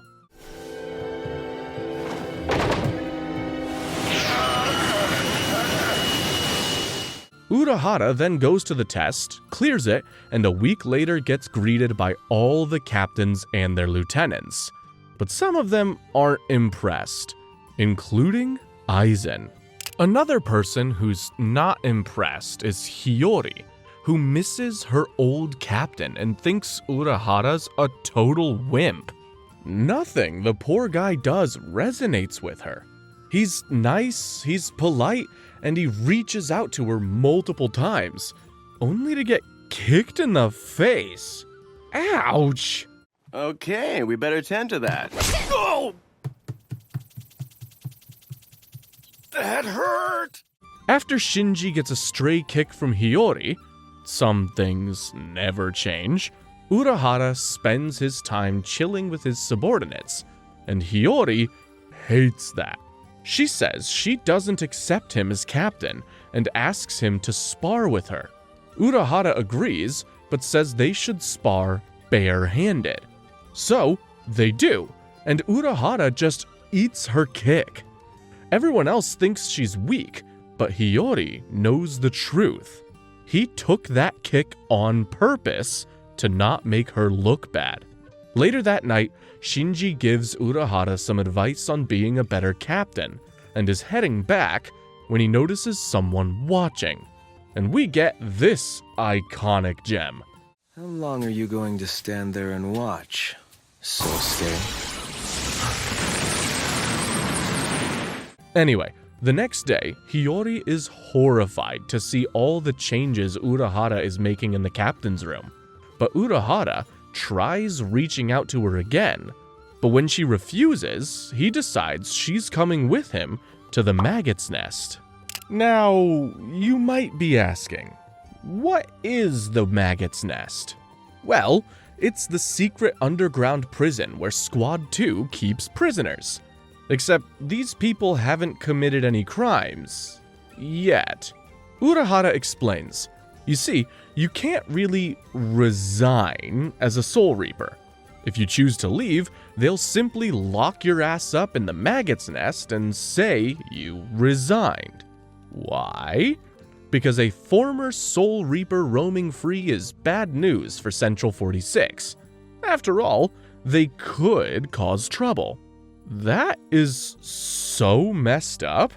Urahara doesn't believe in this though, and thinks they could be useful members of society if put in the right environment. Hiyori then sees an old classmate there, who begs her to get him out. And that's when she's attacked from behind, but Urahara saves her. He proceeds to whoop some prisoners who were feeling lucky that day, and Hiyori takes down her former classmate. After that, they go meet a special prisoner, Mayuri Kurotsuchi. Urahara explains that he's making Squad 12 the Research and Development Department, and he wants Mayuri as his second in command. I knew Mayuri was a criminal! While that's happening, we see a young Byakuya meet his grandfather, Captain Ginrei Kuchiki, as well as the origins of his annoyance with Yoruichi. Meanwhile, Kaien is with Jushiro, and he's telling Kaien about some boy genius in the academy. That boy genius, as it turns out, is Gin Ichimaru, and it looks like Aizen already has him killing people. 9 years after Urahara became captain, we see some people dying some brutally painful deaths. As Urahara finds out the next day, these deaths happened in the Rukongai district, and they're super mysterious. We then see 2 more future Vizards, Lieutenant Mashiro Kuna and Captain Kensei Muguruma of Squad 9. They're investigating the deaths and find a bunch of kids being chased by a huge hollow. One of the kids gets grabbed, so Muguruma saves the kid and prepares to fight the hollow. After taking it down, Kensei tells the kid to cheer up, and the kid is super impressed by him. The kid also just happens to be a young Shuhei Hisagi. We then see something insane. The squad of 10 people Kensei sent ahead of himself have all vanished. Just like the people in Rukongai, their clothes are intact, but their bodies are completely gone. Kensei theorizes there may be a pathogen that can dissolve souls, and starts moving everyone to deal with this issue immediately. Back at Squad 12, Hiyori and Mayuri are fighting. Typical. That's when Urahara gets word from Squad 9, and he sends Hiyori out there to handle the investigation for him. And she actually listens to him. Back with Squad 9, they're camping in the same spot they found the dead men's clothes when they get attacked. Mashiro is asleep, but Kensei's men get cut down before Kensei himself is stabbed from behind, and he recognizes his attacker. Episode 210 starts with an emergency announcement going out. Kensei and Mashiro are missing. Hiyori is headed to where they are when she sees something. Meanwhile, Urahara runs to the captain's meeting and begs to be sent after Hiyori, but Yamamoto refuses. Yoruichi and Shunsui get him in line, and Yamamoto assigns the roles. Captains Rojuro, Shinji, and Love, all future visored, are to investigate the situation. Captain Tesai Tsukabishi, yes, that Tesai, and Lieutenant Hachigen Ushoda of the Kido Corps, yes, the visored, are also dispatched. Shunsui has his Lieutenant Lisa, also a future visored, join them instead of Tesai, and they head out. Shunsui tells Urahara to relax, but we all know he ain't doing that. Meanwhile, Shinji catches up to Hiyori and sees who she's fighting. A holofied Kensei. The other members of the party show up and start fighting as well. It's going good until Rojuro gets attacked by a holofied Mashiro. As the fight wages on, Hachigen catches up and subdues Mashiro. He tries to control Kensei too, but he's too powerful. Meanwhile, Tesai meets Urahara and agrees to go after Hiyori with him. Shunsui clearly knows Aizen is up to something, but can't do anything about it. So, he goes back where he meets a young Nanao. Meanwhile, Shinji, Lisa, and the others are still dealing with Kensei. It's a rough job. Kensei is one tough bastard. But eventually, they make Hachigen an opening to tie him down. After that, Shinji is thinking of solutions when Hiyori grows a hollow mask and attacks him. After that, Tosen uses his Bankai to inject everyone around there with the hollow-making juice and reveals his face. Of course, Tosen is just following Aizen's orders. Shinji says he always knew Aizen was evil. That's why he kept Aizen as his lieutenant. But Aizen reveals that Shinji and everyone else has been under his illusion for a while now. The man with Shinji isn't Aizen, but a body double. He's been duped from the start. Aizen then taunts Shinji, and his own hollow mask comes out. But Shinji maintains his consciousness and whoops Tosen's butt. But Shinji's holification starts taking over, and Aizen's about to strike him down when Urahara shows up. Aizen tries the "I'm just helping out here" gimmick, but Shinji tells them the truth. Urahara knows what holification is, and he knows Aizen's behind it. Aizen, Ichimaru, and Tosen then leave. Tesai tries attacking, but, yeah. Danku.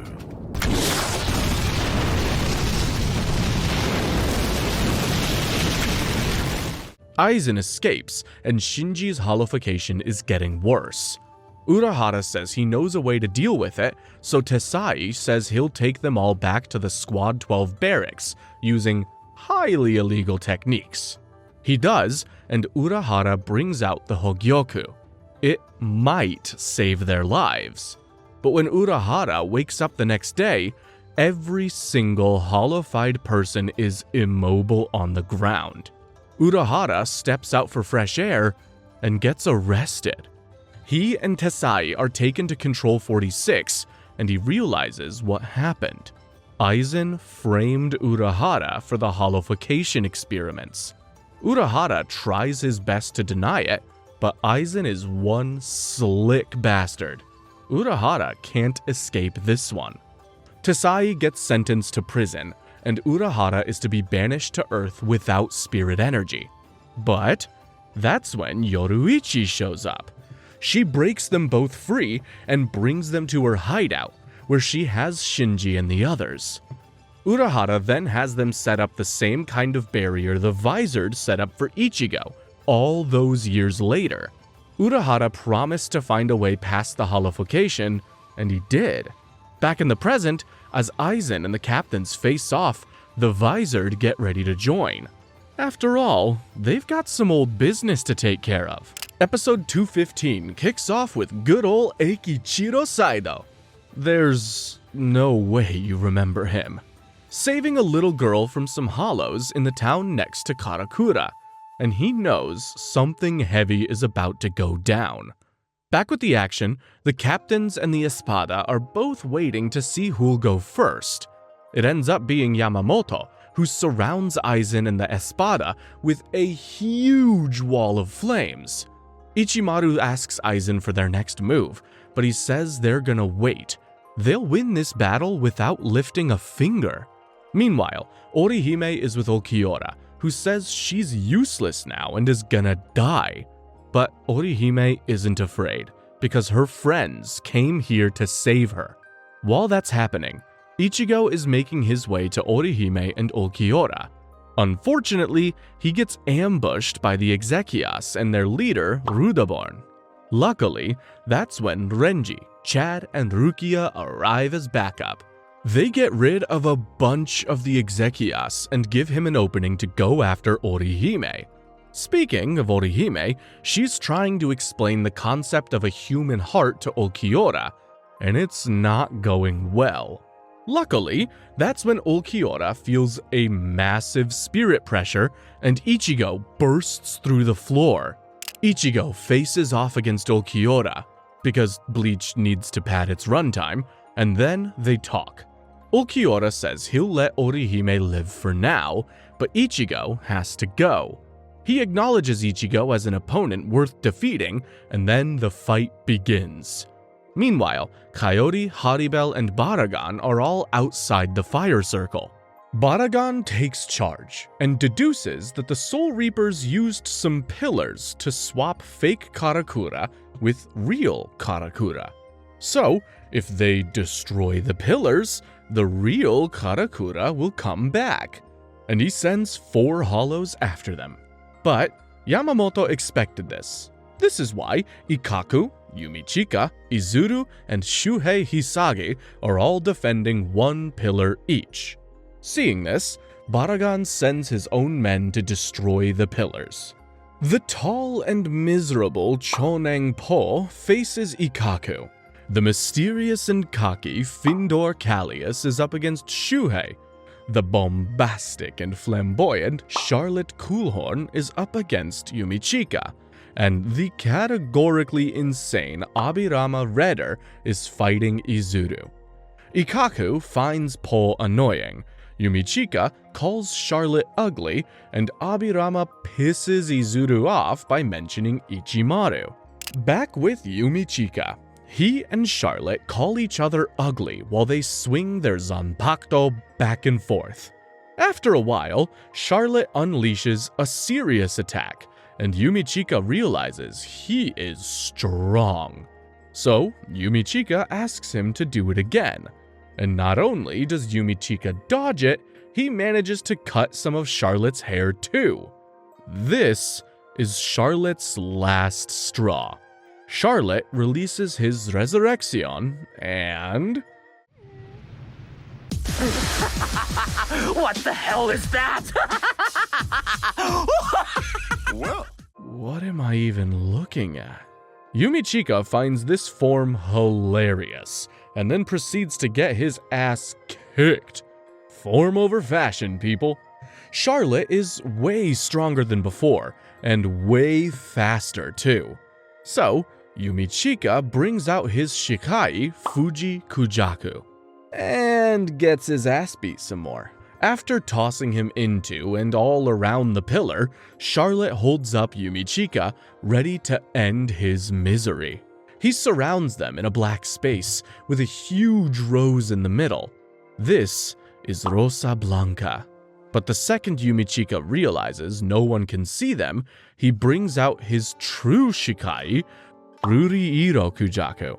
It completely smothers Charlotte and starts sucking all of his spirit energy. It grows flowers with that energy, and when the flowers bloom, you're toast. And just like that, Charlotte is done for. Charlotte asks why he hid that technique, and Yumichika explains. Everyone in Squad 11 is a battle-thirsty monster, and they take pride in using their Zanpakuto for physical battle only, just like Kenpachi. As such, they all hide any special abilities they might have.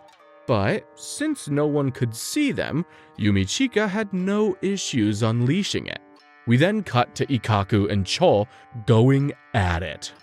Before we see Izuzu and Findor fighting. Findor's not that strong though, and Shuhei points it out.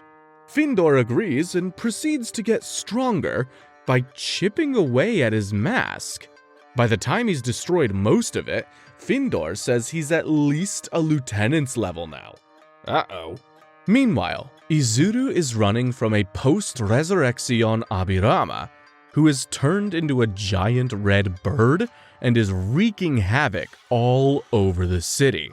One long game of cat and mouse later, it looks like Abirama has Izuzu cornered, until he drops to the floor. This is the power of Izuru's Shikai, Wabisuke. It doubles the weight of anything it hits, and Izuru hit the bastard's wings a couple of times. Izuru explains how Squad 3 finds all battles to be horrible and avoids them at all costs. His Zanpakuto is the peak of that philosophy. Abirama rejects this notion altogether and gets back up on his feet, launching a Desperation attack. But Izuru just smacks his wings again, making him even heavier. He then slices Abirama's stupid red head off, ending him. The next episode starts with Shuhei really struggling against Findor. Even though Findor keeps saying he's at the strength level of a lieutenant and keeps calling Shuhei a lieutenant, it's clear that Shuhei is getting beat up. So, Findor suggests a theory. Maybe Shuhei just isn't cut out for the job. Shuhei obviously disagrees, so Findor says he'll end it, and brings out his Resurrection Pinza Aguda, which turns his arm into a huge pincer, and they engage in battle. Shuhei finally gets some offense in, blowing a bomb up in Findor's face and trapping him against the wall. But Findor shoots high-pressure water from his pincer, putting the pressure back on Shuhei.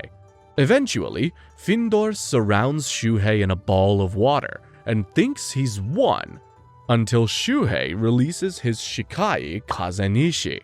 It's a super cool one, but Shuhei hates it because apparently it looks too cool.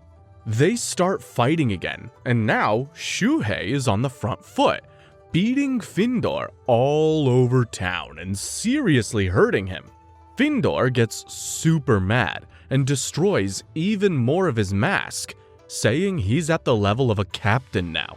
But Shuhei just slices through him, saying he's not even close to a captain. Now that was cool.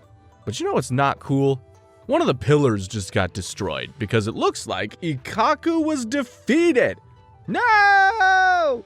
Episode 220 starts with Ikkaku trying to get back up, but he's getting beat up and refuses to release his Bankai. We then see the real Karakura town start to reappear because of the broken pillar. This is what we would call bad. Luckily, Ikkaku has backup. Tetsuzaimon and Captain Komamura. Tetsuzaimon drops some rods that stop the real Karakura town from coming back, and Komamura attacks Po. But Po gets up and punches him miles away before releasing his resurrection. And it's massive. What the hell is that? Ah! Tetsuzaimon grabs Ikkaku and makes a run for it. But Po is following them, and he almost crushes them until Komamura shows up again and judo flips him. Komamura then unleashes his Bankai, and it's two big bodies fighting. Po does his best, unleashing big seros and throwing bigger punches, but captains are on a different level, and Komamura absolutely smokes him. Komamura defeats Po, and the immediate threat is over. Meanwhile, Tetsuzaimon says Ikkaku is a selfish bastard for hiding his Bankai. It almost cost them the mission, and he's right. Komamura forgives him though, and it's all good. Well, not all good, because now Baragon is mad. Baragon tells his remaining fractions, Gio Vega and Nirge Parduak, to kill the Soul Reapers. But the Soul Reapers are ready for the fight. Suifang and her lieutenant Marichio are up against Gio and Nirge. Toshiro and Rangiku are fighting Haribel and her three fractions, Mila Rose, Sungsun, and Apache, while Jushiro and Shunsui face Coyote Stark and his lieutenant Lilinette Gingerbuck. Shunsui and Stark aren't fans of fighting, but it can't be avoided here, so they get ready. Rangiku says she'll take on the three fracciones, so Toshiro fights with Haribel. I would have thought that your ears would be just as pathetic as your face. What was that? After some infighting from the three ladies, Rangiku unleashes her Zanpakuto, Haineko. She surrounds them in a cloud of ash and attacks them with it. How are you gonna get us with this sand-like stuff anyway? She then turns it into a tornado, but the three fractions just get rid of it with their seros. Meanwhile, Marechio gets his ass beat by Nirge, while Suifan absolutely styles on Gio, trapping him before moving in for the kill.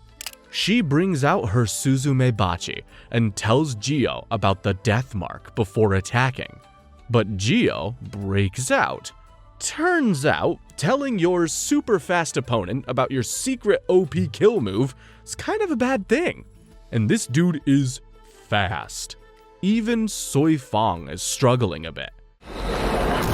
Sonido. You're not too efficient. While Marichio's fight is going well, Suifang and Gio keep at it. He eventually pushes her aside and releases his resurrection. Nirge does the same, turning into a green elephant. While Marichio keeps goofing off, Gio's resurrection makes him even faster and stronger than before, and it's starting to become a serious problem for Suifang. She takes some damage and it's not looking good. Meanwhile, Marichio and Nirge are just having a comedy fest, when it's interrupted by Suifang crash landing next to him.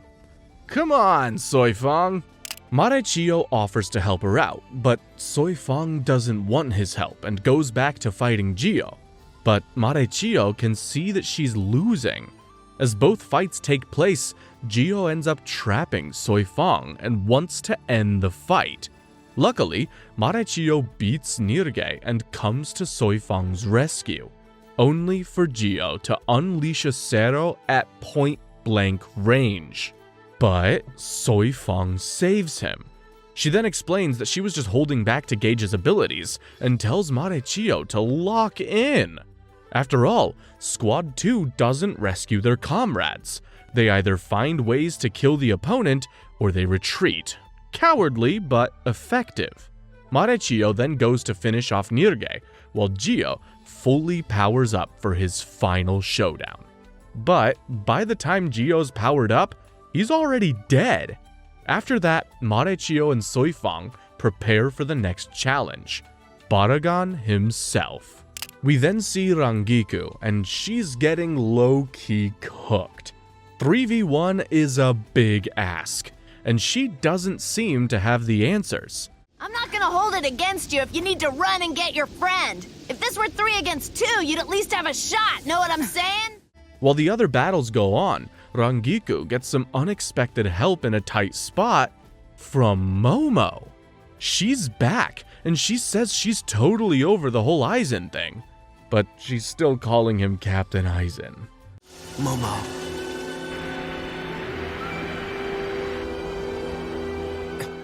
In any case, she traps the 3 Fracciones and sets off a big explosion. Back with Shunsui, he's going at it with Stark and is doing his best to make Stark go all out, but Stark's uninterested. We then see Jushiro, who refuses to fight Lilinette because she's a child. But Lilinette doesn't care and draws her Zanpakuto, and it looks like Stark might finally have to get serious. Meanwhile, Rangiku and Momo's reunion is interrupted by the 3 Fracciones unleashing the Resurrections. What is that? Then, they combine to create a monster called Ion, and it's terrifying. Episode 225 sees Lilinette trying her best to hurt Jushiro, but all she's doing is annoying him. After swatting away her Sero, he tells Lilinette she's gonna end up dead if she doesn't stop. Cold.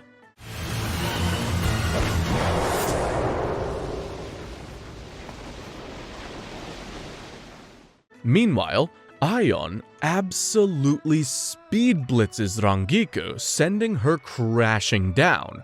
Momo saves her and tries to heal her injuries, but Ion shows up and clocks her too. Luckily, Izuru and Shuhei save her. It's their turn to get back in the battle. While the Fracciones get into a stupid argument, Shuhei says he'll fight Ion while Izuru heals Rangiku and Momo.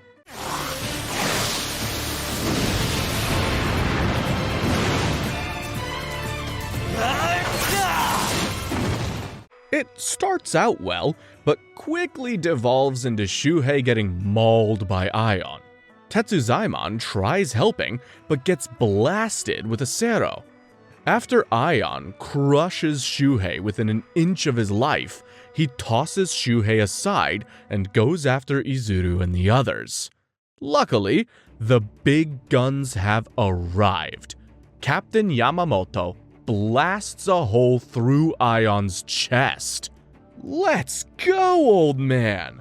Ion gets mad at his injury and starts tweaking. He grows in size and is pushing out a huge spirit pressure. And Yamamoto don't give a damn. Ion gets up one last time, so Yamamoto then burns him to dust. As you wish. Maribel's Fracciones then jump in, and Yamamoto cooks them too. Old school Aura farmer, this guy. We then see the next set of matches. Toshiro versus Haribel, who is the 3rd Espada. Suifang and Marichio versus Baragan, who's the 2nd Espada. And that leaves Shunsui versus Stark, who's the number 1 Espada, aka the strongest.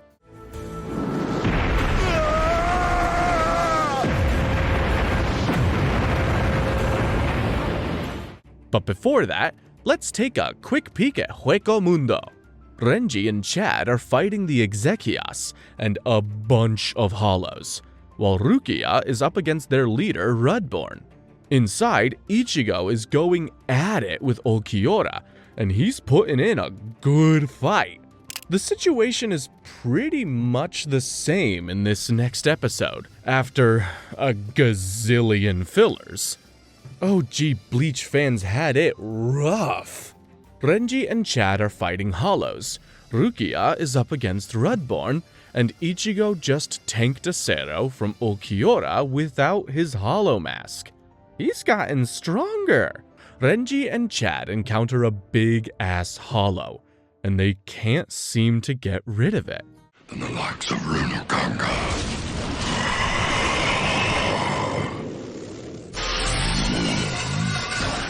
So Renji brings out his Bankai, which is always cool. Back with Ichigo, he's growing into the fight, getting faster and better at dealing with Ulquiorra's attacks, until he locks in and does this.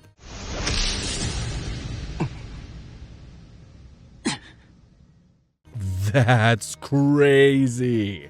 Meanwhile, Renji attacks the hollow with his Bankai, but the bastard just regenerates and fights back.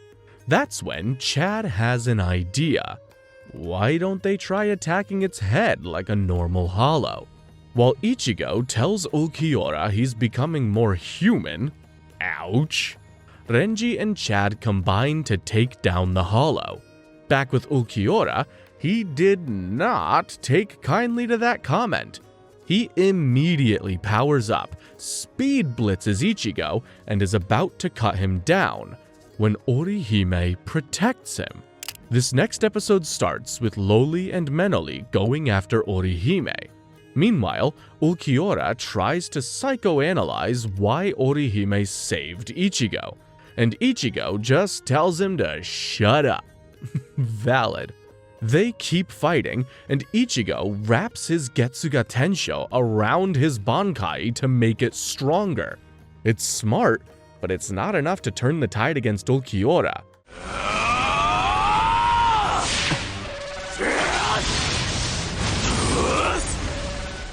That's when Loli and Menoli get there and grab a hold of Orihime.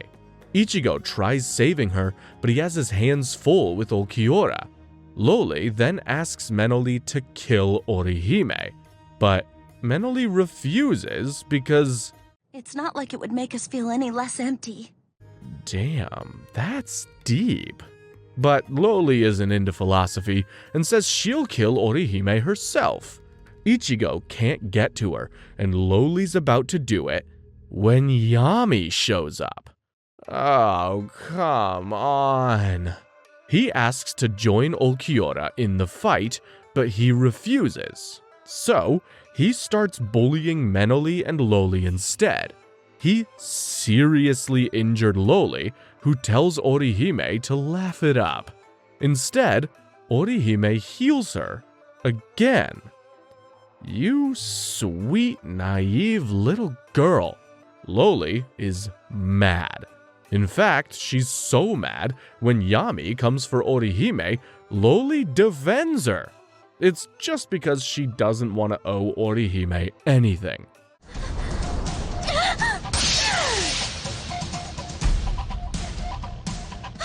Loli releases her Resurrection and attacks, but Yami crushes her with minimal effort and tosses her out.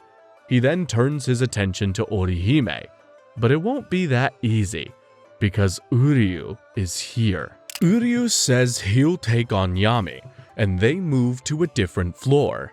Meanwhile, Ichigo is getting his ass beat, but refuses to bring out his hollow mask because of Orihime, and Ulquiorra doesn't like that one bit. Meanwhile, Rudborn is spawning hella Exekias. Well, very impressive. You continue to fight even against such a large number of my soldiers. That's his power, and he has Rukia overwhelmed, until Renji and Chad show up to help. Back with Uryu, he lays a mean trap for Yami, and the big dumb bastard just walks right into it.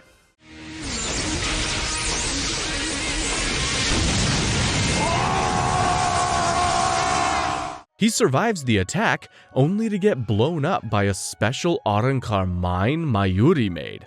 He then sends Yami falling through multiple floors into the abyss below. Damn, Uryu!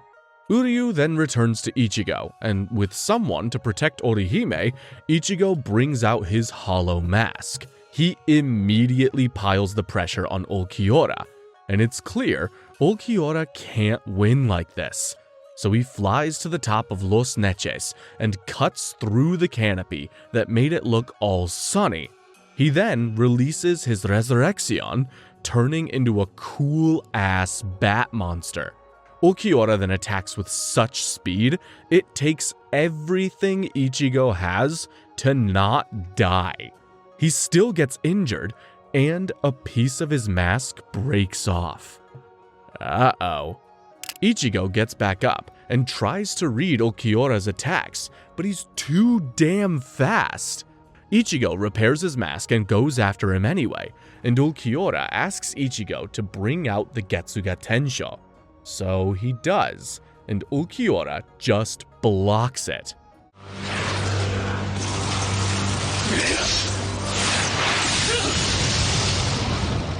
Ulquiorra then says the Getsuga Tensho is very similar to the Black Cero Espada can use in their released form. He then launches one at Ichigo, engulfing him and tearing away his mask. After sensing that, Orihime asks Uryu to take her up to where Ichigo is. Don't do it, man. Do you think it's possible that by using your powers, you could lift us above that canopy? Speaking of Ichigo, his mask is gone and he's getting thrown around like a sack of potatoes. But no matter how bad he gets hit, Ichigo refuses to drop his sword, and that pisses Ulquiorra off. After beating Ichigo senseless, he asks why Ichigo won't drop the sword. And it's simple, because Ichigo still thinks he can beat Ulquiorra. So, Ulquiorra brings out all his power to prove just how hopeless Ichigo is. This is what true despair looks like. Ulquiorra shows Ichigo his second released form, something no other Espada has. He hasn't even shown this to Aizen yet, and it's even cooler than his last transformation. If you thought that was a bad beating, this one makes it look like a picnic. Ulquiorra destroys Ichigo, beating him over and over and throwing him all around. But Ichigo won't give up. He has to win. Uryu and Orihime make it just in time to see Ulquiorra holding up Ichigo, and he charges up a point-blank Black Cero and blows a hole right through Ichigo. Damn. As Ichigo's lifeless body drops down, Orihime saves it and goes in to heal, but is stopped by Ulquiorra.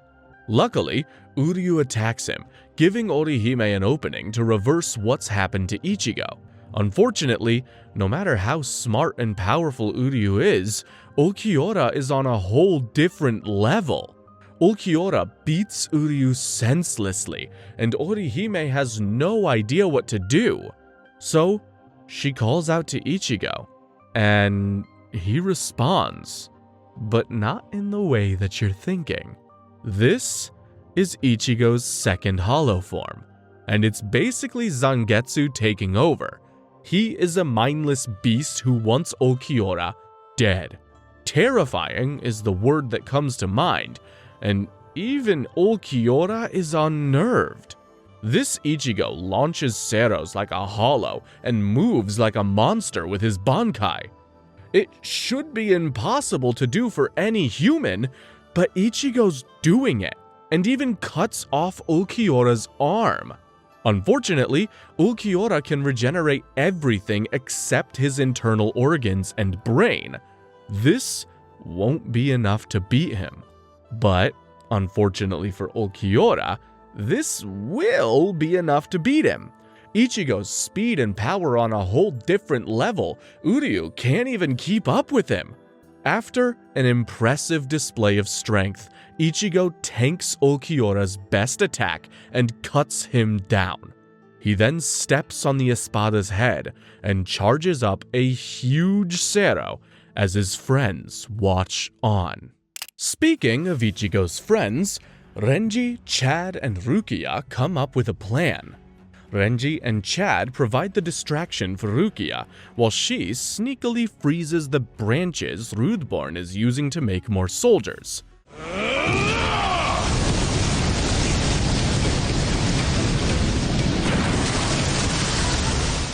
As soon as he's frozen, Rudeborn is destroyed by Yami. He's back and way bigger than before. Speaking of big, Ichigo's Zero blasts through Los Noches' roof, and yeah. What the hell is happening now? It's coming from outside of the canopy. After that, Ulquiora's internal organs are fried, and he is down for the count. But Ichigo is not in control. He's about to kill Ulquiora until Uryu tries to stop him. That's when Ichigo stabs Uryu with his Zanpakuto and charges up a Zero. But that's when something insane happens. Ulquiora chops off Ichigo's horn, saving Uryu. The rest of Ichigo's mask breaks off and he passes out. And he doesn't need medical attention either, because his body just magically heals itself when he wakes up. MC privileges, some would say. Ichigo then sees that he stabbed Uryu, and he's horrified. But Ulquiora pulls Ichigo's Zanpakuto out of Uryu and demands that they end this fight. But Ichigo says it's not fair. He isn't the one who hurt Ulquiora. So, Ulquiora should cut off an arm and a leg from Ichigo to make things even. He's insane. What difference does it make? Am I also the one responsible for cutting off your left arm and leg? Luckily, it doesn't even come to that. Ulquiora starts crumbling away and he asks Ichigo to kill him. But Ichigo refuses and he reflects on his life. He thinks about Ichigo and his friends, how they never gave up on each other no matter what. As he dies, he realizes what a heart is, and that he had one all along.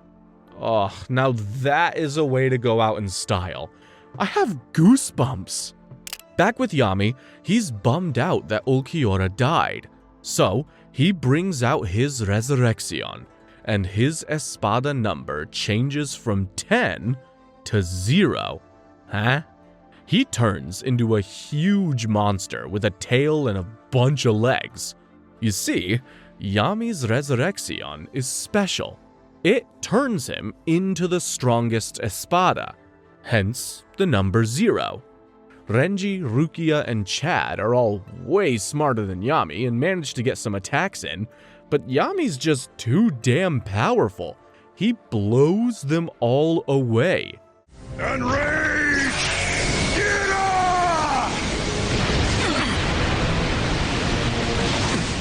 While Rukia and the boys deal with that, the good guys are not having a good time.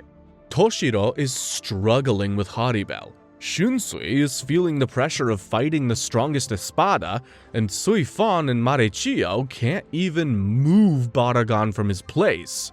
Marechio wants to use Gentai Kaijo to remove their limiters, but they don't have a Gentai Rain to begin with. Oh boy. Haribel then brings out her Resurrection, turning her into a shark-coated monster with a massive blade. From appearances, there's not as much of a change as I had expected. She attacks and seemingly slices Toshiro in half. But it was just an ice clone, thank God. Still though, Haribel is going to be a problem. Her water powers are devious. She could cut through anything with them. Toshiro turns her water into ice, saying he has the advantage. But when he attacks, Haribel turns that right back to water and attacks, flooding the city below them. Toshiro managed to avoid taking damage, but he knows regular tactics won't work. So, Toshiro pulls a galaxy brain move. He sends an attack. Haribel turns it to water, and then he turns it back to ice and attacks her. He freezes her, but she breaks out and starts chasing him across the city.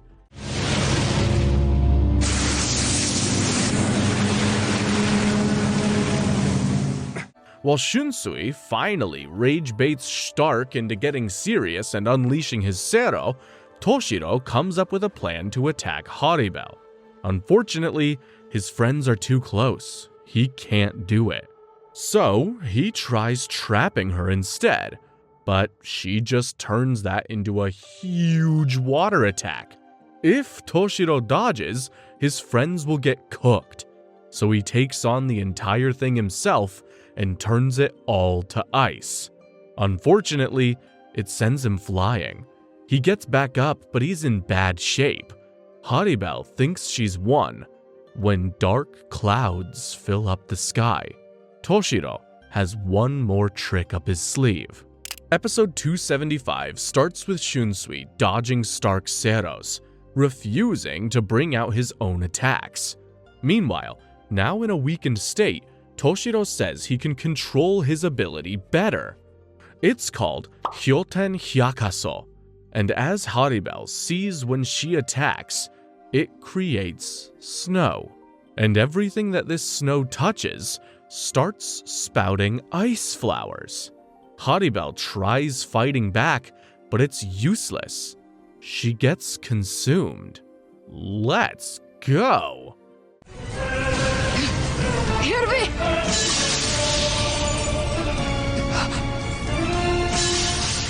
Fighting isn't over yet though, because Soifang vs Baragon is next.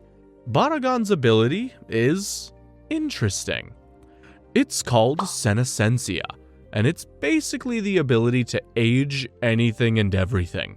This leads to some insane stuff, like Soifang breaking her arm just because he touched it, or him seemingly be able to slow down Soifang's attacks because reasons.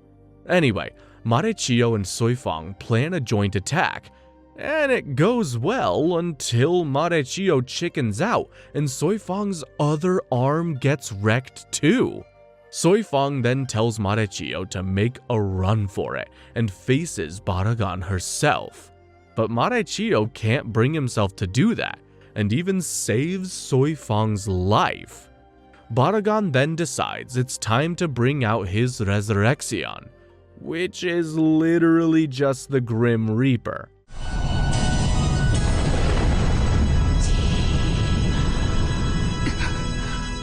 What is that? He then releases Respira, a mist that devours anything it touches. Soifang tries running away, but it starts eating away at her left arm. She has no choice. She has Marechio chop it off. Ooh, that's not optimal for muscle growth. Down to 3 limbs, Soifang has an idea, but Marechio is gonna have to play bait for that to work. And this time, he has to see it through. Act as a decoy. Draw him in. So you mean one-on-one? I have an idea. Wait, no! Meanwhile, Stark is getting annoyed that Shunsui won't show his Bankai, but Shunsui wants to see Stark's Resurrection first. We then see Jushiro messing with Lilynette, having taken away her sword. Stark feels like Shunsui is going after Lilynette for a second and instantly uses flash steps to launch a Zero from under Shunsui. Ouch! Meanwhile, Marechio is running away from Baragon and realizes he needs to get him in a place where he has more of an advantage. So, Marechio gives him the old run around and drop a building on him. Standard anime stuff. Unfortunately, that didn't do anything to Baragon, and he releases Respira again. Speaking of time, it's time for you to suffer the dying breath. Respira. Back with Junshiro, he's still messing with Lilynette, while Shunsui survived the Zero. Shunsui says it's clear Stark has a more personal relationship with his Fraction, but Stark isn't in a talking mood. Back with Marechio, all his running paid off. He bought Soifang enough time, and with that, Soifang unleashes her Bankai. It's called Jakuho Raikoben, and it's a big-ass missile launcher. Soifang hates this Bankai because it's too big and too flashy to be stealthy. It's too flashy for an assassin.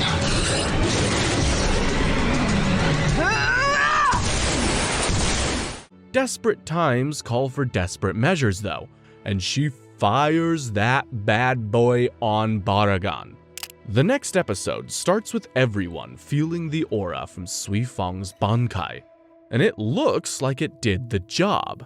Back with Stark, after seeing another comrade go down, he asks how good Shunsui's Bankai is, and he's intrigued. So, they both decide to get serious. But unlike regular Espada, Stark doesn't release his sword to activate Resurrection. He releases Lilinette. Stark turns into an eye patch wearing badass assassin with pistols, and Lilinette is the pistols.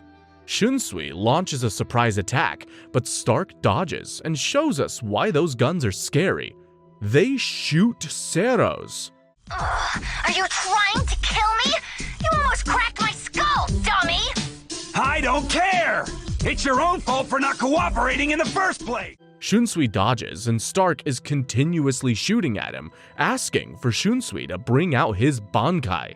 To force him into doing that, Stark uses his Cero Metralleta, which is just an avalanche of Ceros together. Shunsui does his best to dodge them all, but he doesn't have to. Jushiro just joined the battle, and he did so with a Cero of his own. What? Stark asks how Jushiro did that, and he just plays dumb. So Stark sends another Cero, and it gets sent back again. He then realizes that Jushiro is just absorbing his attacks and sending them back. But before he can do anything about that, Shunsui attacks too. It's a 2v1.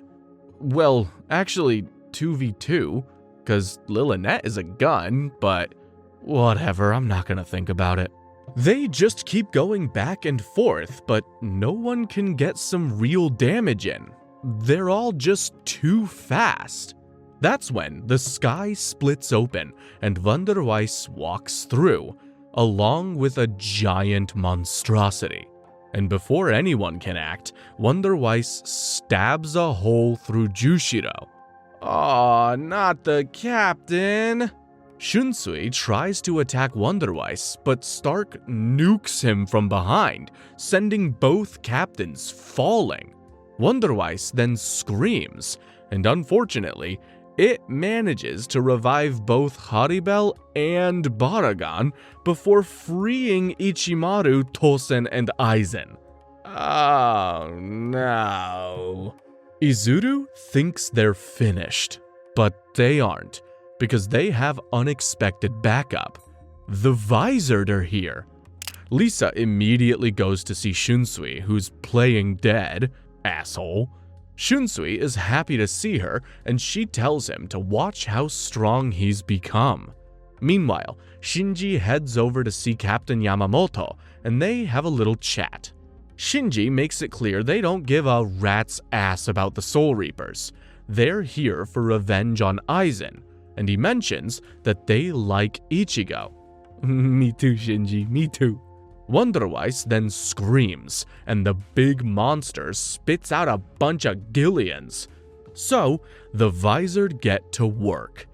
Each member absolutely stunts on the Gillians, tearing them apart like they're nothing. They are the coolest part of this show.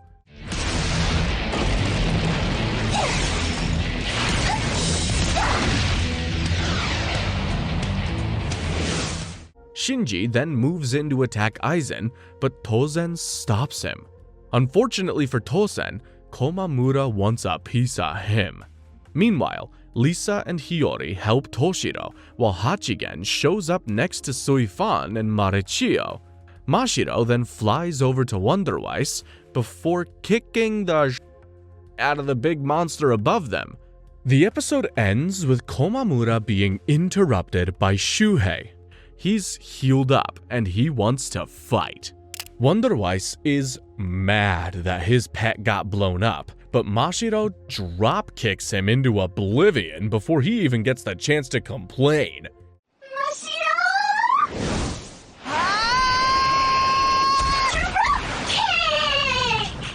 Anyway, after Hiyori calls Toshiro a pervert, they combine with Lisa and take on Haribel. Meanwhile, Love and Rojuro take on Stark, and Hachigen tries to seal Haragon to keep his Respira trapped. Well, that went horribly wrong. Back with Tosen, Shuhei thanks him for everything and says he's gonna bring his captain back to the Soul Society. Ooh, who's gonna tell him? Like I said before, you haven't changed at all. Even as you stand there to confront me, your words don't have a shred of fear in them. While Hiyori and Toshiro bicker and fight Haribel. Oh, I definitely ship them. Baragon explains how even barriers age and die. That's how he got through. So, Hachigen creates a big-ass barrier and strengthens it with a lot of spells. Hachigen then says he needs Suifang's Bankai power. In exchange, he makes Suifang a deal. Hachigen will trap Urahara in a barrier for a month. She hates that dude, so the plan is set. Hachigen traps him and Suifang obliterates him. But is he really dead? As it turns out, no. The bastard survived and he's throwing a fit. He says he's the king of Hueco Mundo and that everyone and everything else pales in comparison to him. He attacks Hachigen and manages to infect his arm, so Hachigen transports the arm inside Baragon.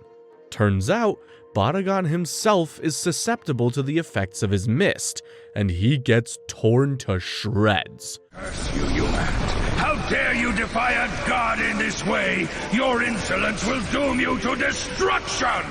But Baragon refuses to die. We then see his backstory. He used to be the king of Hueco Mundo, ruling a kingdom where there was nothing to do and no one to conquer. That is, until Aizen, Tosen, and Ichimaru showed up one day.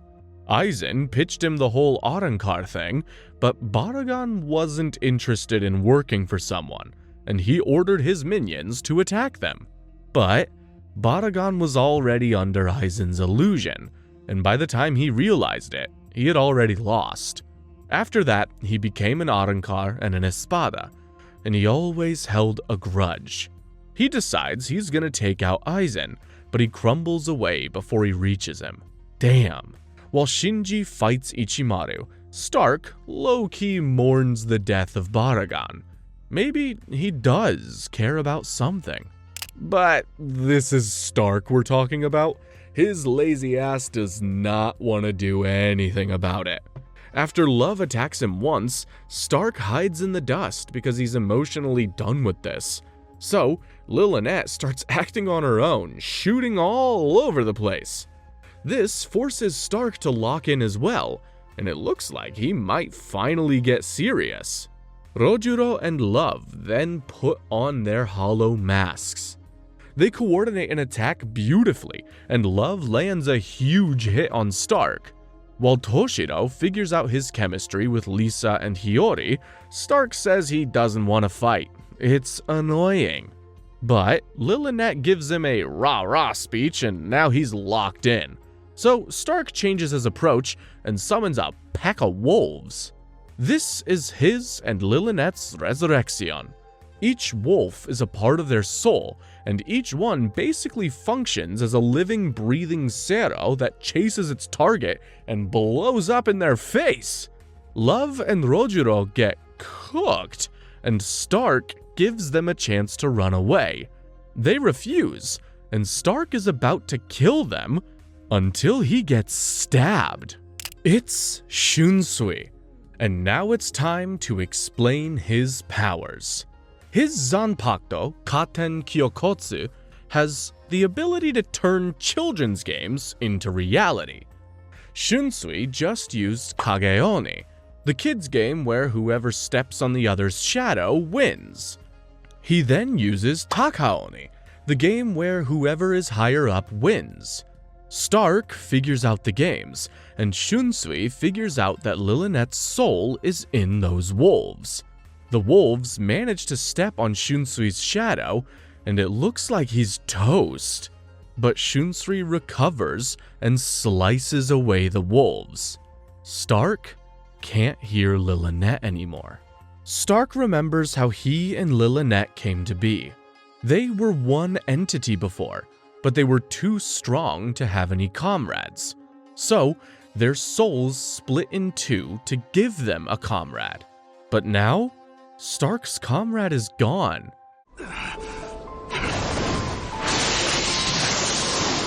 Lillinette, speak up! Where are you? Talk to me! Shunsui isn't giving him time to grieve. The next game is Iraoni. You pick a color, and that's the only color you'll be able to damage on your opponent and vice versa. And the more dangerous the color for you, the more damage you can do to your opponent.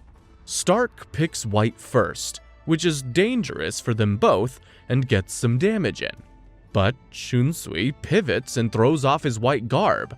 Now in full black, Shunsui picks the color black and stabs through Stark's hollow hole. As he falls, Stark thinks about how he and Lillinette came to be, how Aizen recruited them, and how they were always supposed to stay together. He then falls to the ground and dies. God damn! We then cut to Haribel struggling in the 3v1, and Aizen has had enough. So he walks over and cuts down Haribel. This guy is a monster. The next episode shows us a Haribel flashback. She saved Apache from a hollow way back when in Hueco Mundo, and then recruited her to be with Mila Rose and Sung Soon. She was a natural Vastolorde back then. Together, the four ladies looked out for each other and survived in the hellscape of Hueco Mundo. Girl power can't be beaten by some hollows. Throughout all this, Haribel never devoured the hollows she killed. She didn't want to get stronger that way. Back when he was the king of Hueco Mundo, Baragan offered Haribel and her comrades a chance to work with him. But they refused, and Haribel attacked one of Baragan's men. After that, Aizen popped up and started making everyone Arankars. This included the guy Haribel attacked, who comes after her looking for revenge. He beat up Haribel, who told her girls to run away, but they stuck by Haribel's side and got beaten up. Haribel did her best to fight back, but the bastard was too strong. He was about to kill Haribel when Aizen stopped him. Aizen then gave Haribel the pitch. If she becomes stronger, she can protect her comrades. In the present, Aizen cuts Haribel down, and she realizes he just played her like a fiddle. Aizen then tells the good guys to prepare themselves. For what? Episode number 285 starts with Mashiro goofing about. She can keep her hollow mask up for 15 hours at a time, and she's using it to whoop Wonderweiss. But she underestimates how much energy is being used up by fighting an espada, and her mask breaks off. Wonderweiss immediately bashes her face in, but good old Kensei saves her. Are you kidding? Stop that!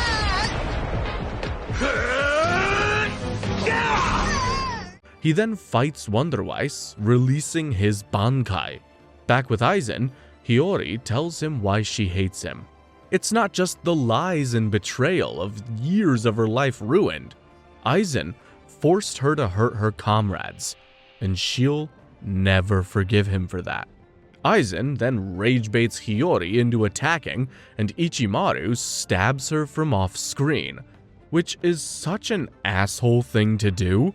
As Hiyori falls, Shinji catches her, and Hachigen can't heal an injury like this.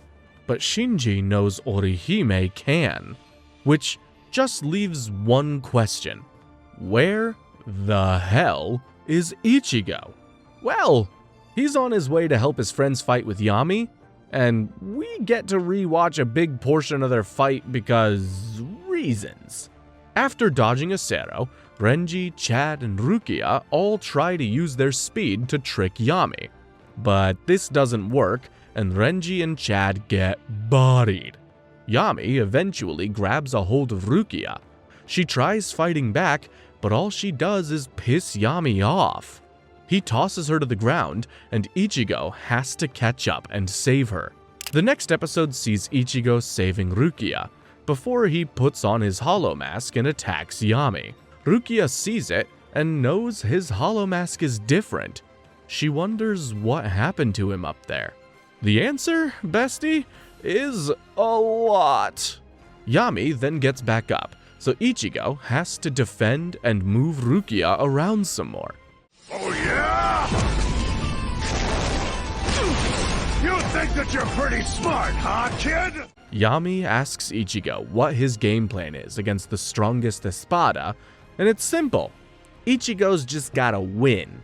Ichigo brings out his hollow mask, but it fails.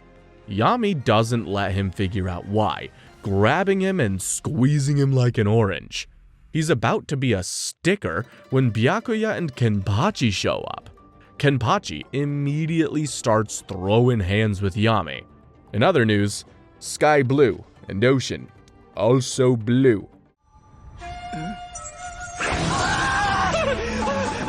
What the hell was that, Kenpachi? You really swung at me! That's dangerous! Byakuya then shows up and tells Ichigo to get the hell out of there.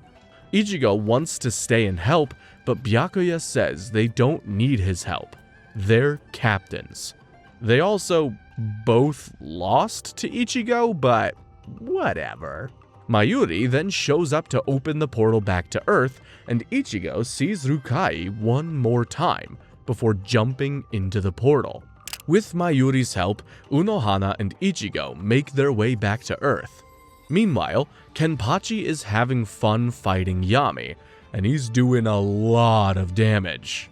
We then see Mayuri and Byakuya chatting, and it's clear Byakuya doesn't appreciate his sentiment. Meanwhile, Unohana asks how strong Aizen was, and Ichigo says he was strong.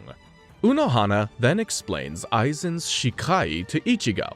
Basically, Ichigo was so weak back then that Aizen didn't even try bringing out his Shikai. He stopped Ichigo with one finger. But that's an advantage. After all, everyone else who's seen Aizen's Shikai is under the power of his illusions. Ichigo is the only one it hasn't affected, so he needs to lock in. Unohana says that with his Bankai, Ichigo is almost at captain level. But Ichigo says his spirit energy is only 50% back, so Unohana says she'll restore it on the way back. Meanwhile, Kenpachi cuts up Yami, and it looks like he's won, but he then gets into an argument with Byakuya, and Yami suddenly gets up and unleashes a Sero. Kenpachi and Byakuya's argument gets a bit out of hand. They're about to throw down until Yami interrupts again, so they cook him. They're about to start their own fight when Yami gets up again and mutates into an even bigger monster. Apparently, the angrier he gets, the bigger he gets. That's horrifying.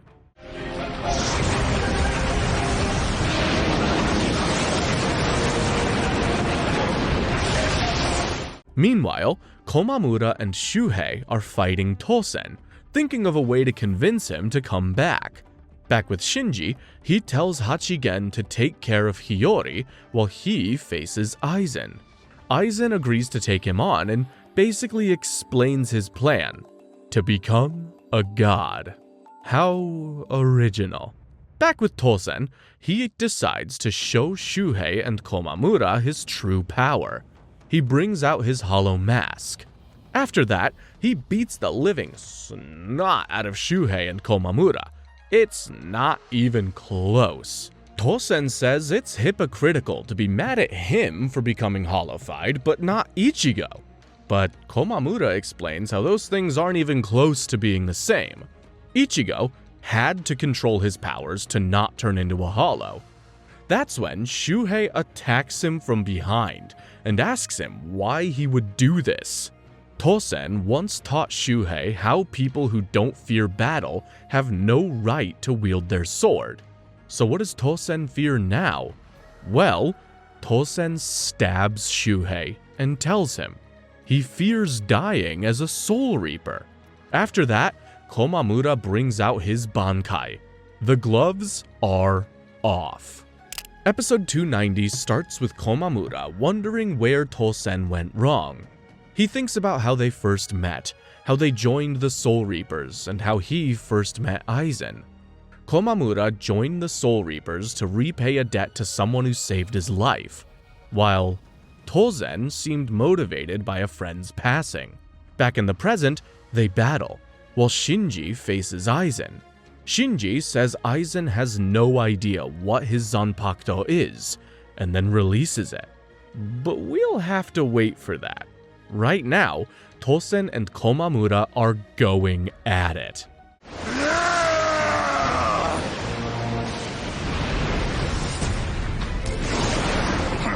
Tosen's speed is crazy, and so is Komamura's destructive power.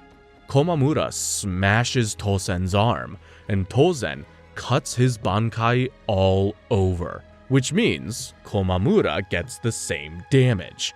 And unlike Komamura, Tosen can heal himself immediately. Tosen then explains why he joined the Soul Reapers.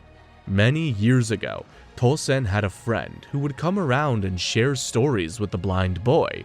She was kind and had a strong sense of justice, which led her to joining the Soul Reapers and marrying a Soul Reaper. But that man ended up killing her over an argument over another murder he did, and Tosen lost a friend. He didn't join the Soul Reapers for justice. He joined them for revenge, so he could get strong enough to impose peace on everyone. Jesus Christ. Komamura accepts that this is how Tosen thinks. He can kill him with some sense of clarity now, but Tosen says a big fat no to that and releases his Resurrection. Why does he have one of those? It turns him into a disgusting monster. I sure missed that, and he can finally see. I can see, Sanji! I can see! So that is the sky! With that, Tosen charges at Komamura. While Tosen and Komamura fight, we get a brief glimpse of Aizen and Shinji. Shinji releases his Shikai Sakanade, which is supposed to affect one's senses like Aizen's Kyoka Suigetsu. Aizen says he can't feel anything when Shinji points out a particular smell to him, and suddenly, everything is upside down for Aizen. He's in the inverted world. Meanwhile, Komamura and Tosen go back and forth. Komamura says that Tosen may be able to see now, but he's never been more blind. Insane bar. Komamura eventually slams him down, and it looks like the fight is over until Tosen attacks from behind and just heals himself up. Komamura does his best, but Tosen's sheer power and speed are too much. He ends up on the ground and accepts his fate, only for Shuhei to stab Tosen in the back. He then releases his Shikai, tearing him apart from the inside. Meanwhile, we see what the inverted world is. Basically, Shinji has reverted all of Aizen's senses and movements, Left is right, up is down, and everything else is the opposite too. He begins attacking Aizen, slicing him up. It looks like Aizen's struggling, and Shinji goes in for the kill, only to be cut in the back by Aizen. Aizen says this is a cheap parlor trick compared to his Kyoka Suigetsu. It was no challenge at all. I hate to admit, he has aura. Meanwhile, Tosen wakes up from a bad dream, and he can use his eyes because of his hollowification. Komamura finally gets through to him with his kind words, and Tosen cries, apologizing to his friend and his student. He then asks to see Shuhei's face. Before he explodes, Aizen just watches with a smile on his face. Of course that was his doing. And that's when the sky opens up behind them. Ichigo is here. Ichigo unleashes a Getsuga Tensho the second he sees Aizen, but Aizen blocks it with some science mumbo-jumbo. What happens next is one of the most bone-chilling displays I've ever seen from a villain. Aizen guesses that Ichigo is thinking he should have used his hollow mask to attack, which is exactly right. So Ichigo does that and attacks again, but he can't hit Aizen. Aizen isn't even using his Kyoka Suigetsu. This is base power, and it's terrifying. It's pointless for you to do that with me. See? I can reach out and touch your heart. Aizen then asks Ichigo why he's fighting here. Orihime and his friends are all alive, which means he doesn't really hate Aizen. And without that hatred, he can't truly fight. All those mind games are getting to Ichigo, and he wavers for a second. But Komamura gets him back to his senses. Ichigo's here for a reason, to protect his friends, his town, and because he's the only one who hasn't been affected by Kyoka Suigetsu, which means he's the only one who can truly beat Aizen. And everyone is gonna help him do that. The captains, the visored, everyone will attack Aizen to create an opening for Ichigo to take him down. Ichigo accepts his role and gets ready to attack when he sees an opening. Shunsui and Toshiro are fighting Aizen, and Aizen totally rage baits Toshiro by mocking him for caring about Momo. Toshiro then brings out his Bankai. He's mad. Toshiro attacks, and Komamura and the Visored follow suit. Love, Rojuro, and Lisa all join the two captains, and it looks like it's going well until it isn't. Aizen escapes their attacks without a single scratch, and he launches his own attack. He chops off Komamura's arm, beats the living hell out of Love and Rojuro, and cuts down Lisa. Ichimaru explains the whole thing. It's not just the Kyoka Suigetsu. He says Aizen's an absolute monster, even without it. Aizen is strength itself, as he puts it. Bro's glazing more than Dunkin' Donuts over here. That was just the first wave though. Next, Suifang charges in with hella clones, and Toshiro freezes Aizen's arm to stop him from counterattacking. She hits Aizen with the death mark twice, but he just blocks it with his massive amounts of spirit energy. That's when he gets stabbed through the back by Shinsui using Kageoni. Toshiro then charges in, and Aizen prepares to block, only to realize Shinji is using Sakanade to invert his senses. By the time Aizen realizes, it's too late.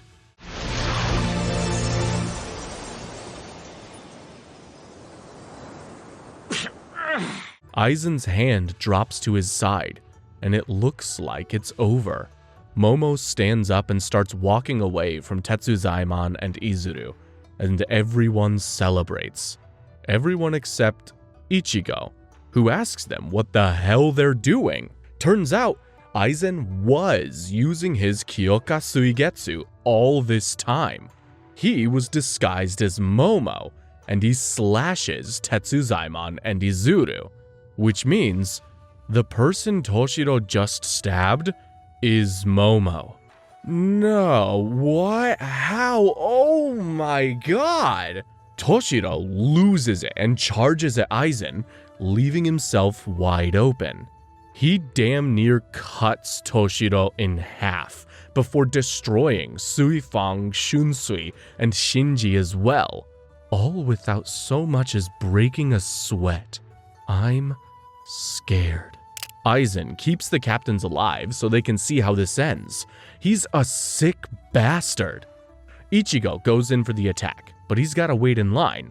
Captain Yamamoto is up first.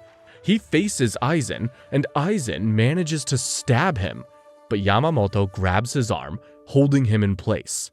He then unleashes huge pillars of flame, which will burn both of them and all the captains in the area. A sacrifice they're all willing to make. What's that noise?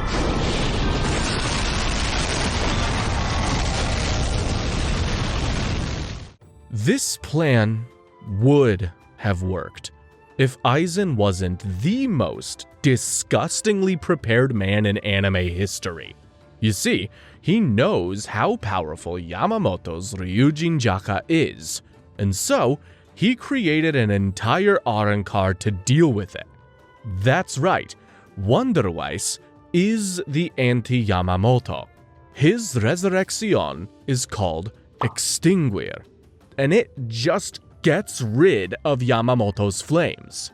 Aizen expects Wonderweiss to deal with Yamamoto, but Yamamoto is no pushover. He hasn't been the head captain of the Soul Reapers for 1,000 years for nothing. With just his hands, Yamamoto goes to town on Wonderweiss. The poor Arrancar does his best to fight back, but he's up against someone who is impossibly strong, and he gets annihilated. Sokotsu!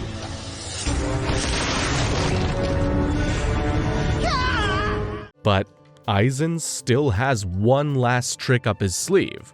Wonderweiss didn't just get rid of the flames, he sealed them in himself, and he's about to let them all out at once. Yamamoto manages to jump on the explosion and contain it, but he's in bad shape. Aizen walks over to deliver the finishing blow, but Yamamoto grabs his legs and sacrifices himself to unleash an attack. Aizen takes damage for the first time, and then he looks up to see Hollow Mask Ichigo unleashing his Getsuga Tensho. After Aizen survives Yamamoto's attack, Ichigo does land his Getsuga Tensho, but he walks away with minimal damage. That was Ichigo's shot to kill him, and he missed. Aizen then reveals that he's planted the Hogyoku inside himself. But the next bombshell is even crazier. Aizen knows all about Ichigo's Soul Reaper journey. When it started, when he got his power-ups, the holification thing, all of it. And that's because it's all been part of Aizen's plan. Huh? Of course, the show loves an excuse to show a flashback, so here's some highlights from the show for no reason. We see a bunch of highlights from the show cause runtime padding, and at the end we see a past version of Aizen watching them all, saying everything is going according to plan. The first half of this next episode is basically a continuation of the recap, with Aizen watching everything happen in Ichigo's life. Back in the present, Aizen explains how he was the one making all the weird stuff happen in Ichigo's life. All because he thought Ichigo would be a great test subject. He sent the Menos Grande after him and Uryu. He made sure Rukia was detected on Earth. He made sure Rukia got the death sentence, and a whole bunch of other shit too. Ichigo is mad and attacks, but it looks like nothing's changed. Don't disappoint me. By this point, your power should be much greater than this. Ichigo's having a hard time believing it, but Aizen says it's true. Ichigo then asks when Aizen took interest in him, and Aizen says he's been looking at Ichigo since he was born. He's about to explain why when it's Isshin, Ichigo's dad. He finally reveals himself to his son and headbutts him. Classic Isshin. Isshin then grabs Ichigo and goes to a safe distance. Isshin says Ichigo probably wants to know the story, but Ichigo says, nah. He understands that Isshin probably had his reasons for hiding the truth, and says they can have this conversation whenever Isshin is ready. That's so sweet and mature, and something you never get to see in most shonen anime. With that, Ichigo takes on Ichimaru, and Isshin fights Aizen. While the two old heads go at it, Ichigo and Ichimaru face off. Ichimaru calls Ichigo creepy, which is honestly ironic, before unleashing his Bankai Kamishini no Yari, and it's crazy. He can extend his blade up to 13 freaking kilometers, all with insane destructive force.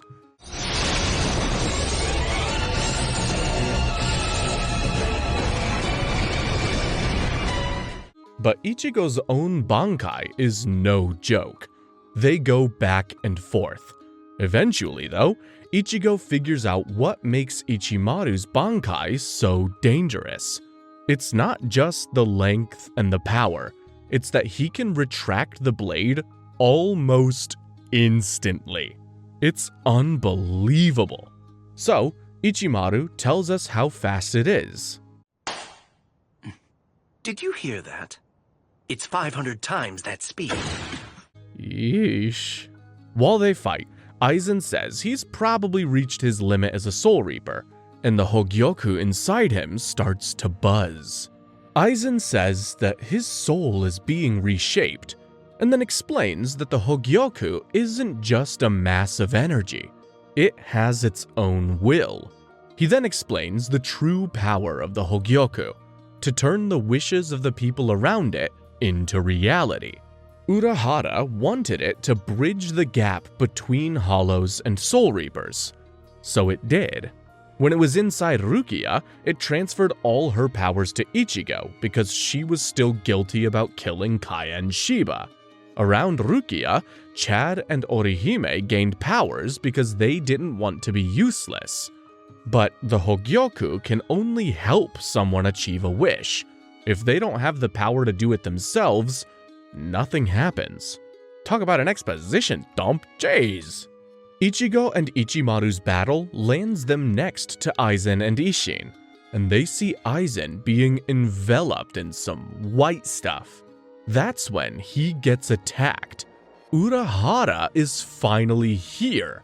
Episode 300, Jesus Christ, starts with Aizen telling Urahara that he's not gonna stop him, and he stabs the bucket hat enthusiast. But that was just a portable Gigai. Urahara traps Aizen with hella Kido, and then absolutely nukes him. It looks like Aizen's gone, until he isn't. The Hogyoku is making changes to Aizen's appearance now. He's turning into a monster. Exactly as I thought. Too slow. But even this was part of Urahara's trap. The real plan was to seal Aizen's outlets for spirit energy, which are on his wrists. And Urahara did just that, which means Aizen is gonna blow up because of his own spirit energy. Unfortunately, that's not enough to take down Aizen. He emerges from the blast covered in a royal white suit that includes a mask, and it's as scary as it is cool. He lands in between everyone. Isshin and Urahara launch another attack, this time with Yoruichi's help. But once again, Aizen is just too damn powerful with the Hogyoku.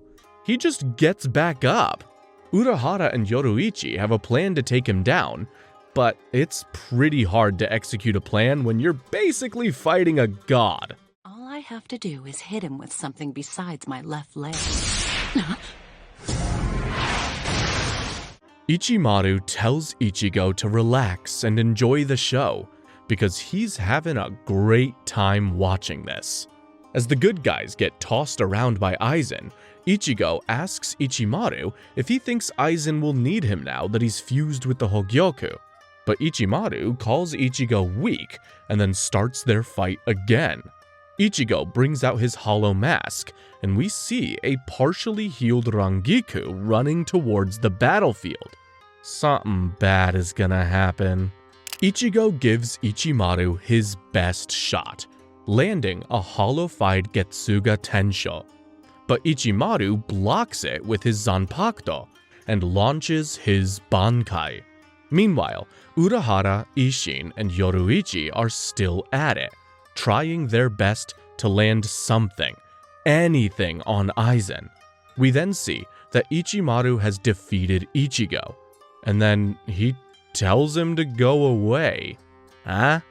Back with Aizen, Yoruichi lands a good hit and sends him back to the ground, where Urahara traps and blows some explosions on him, before Isshin lands a Getsuga Tensho of his own.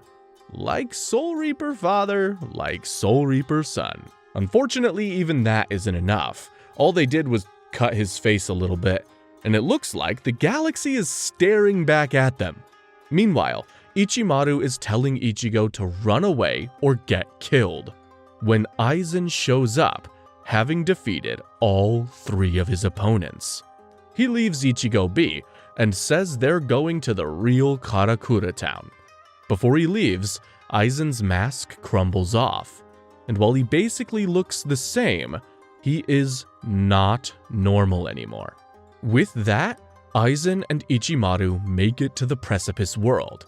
There, Aizen destroys the Cleaner, which is supposed to be immune to spirit energy. This can't be good. Meanwhile, Ichigo feels like a useless chump. He couldn't do anything to stop Aizen or Ichimaru.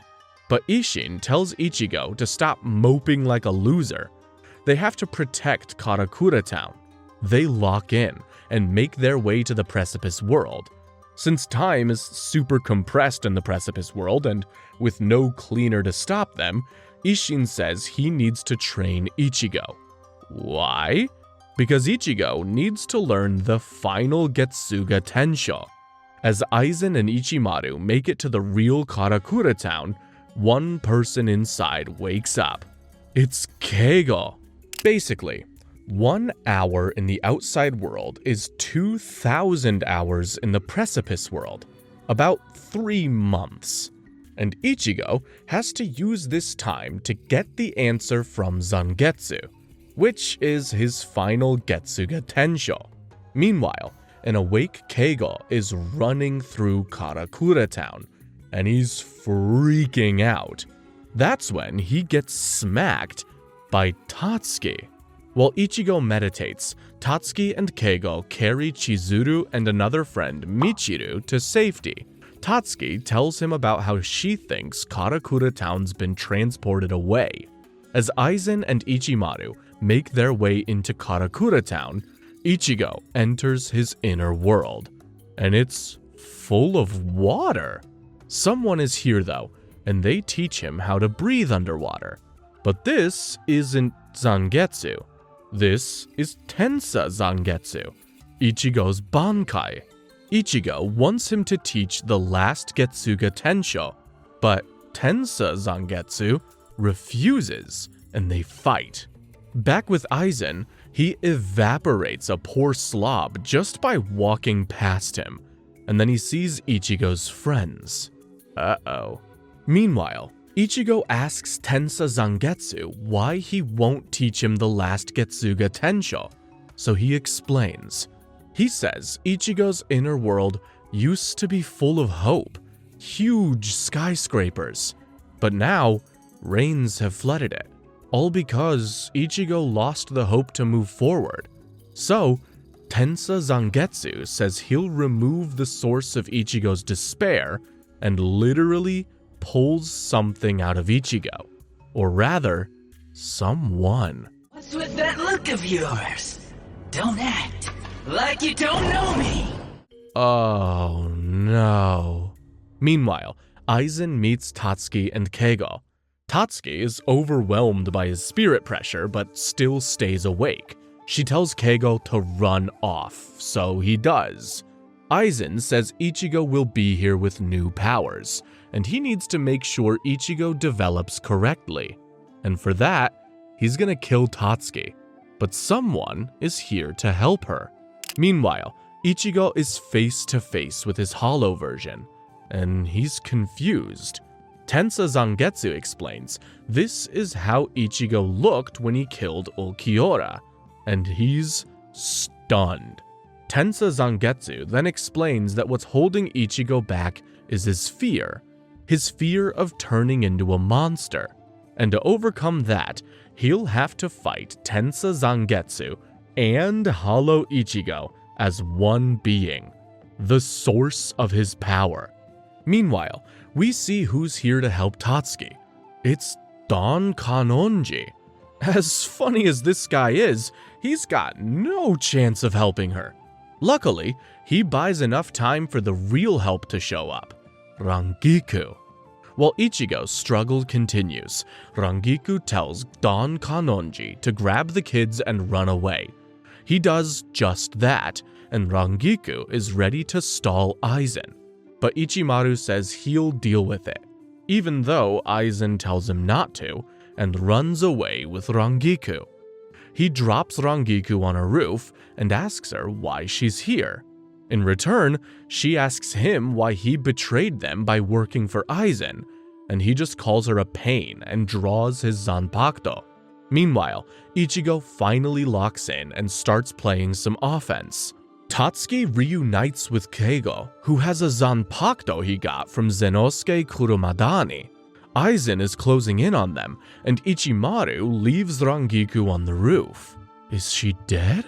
While the combined Tensa Zangetsu and Hollow realize that Ichigo is serious, Isshin is having a hard time helping Ichigo maintain this connection. He needs to hurry up. The next episode sees Keigo, Don Kanonji, and Tatsuki meet Chizuru and Mitsuhiro, who are both awake. After catching up, they feel Aizen coming and try their best to outrun him. Of course, they can't. That's when Zenosuke shows up and takes his Zanpakuto back from Keigo, but all he can manage is a cheap diversion to help them run. Meanwhile, Ichimaru comes back, and Aizen asks him what he did to Rangiku. Ichimaru says he killed her, and Aizen believes him. Her spirit energy is gone.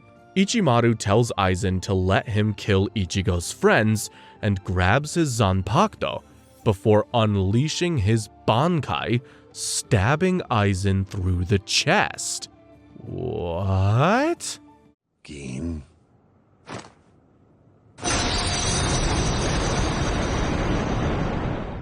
Grabbing Aizen's Zanpakuto is the only way to avoid Kyoka Suigetsu.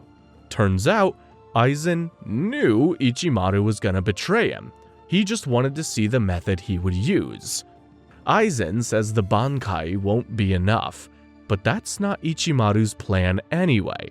You see, Ichimaru's Zanpakuto is missing a little piece. He just planted that piece inside Aizen.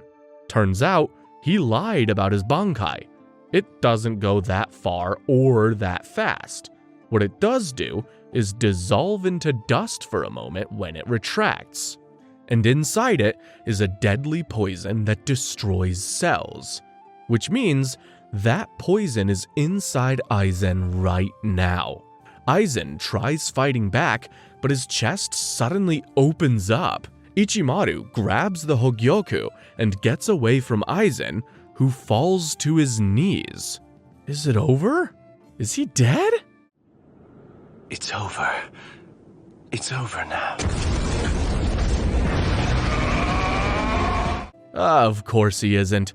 Aizen screams as a huge purple light beams out of him, and from it, he emerges in a new form.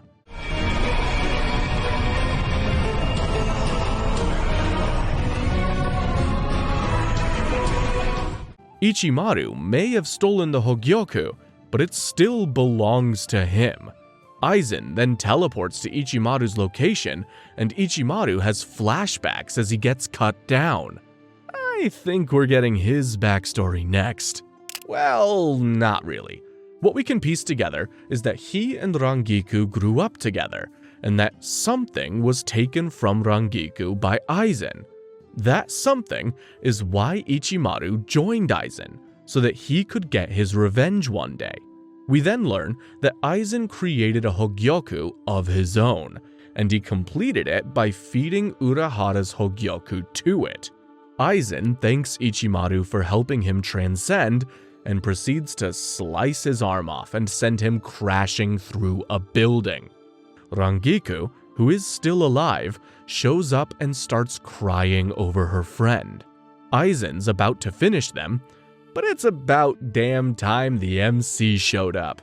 Ichigo is back. What's more, he's got an emo do-over, and it suits him. After Ichigo checks in on his friends, Aizen says he can't sense Ichigo's spirit energy anymore. But it's not because he's weak, it's because he's strong. Aizen figures out that Ichigo abandoned his spirit energy for physical strength, and says that was a foolish decision. With that, the long-awaited Aizen vs. Ichigo begins. It's a nice back and forth, with Aizen believing he has the upper hand in the whole thing, while his power is destroying mountains and stuff. That is, until Ichigo pulls the greatest Uno reverse card in anime history. By just dodging my slash, he would have eliminated the risk of getting hurt, but he chose to do this instead? He caught it with his bare hand. Yeah. Aizen is stunned, calls it a fluke, and proceeds to unleash a huge Kido on Ichigo, trapping him. But Ichigo breaks free with a swipe of his hand and tells Aizen the truth.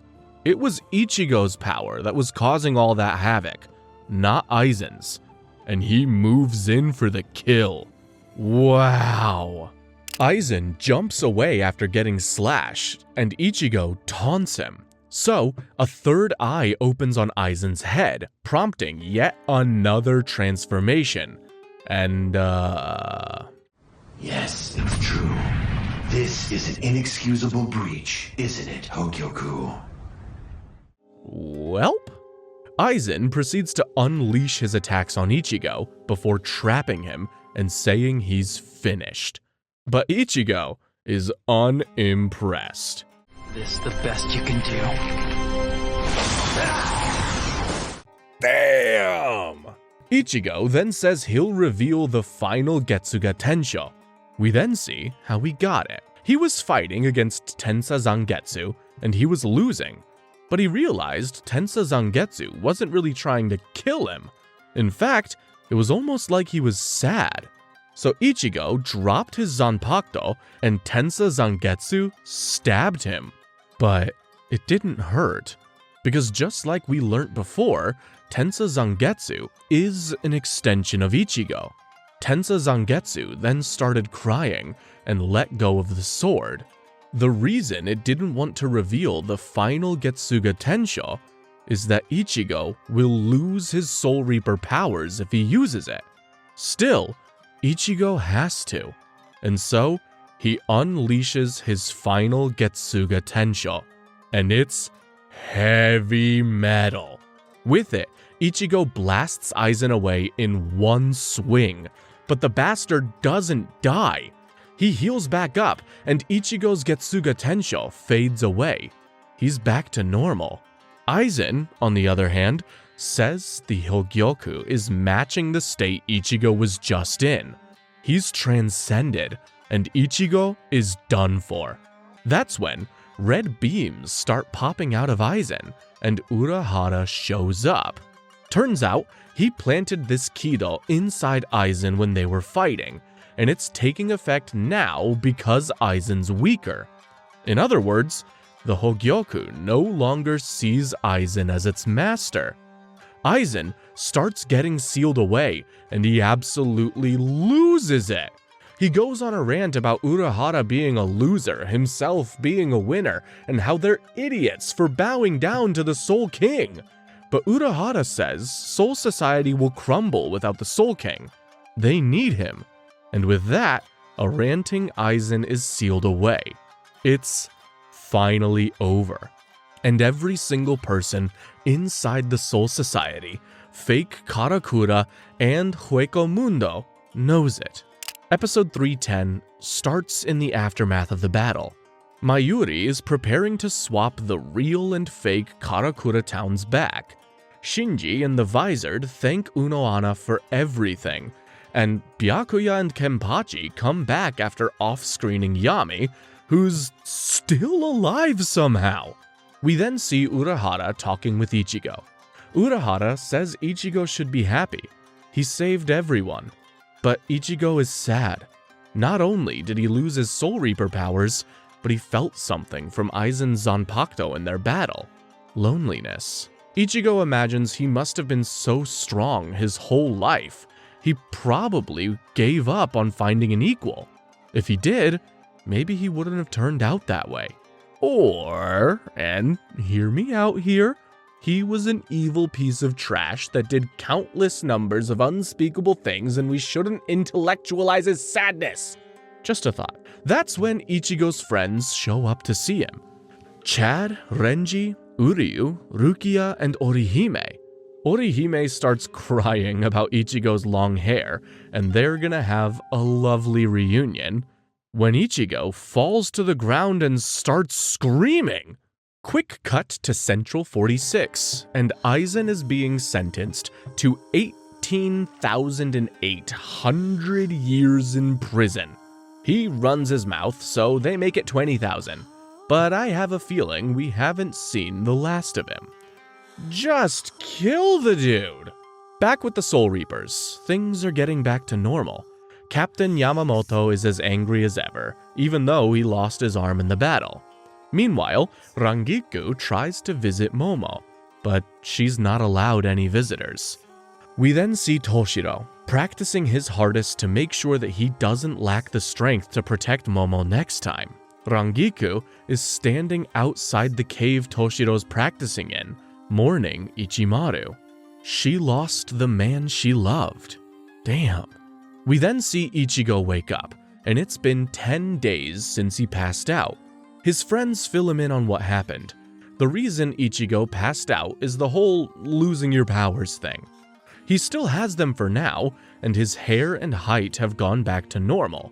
But soon, he's gonna have another fit like that, followed by immense pain. And when he wakes up, that's when he'll lose all of his powers. But Ichigo's okay with that. He knew the risks of using his final Getsuga Tensho. Right now, he just wants to go home. One big old batch of filler later, we rejoin the good guys in episode 342. Ichigo is chasing a big-ass hollow and he's struggling a bit. Rukia helps him take it down, but it's clear Ichigo is feeling the effects of the final Getsuga Tensho. As Ichigo tries to deal with returning to school and other aspects of having a normal life, he fights another hollow later that night and struggles again. Uryu and Rukia bail him out before ditching him. Turns out, Ichigo's losing his spirit energy a lot faster than they anticipated. Poor bastard can't even use Flash Step anymore. Jushiro told Rukia to stop Ichigo from fighting. It's for his own good. Rukia wants to talk to Ichigo about this, but it'll have to wait, because Ichigo arranged ice skating for all of his friends. It's all very cute, especially when Ichigo is teaching Rukia how to do it. After that, they're heading back home when they get a hollow alert. Ichigo immediately goes after it, but the hollow's treating him like Season 1 Ichigo and tossing him around. Rukia saves him and Ichigo apologizes. He realizes he's just getting in her way, but Rukia tells him to cut that talk. She then freezes the hollow's legs while Ichigo delivers his last Getsuga Tensho, destroying it. After that, Ichigo tells Rukia he knows what she wanted to talk to him about. He then collapses, saying he and Rukia will always be friends before passing out. He wakes up surrounded by his friends, and this is what Urahara was talking about. He's gonna lose his spirit energy now. Ichigo goes outside and can't even sense anyone anymore. In a heartbreaking scene, Ichigo realizes he won't be able to see Rukia anymore, but she says she'll always keep an eye on him. As Rukia fades from Ichigo's view, it looks like she wants to say something, but she doesn't. Damn. This low-key would have been a beautiful way to end Bleach. 17 months later, Ichigo's life is back to normal. He's just an ordinary high school student now. Karin's spirit energy started increasing after the whole Aizen thing, so she's the spirit medium of the family now. Uryu handles the hollow emergencies now, and Ichigo's just focused on his grades and stuff. All his friends are pretty chill with the Soul Reaper stuff, and Tatsuki grew out her hair. Keigo asks him if he misses Rukia, but Ichigo says he doesn't. All he's ever wanted is a peaceful life, and he finally has it. But he doesn't look happy. After school, Ichigo sees someone getting robbed and beats the snot out of the robber, returning the bag to its owner. The owner offers Ichigo food as a reward, but he refuses. It looks like the dude already knows who Ichigo is. He has a substitute Soul Reaper badge too. The next day, Ichigo wakes up from a dream about the Soul Reapers telling him to wake up, but he can't remember the rest of the dream. Ichigo then goes to school, and it's more of the same old same old. He agrees to be the football team's goalkeeper, for money of course, and runs into Tatsuki and Orihime on the way there. More high schooler shenanigans later, the guy Ichigo whooped earlier and his friends come to school looking for a fight with Ichigo. Unfortunately, they find Uryu instead, and you can guess what happened next. Meanwhile, the guy who Ichigo returned the bag to, the slick-back hair-wearing Kugo Ginjo, makes his way to a secret hideout using a card that says, "Welcome to your execution," which is a group of ragtag-powered individuals. Inside, he meets his associates. The video game enthusiast Yukio Hans Voralberna, the serious-looking Jackie Tristan, the old and silent Giriko Kutsuzawa, and the pink-haired Riruka Dokugamine. They've been looking for Ichigo, and they just found him. Oh boy. The next episode starts with Uryu and Ichigo fighting off the thugs from the other school while discussing Uryu fighting against Hollows. This is none of your business! They came looking for me, so back off! This became my business a while ago, so you back off! But both of these things are cut off when Ichigo's boss, Ikumi Unagiya, shows up. Ichigo tried quitting his job the last time they spoke, so she kidnaps him. Classic. No way!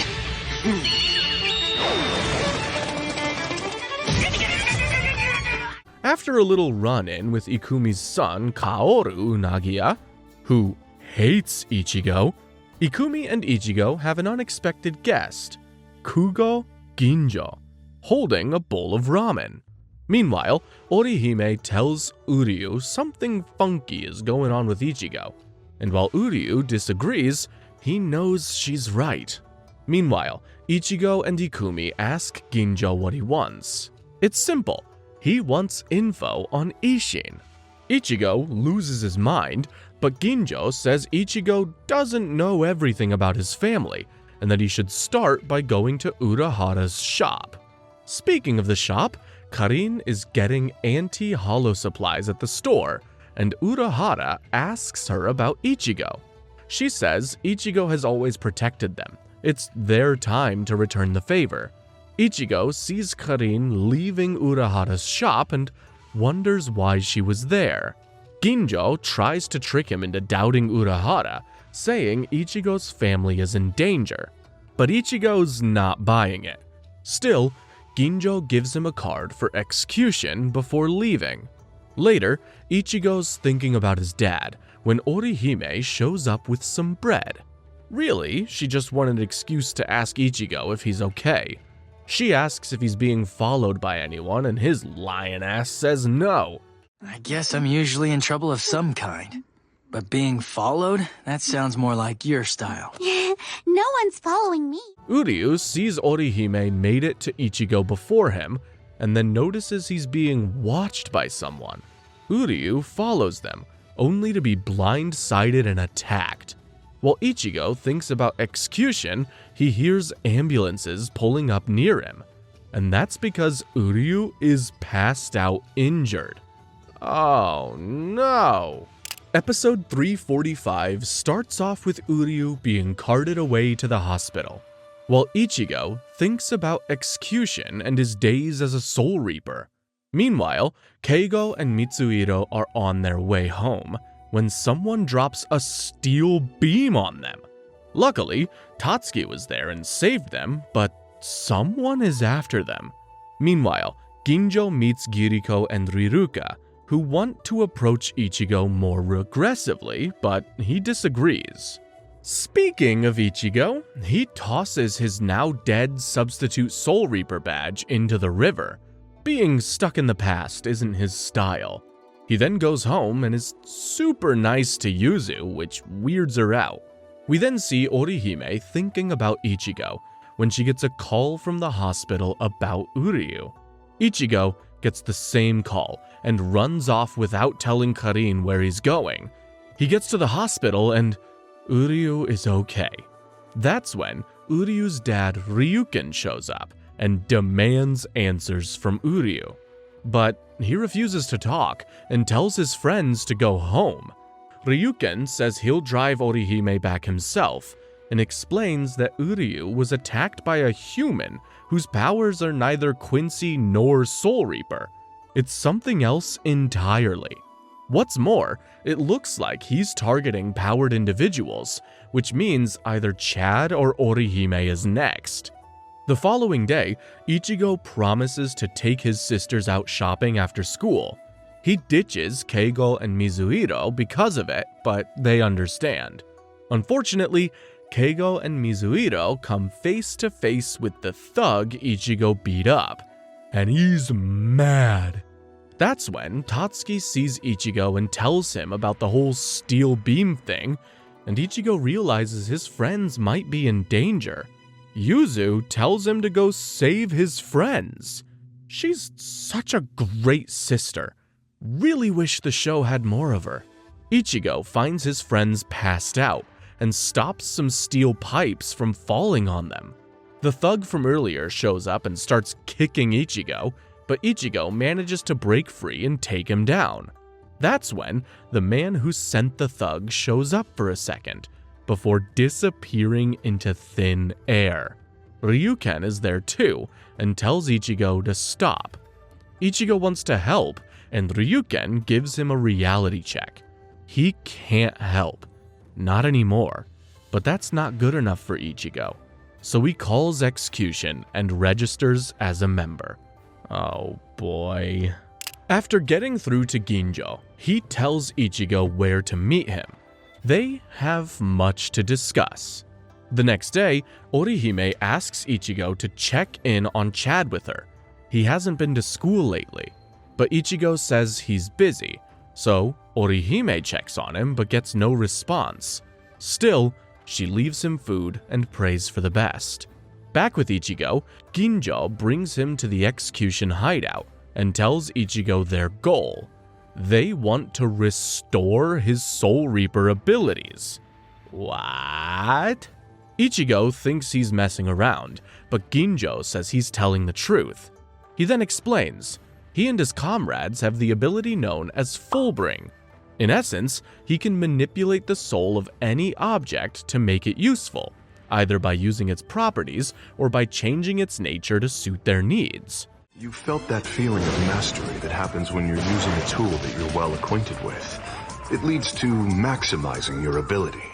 Because apparently, even non-living things have souls. This works best with an object he loves, like his necklace, which he can turn into a sword.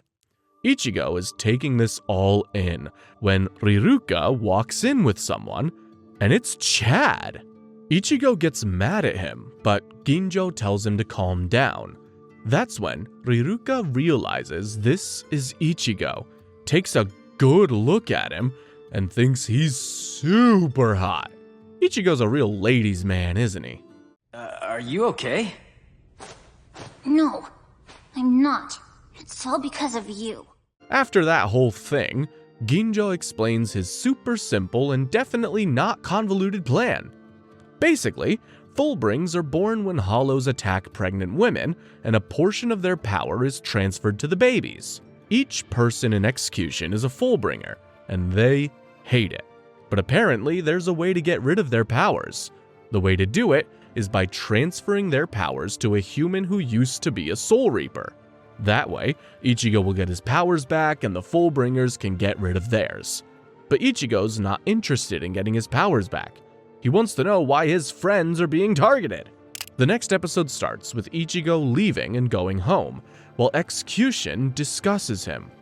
They decide they need his powers, and they need to convince him, while the mysterious man who had Mizuhiro and Keigo beaten up is doing something evil, Rukia isn't. Instead, she starts spending her day stalking Ichigo, which is only kinda evil by anime standards, I think? You're crushing on this guy, aren't you? Hell no, I am not! He'll hear you. Meanwhile, Orihime visits Uryu in the hospital, and they're talking, when they both feel a hollow. Orihime goes to check on Ichigo, and a presence is close, but it disappears.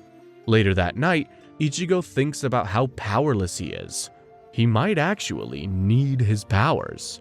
But it looks like Ichigo isn't going to meet Execution.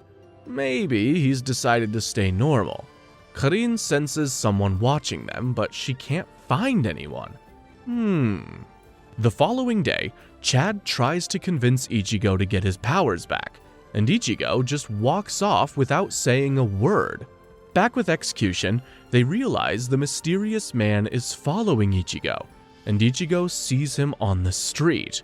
This leads Ichigo into a wild goose chase, where he keeps looking for the book-reading bastard across town. He eventually runs into Yuzu, and they're both suddenly attacked by a hollow. They can't see the hollow, and it grabs Yuzu before smacking Ichigo around. Ichigo locks in and manages to sense the hollow's mask, dealing some damage. He buys enough time for Grimmjow to show up, and he defeats the hollow. But he didn't do it because he wants Ichigo to join him, just because he can't stand by when people get hurt. After that, Ichigo goes back to Execution and decides he wants his powers back. So, Grimmjow gives Ichigo his substitute Soul Reaper badge back. He's back in business, I think. The next episode starts with Ichigo's sisters realizing Ichigo's not depressed anymore, and they're happy about that. Meanwhile, Ichigo goes to Execution, where a super smitten Rukia starts his training. Wait! Stop right there! That's just fine! Don't you come another inch closer! Her Fullbringer power Dollhouse lets her transport any person inside things she finds cute and or loves. So, she transports Ichigo inside a dollhouse where he has to fight a giant pig toy, and Rukia is screaming at him the whole time. To survive and escape, Ichigo needs to use his Fullbringer power. Unfortunately, he has no idea how to do that. The pig itself is a real man trapped inside the toy, and he has 15 minutes to kill Ichigo, or he stays like this forever. Jesus Christ, that's dark. Inside of Mr. Pork is this big scary dude that I abducted from this neighborhood. Wait, you abducted who? From where? As Ichigo runs around, he thinks about how both Rukia and Grimmjow are using things they love as conduits for Fullbringer. He needs to do the same. That's when 15 minutes run up, and the pig guy is mutated into a huge monster. Chad wants to remove Ichigo from the dollhouse, but Kiriko says he can't, because his Fullbring, Time Tells No Lies, won't allow it. The timer on the box states the person going inside needs to survive 30 minutes to escape, and if Ichigo is removed, the god of time will burn Ichigo, the pig guy, and the dollhouse, aka everything in the contract. Ichigo still can't figure out what he needs to do, so Chad tells him the secret: pride. He asks Ichigo to remember a moment he was proud of his Soul Reaper powers, and Ichigo says he was proud of every single second. With that, his badge flashes a black light, and he's suddenly surrounded by black spirit energy. Ichigo recognizes this as Zangetsu's power, but Zangetsu itself isn't here. Still, he manages to turn that spirit energy into a guard, and using the same principle as Getsuga Tensho, takes down the pig guy. After that, Rukia turns Ichigo and pig guy back to normal by sneezing on them. Gross. All I have to do is sneeze on an object to undo my dollhouse full-bring spell! I think I got that without you explaining! Ichigo then hears something from his substitute Soul Reaper badge. It's Rukia's voice. It cuts out, and Ginjo's looking mad sus right now. Meanwhile, we find out who attacked Uryu, a lanky emo guy named Shukuro Tsukishima. Tsukishima sends a guy named Moe Shishigawara to kill Orihime, but he struggles because of how attractive Orihime is. What a knockout! After that, Tsukishima shows up himself and announces himself as the guy who attacked Uryu. While Ginjo tells Ichigo to go home and rest, Tsukishima gets mad at Moe for disobeying his orders to stand down. Later, Chad and Ichigo get to his home, and Chad senses something is wrong with Orihime. We then see what happened. Turns out, Tsukishima is a Fullbringer too. He turns his Book of the End into a sword and is gonna attack Shishigawara, but Orihime says she'll protect him. Oh boy. Episode 350 starts with Chad and Ichigo running to Orihime's place. Meanwhile, it looks like Tsukishima teleports behind Orihime and cuts her, but she's fine when Ichigo and Chad show up. They ask her what happened, but she's worried about a powerless Ichigo getting involved. So, she lies and says she was meeting a new friend, but she can't understand why she called Tsukishima a friend. That was strange. For a moment there, I thought he was my friend. Why did I think that? Just what the heck is his power? For now, Ichigo and Chad lay off, but they know something is wrong. Ichigo goes to Ginjo for answers. Later, after asking his boss Ikumi for more time off, Ichigo thinks about what Ginjo told him.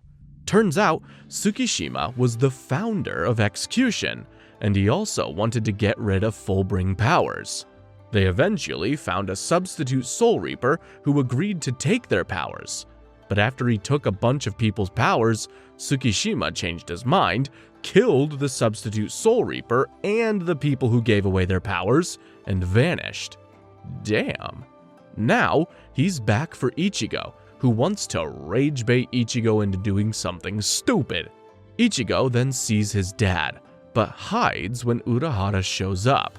Turns out, Ginjo's propaganda worked. Ichigo doesn't trust Urahara anymore, which is really stupid. He literally helped you defeat Aizen. Yeah, just in case.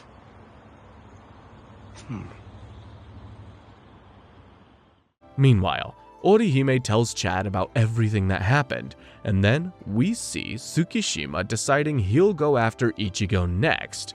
Oh, Shishigawara's alive too, and he's Tsukishima's apprentice. Kind of. The next episode starts with Ichigo asking for his training to be sped up. He wants to fight the Fullbringers head on, but Jackie and Giriko are against it. Giriko says Ichigo will die, and Jackie hates using her powers. She's not about to put up with an idiot like Ichigo. So, it's plain old-fashioned training for Ichigo. Meanwhile, Kiriko talks to Jackie, who's clearly troubled about her past.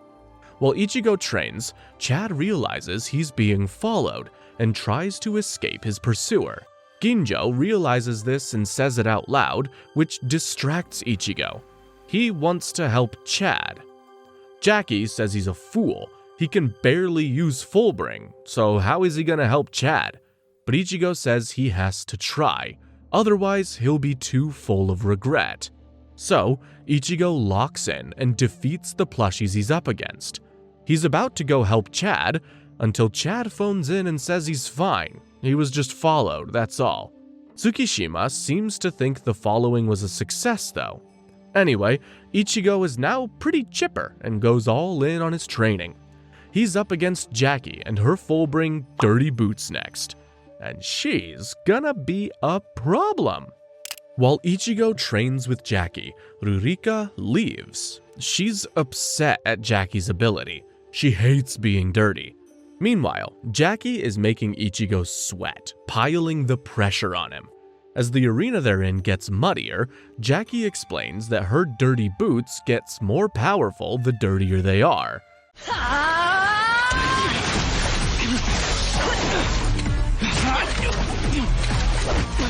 Ichigo has to find a way to stop her before she gets too powerful. Jackie gets mad at Ichigo for fighting recklessly. He's a regular human now and could die here. Luckily, Ichigo has hella combat experience, and he starts holding his own against her.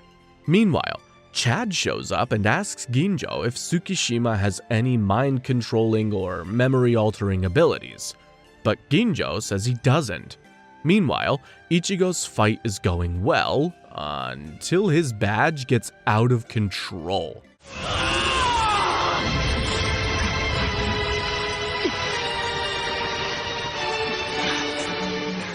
Jackie says they should stop now, but Ichigo refuses. He needs to get his Soul Reaper powers back now. Back outside, Grimmjow says Tsukishima doesn't have that ability, so he couldn't have been the one to cut Orihime. And that's when Tsukishima shows up. He sees that Ichigo and Jackie are inside one of Riruka's objects, so he cuts it open, and out of it pops Ichigo, covered in a Soul Reaper outfit made of spirit energy.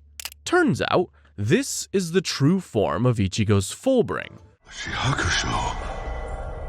Can it be that his Soul Reaper powers have returned? After Chad blows a hole in the wall and they make it to the roof, Ichigo finds out that Tsukishima is the one who attacked Uryu and Orihime, and he's ready for revenge. The fight begins and Ichigo is on the offensive, but he can't seem to hit Tsukishima because of Bringer Light, which is just a Fullbringer's flash step. But Ichigo has insane instincts and starts using the Bringer Light himself, cutting off some of Tsukishima's hair. But even though he's improved, Ichigo's nowhere near a lifelong Fullbringer, and Tsukishima whoops Ichigo's ass. Luckily, Grimmjow steps in for Ichigo and starts fighting Tsukishima. Ichigo tries rejoining the fight, but Chad stops him. He's too weak to help out this time. Meanwhile, Grimmjow senses something's off with Tsukishima. It's like he's not trying to kill him.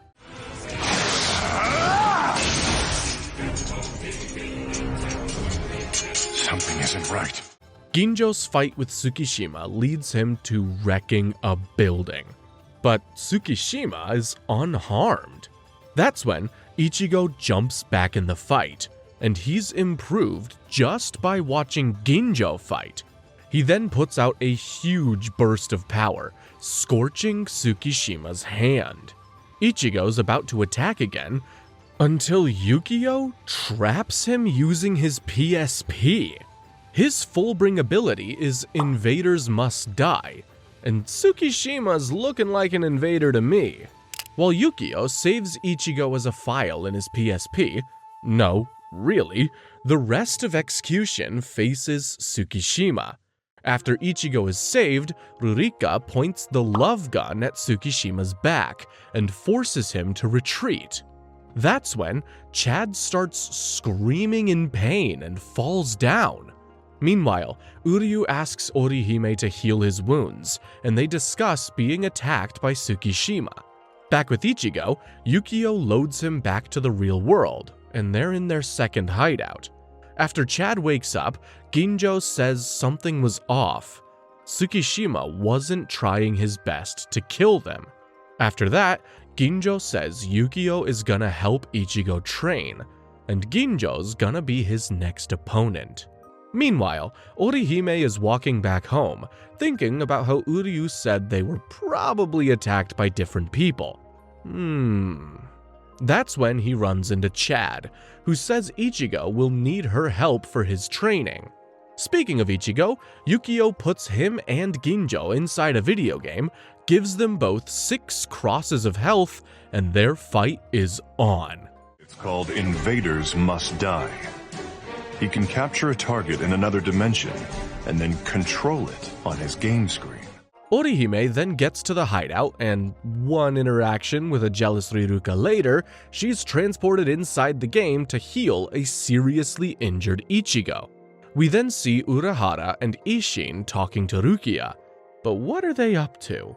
Back with Orihime, Ginjo gets impatient and tries to attack her for taking too long to heal Ichigo.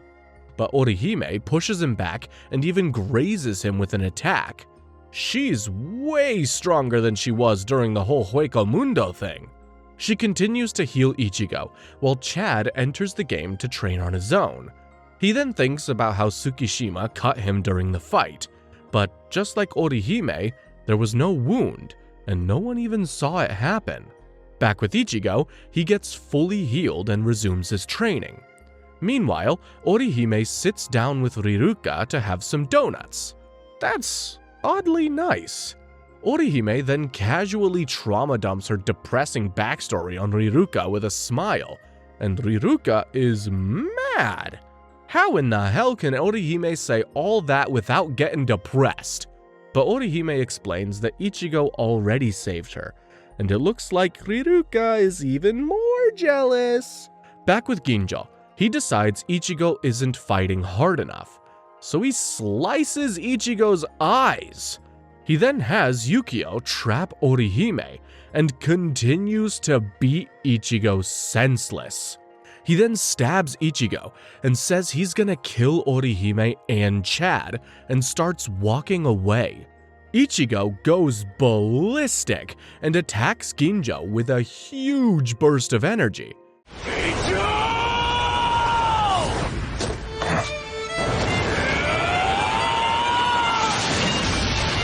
But that was Ginjo's plan all along.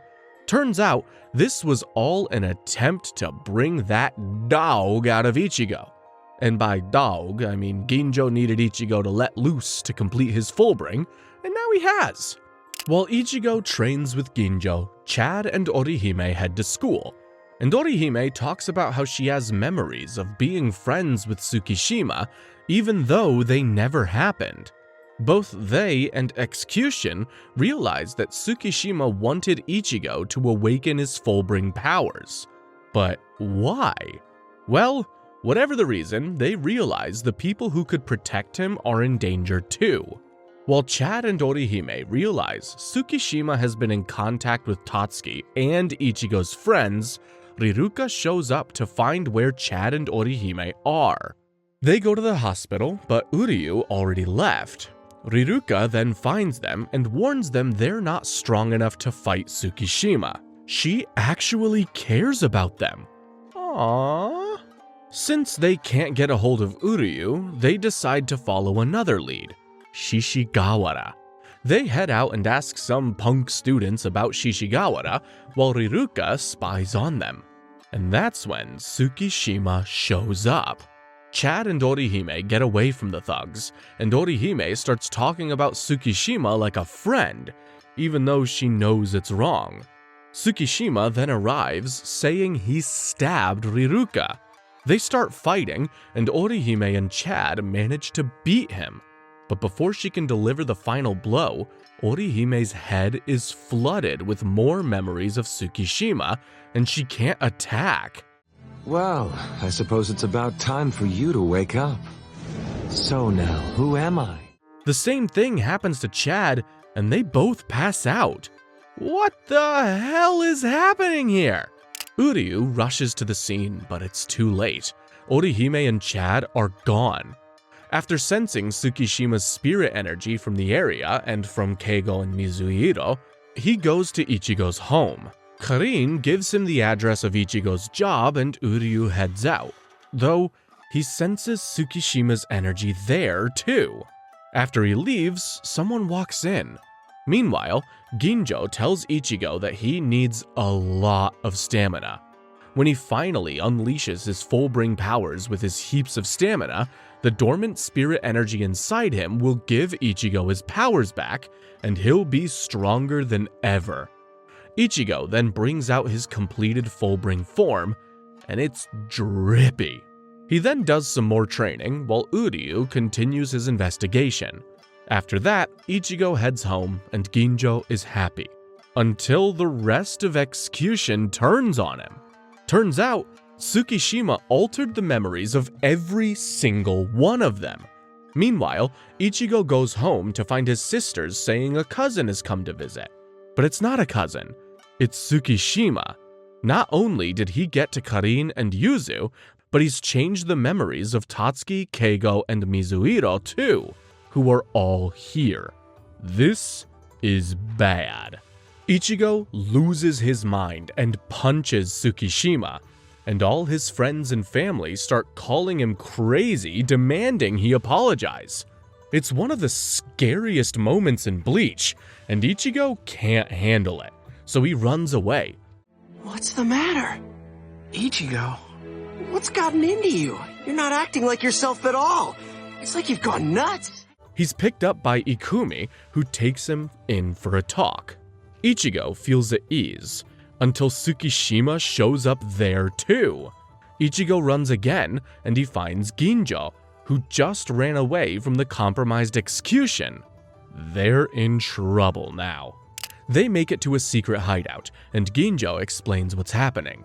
It's not just that Tsukishima is manipulating their memories, he places his presence in the past of the people he cuts. That way, it's not just their memories. Those people think Tsukishima has always been a part of their lives. Their only bet is to kill Tsukishima, and even that doesn't guarantee that it'll turn them back to normal. Tsukishima's full-bring is called Book of the End. It takes form from a bookmark. That's when Yukio shows up, and the fight is on. After a small scuffle, he offers to take them to Tsukishima, and they accept. They make their way through a forest and end up at Tsukishima's house. Ichigo wants to attack him, but Ginjo says they should wait. So they go inside, where Ichigo's friends and family are there to give him round 2 of psychological warfare. You should be happy! Cousin Shu said he's not angry at you for when you hit him and cut his head! Ichigo is mad again and goes after Tsukishima. He ends up in a room surrounded by Tsukishima and Execution. Ginjo destroys the stairs so his friends and family can't come up, and tells Ichigo to let loose. So Ichigo does just that, and gives Tsukishima the business. It's looking good, until Chad and Orihime show up. Orihime heals Tsukishima, and they both explain how Tsukishima has always been there for him. When they got their powers, when they saved Rukia, when they went to Hueco Mundo, they really believe Tsukishima was there for all of it. We were only able to accomplish all that thanks to Mr. Tsukishima. And it's driving Ichigo nuts. While Ichigo deals with his friends turning on him and fights Tsukishima, Ginjo has to face his execution teammates and Shishigawara, whose full-bring ability guarantees him a one-hit kill.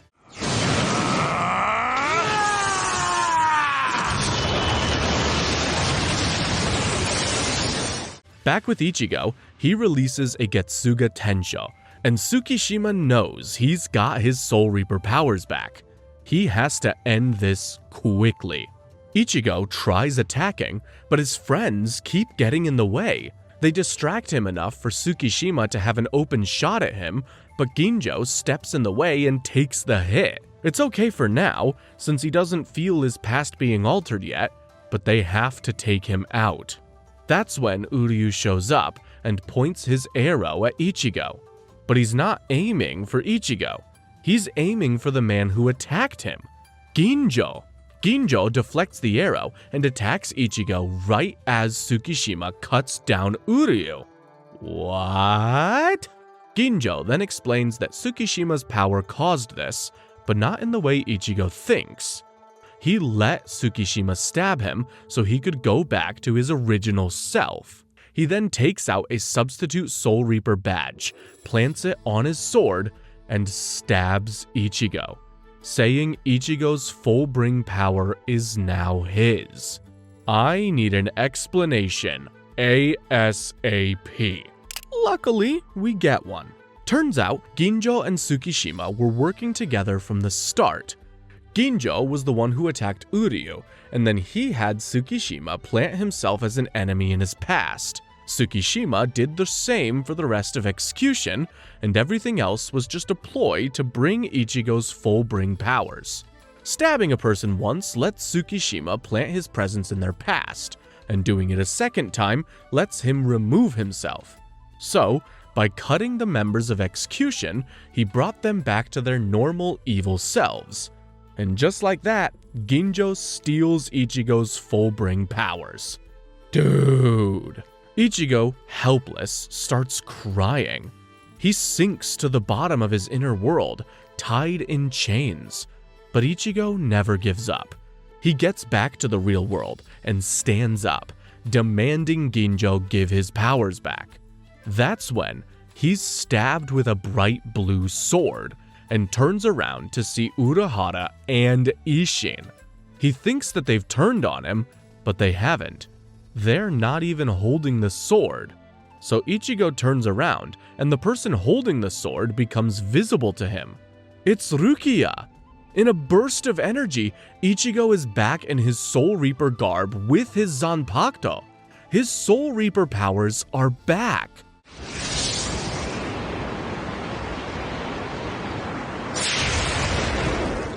Ichigo turns around for a heartwarming reunion with Rukia. You've become strong and mature since the last time I saw you. In your dreams! And why did I not see that coming? After their reunion, Ichigo asks what that blue sword is. Apparently, Urahara made it specifically to get Ichigo's Soul Reaper powers back. Trust him now, ya asshole? Ginjo says that's impossible. He stole Ichigo's spirit energy. But Rukia says he only stole the top layer of it. Ginjo can't touch Ichigo's real spirit energy. Ginjo says Rukia's spirit energy alone can't awaken Ichigo's powers, but she's not alone, because Renji, Byakuya, Toshiro, Kenpachi, and Ikkaku are all here, and they all shared their spirit energy to get Ichigo's powers back. Ichigo then fights Ginjo, and Ginjo is totally outclassed. With the Getsuga Tensho, Ichigo cuts down the entire mansion behind them, leaving Ginjo shaking like a maraca. Ichigo then lays the smackdown on Ginjo before absolutely blasting him with a Getsuga Tensho. He's then joined by the Soul Reapers, who tell him that Captain Yamamoto specifically ordered everyone to chip in to get Ichigo's powers back. Every captain and lieutenant gave their energy. Even Shinji chipped in. And he's gonna need it all, because Ginjo just brought out his full power. Turns out, Ginjo was the very first substitute Soul Reaper. And now, Ichigo's full bring is under his control, and he's ready to fight again. Meanwhile, Orihime and Chad make their way to the battle, and they're questioning their memories now. Tsukishima floods their brain with even more, but Urahara and Isshin just knock the two out and carry them to safety. Meanwhile, Execution shows up, and everyone but Riruka demands a part of Ichigo's power. So, Ganju gives them all a juice, and they're all stronger now. The Soul Reapers show up to fight, so Yukio separates them all into different levels. Toshiro versus Yukio, Renji versus Jackie, Rukia versus Riruka, which is gonna be hell to vocalize, Ikkaku versus Shishigawara, Byakuya versus Tsukishima, and Kenpachi versus Giriko. That last one doesn't last very long, even though Giriko does go Hulk mode. As you can plainly see, I'm more powerful than anyone. What happened? And finally, it's Ichigo versus Ganju, and Uryu's gonna help him. They deduce that since the Soul Reapers didn't tell him about Ganju, he must have done something crazy. Meanwhile, Toshiro is making his way through Yukio's tech-filled level. Rukia is being bombarded with cute plushies and sweets, Byakuya is taking on Tsukishima, who he plans to kill, and Ikkaku is showing Shishigawara what being built different really means. Meanwhile, Jackie powers herself up and goes at Renji, who defeats her in one hit. He's been training for Aizen level threats. This is nothing to him. But the only way to disperse the level is for one of them to die, and Renji refuses to kill her. So, Yukio starts destroying the level they're in. Renji still refuses to kill her though, and she's impressed by this kindness. So, she self-destructs to save him. Meanwhile, Toshiro chases down Yukio, gets past all his tech and monsters, and takes him hostage. Either he releases everyone, or he dies. Badass as always, Toshiro. Ikkaku also deals with Shishigawara after taking a lot of damage, because that's just what Ikkaku does best. Meanwhile, Byakuya and Tsukishima are ready to go at it. Ikkaku then explains to Shishigawara that Tsukishima is a piece of crap who's only using him. Speaking of Tsukishima, he's facing Byakuya, and it's looking bad. Turns out, his ability works on inanimate objects too, and he's inserted himself into Byakuya's Zanpakuto's memories. Now, he knows all Byakuya's techniques and their weaknesses, and he cuts Byakuya's chest. With that, Tsukishima is sure he's won. Back with Rukia, she's doing pretty well against Riruka until she traps Rukia inside a small plushie. Rukia can move around and even use her flash step, but she can't use Kido without frying herself.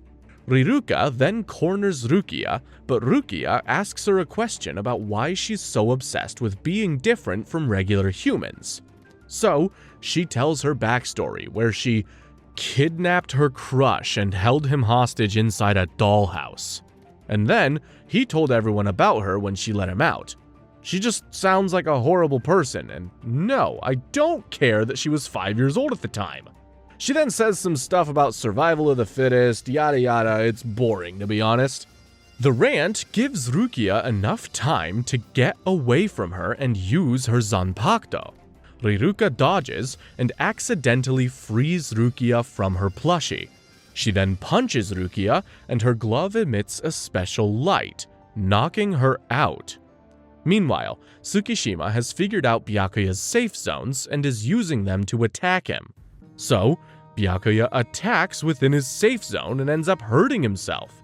Tsukishima is feeling himself now and gets super cocky, which is never a good idea when you're facing Captain Kuchiki.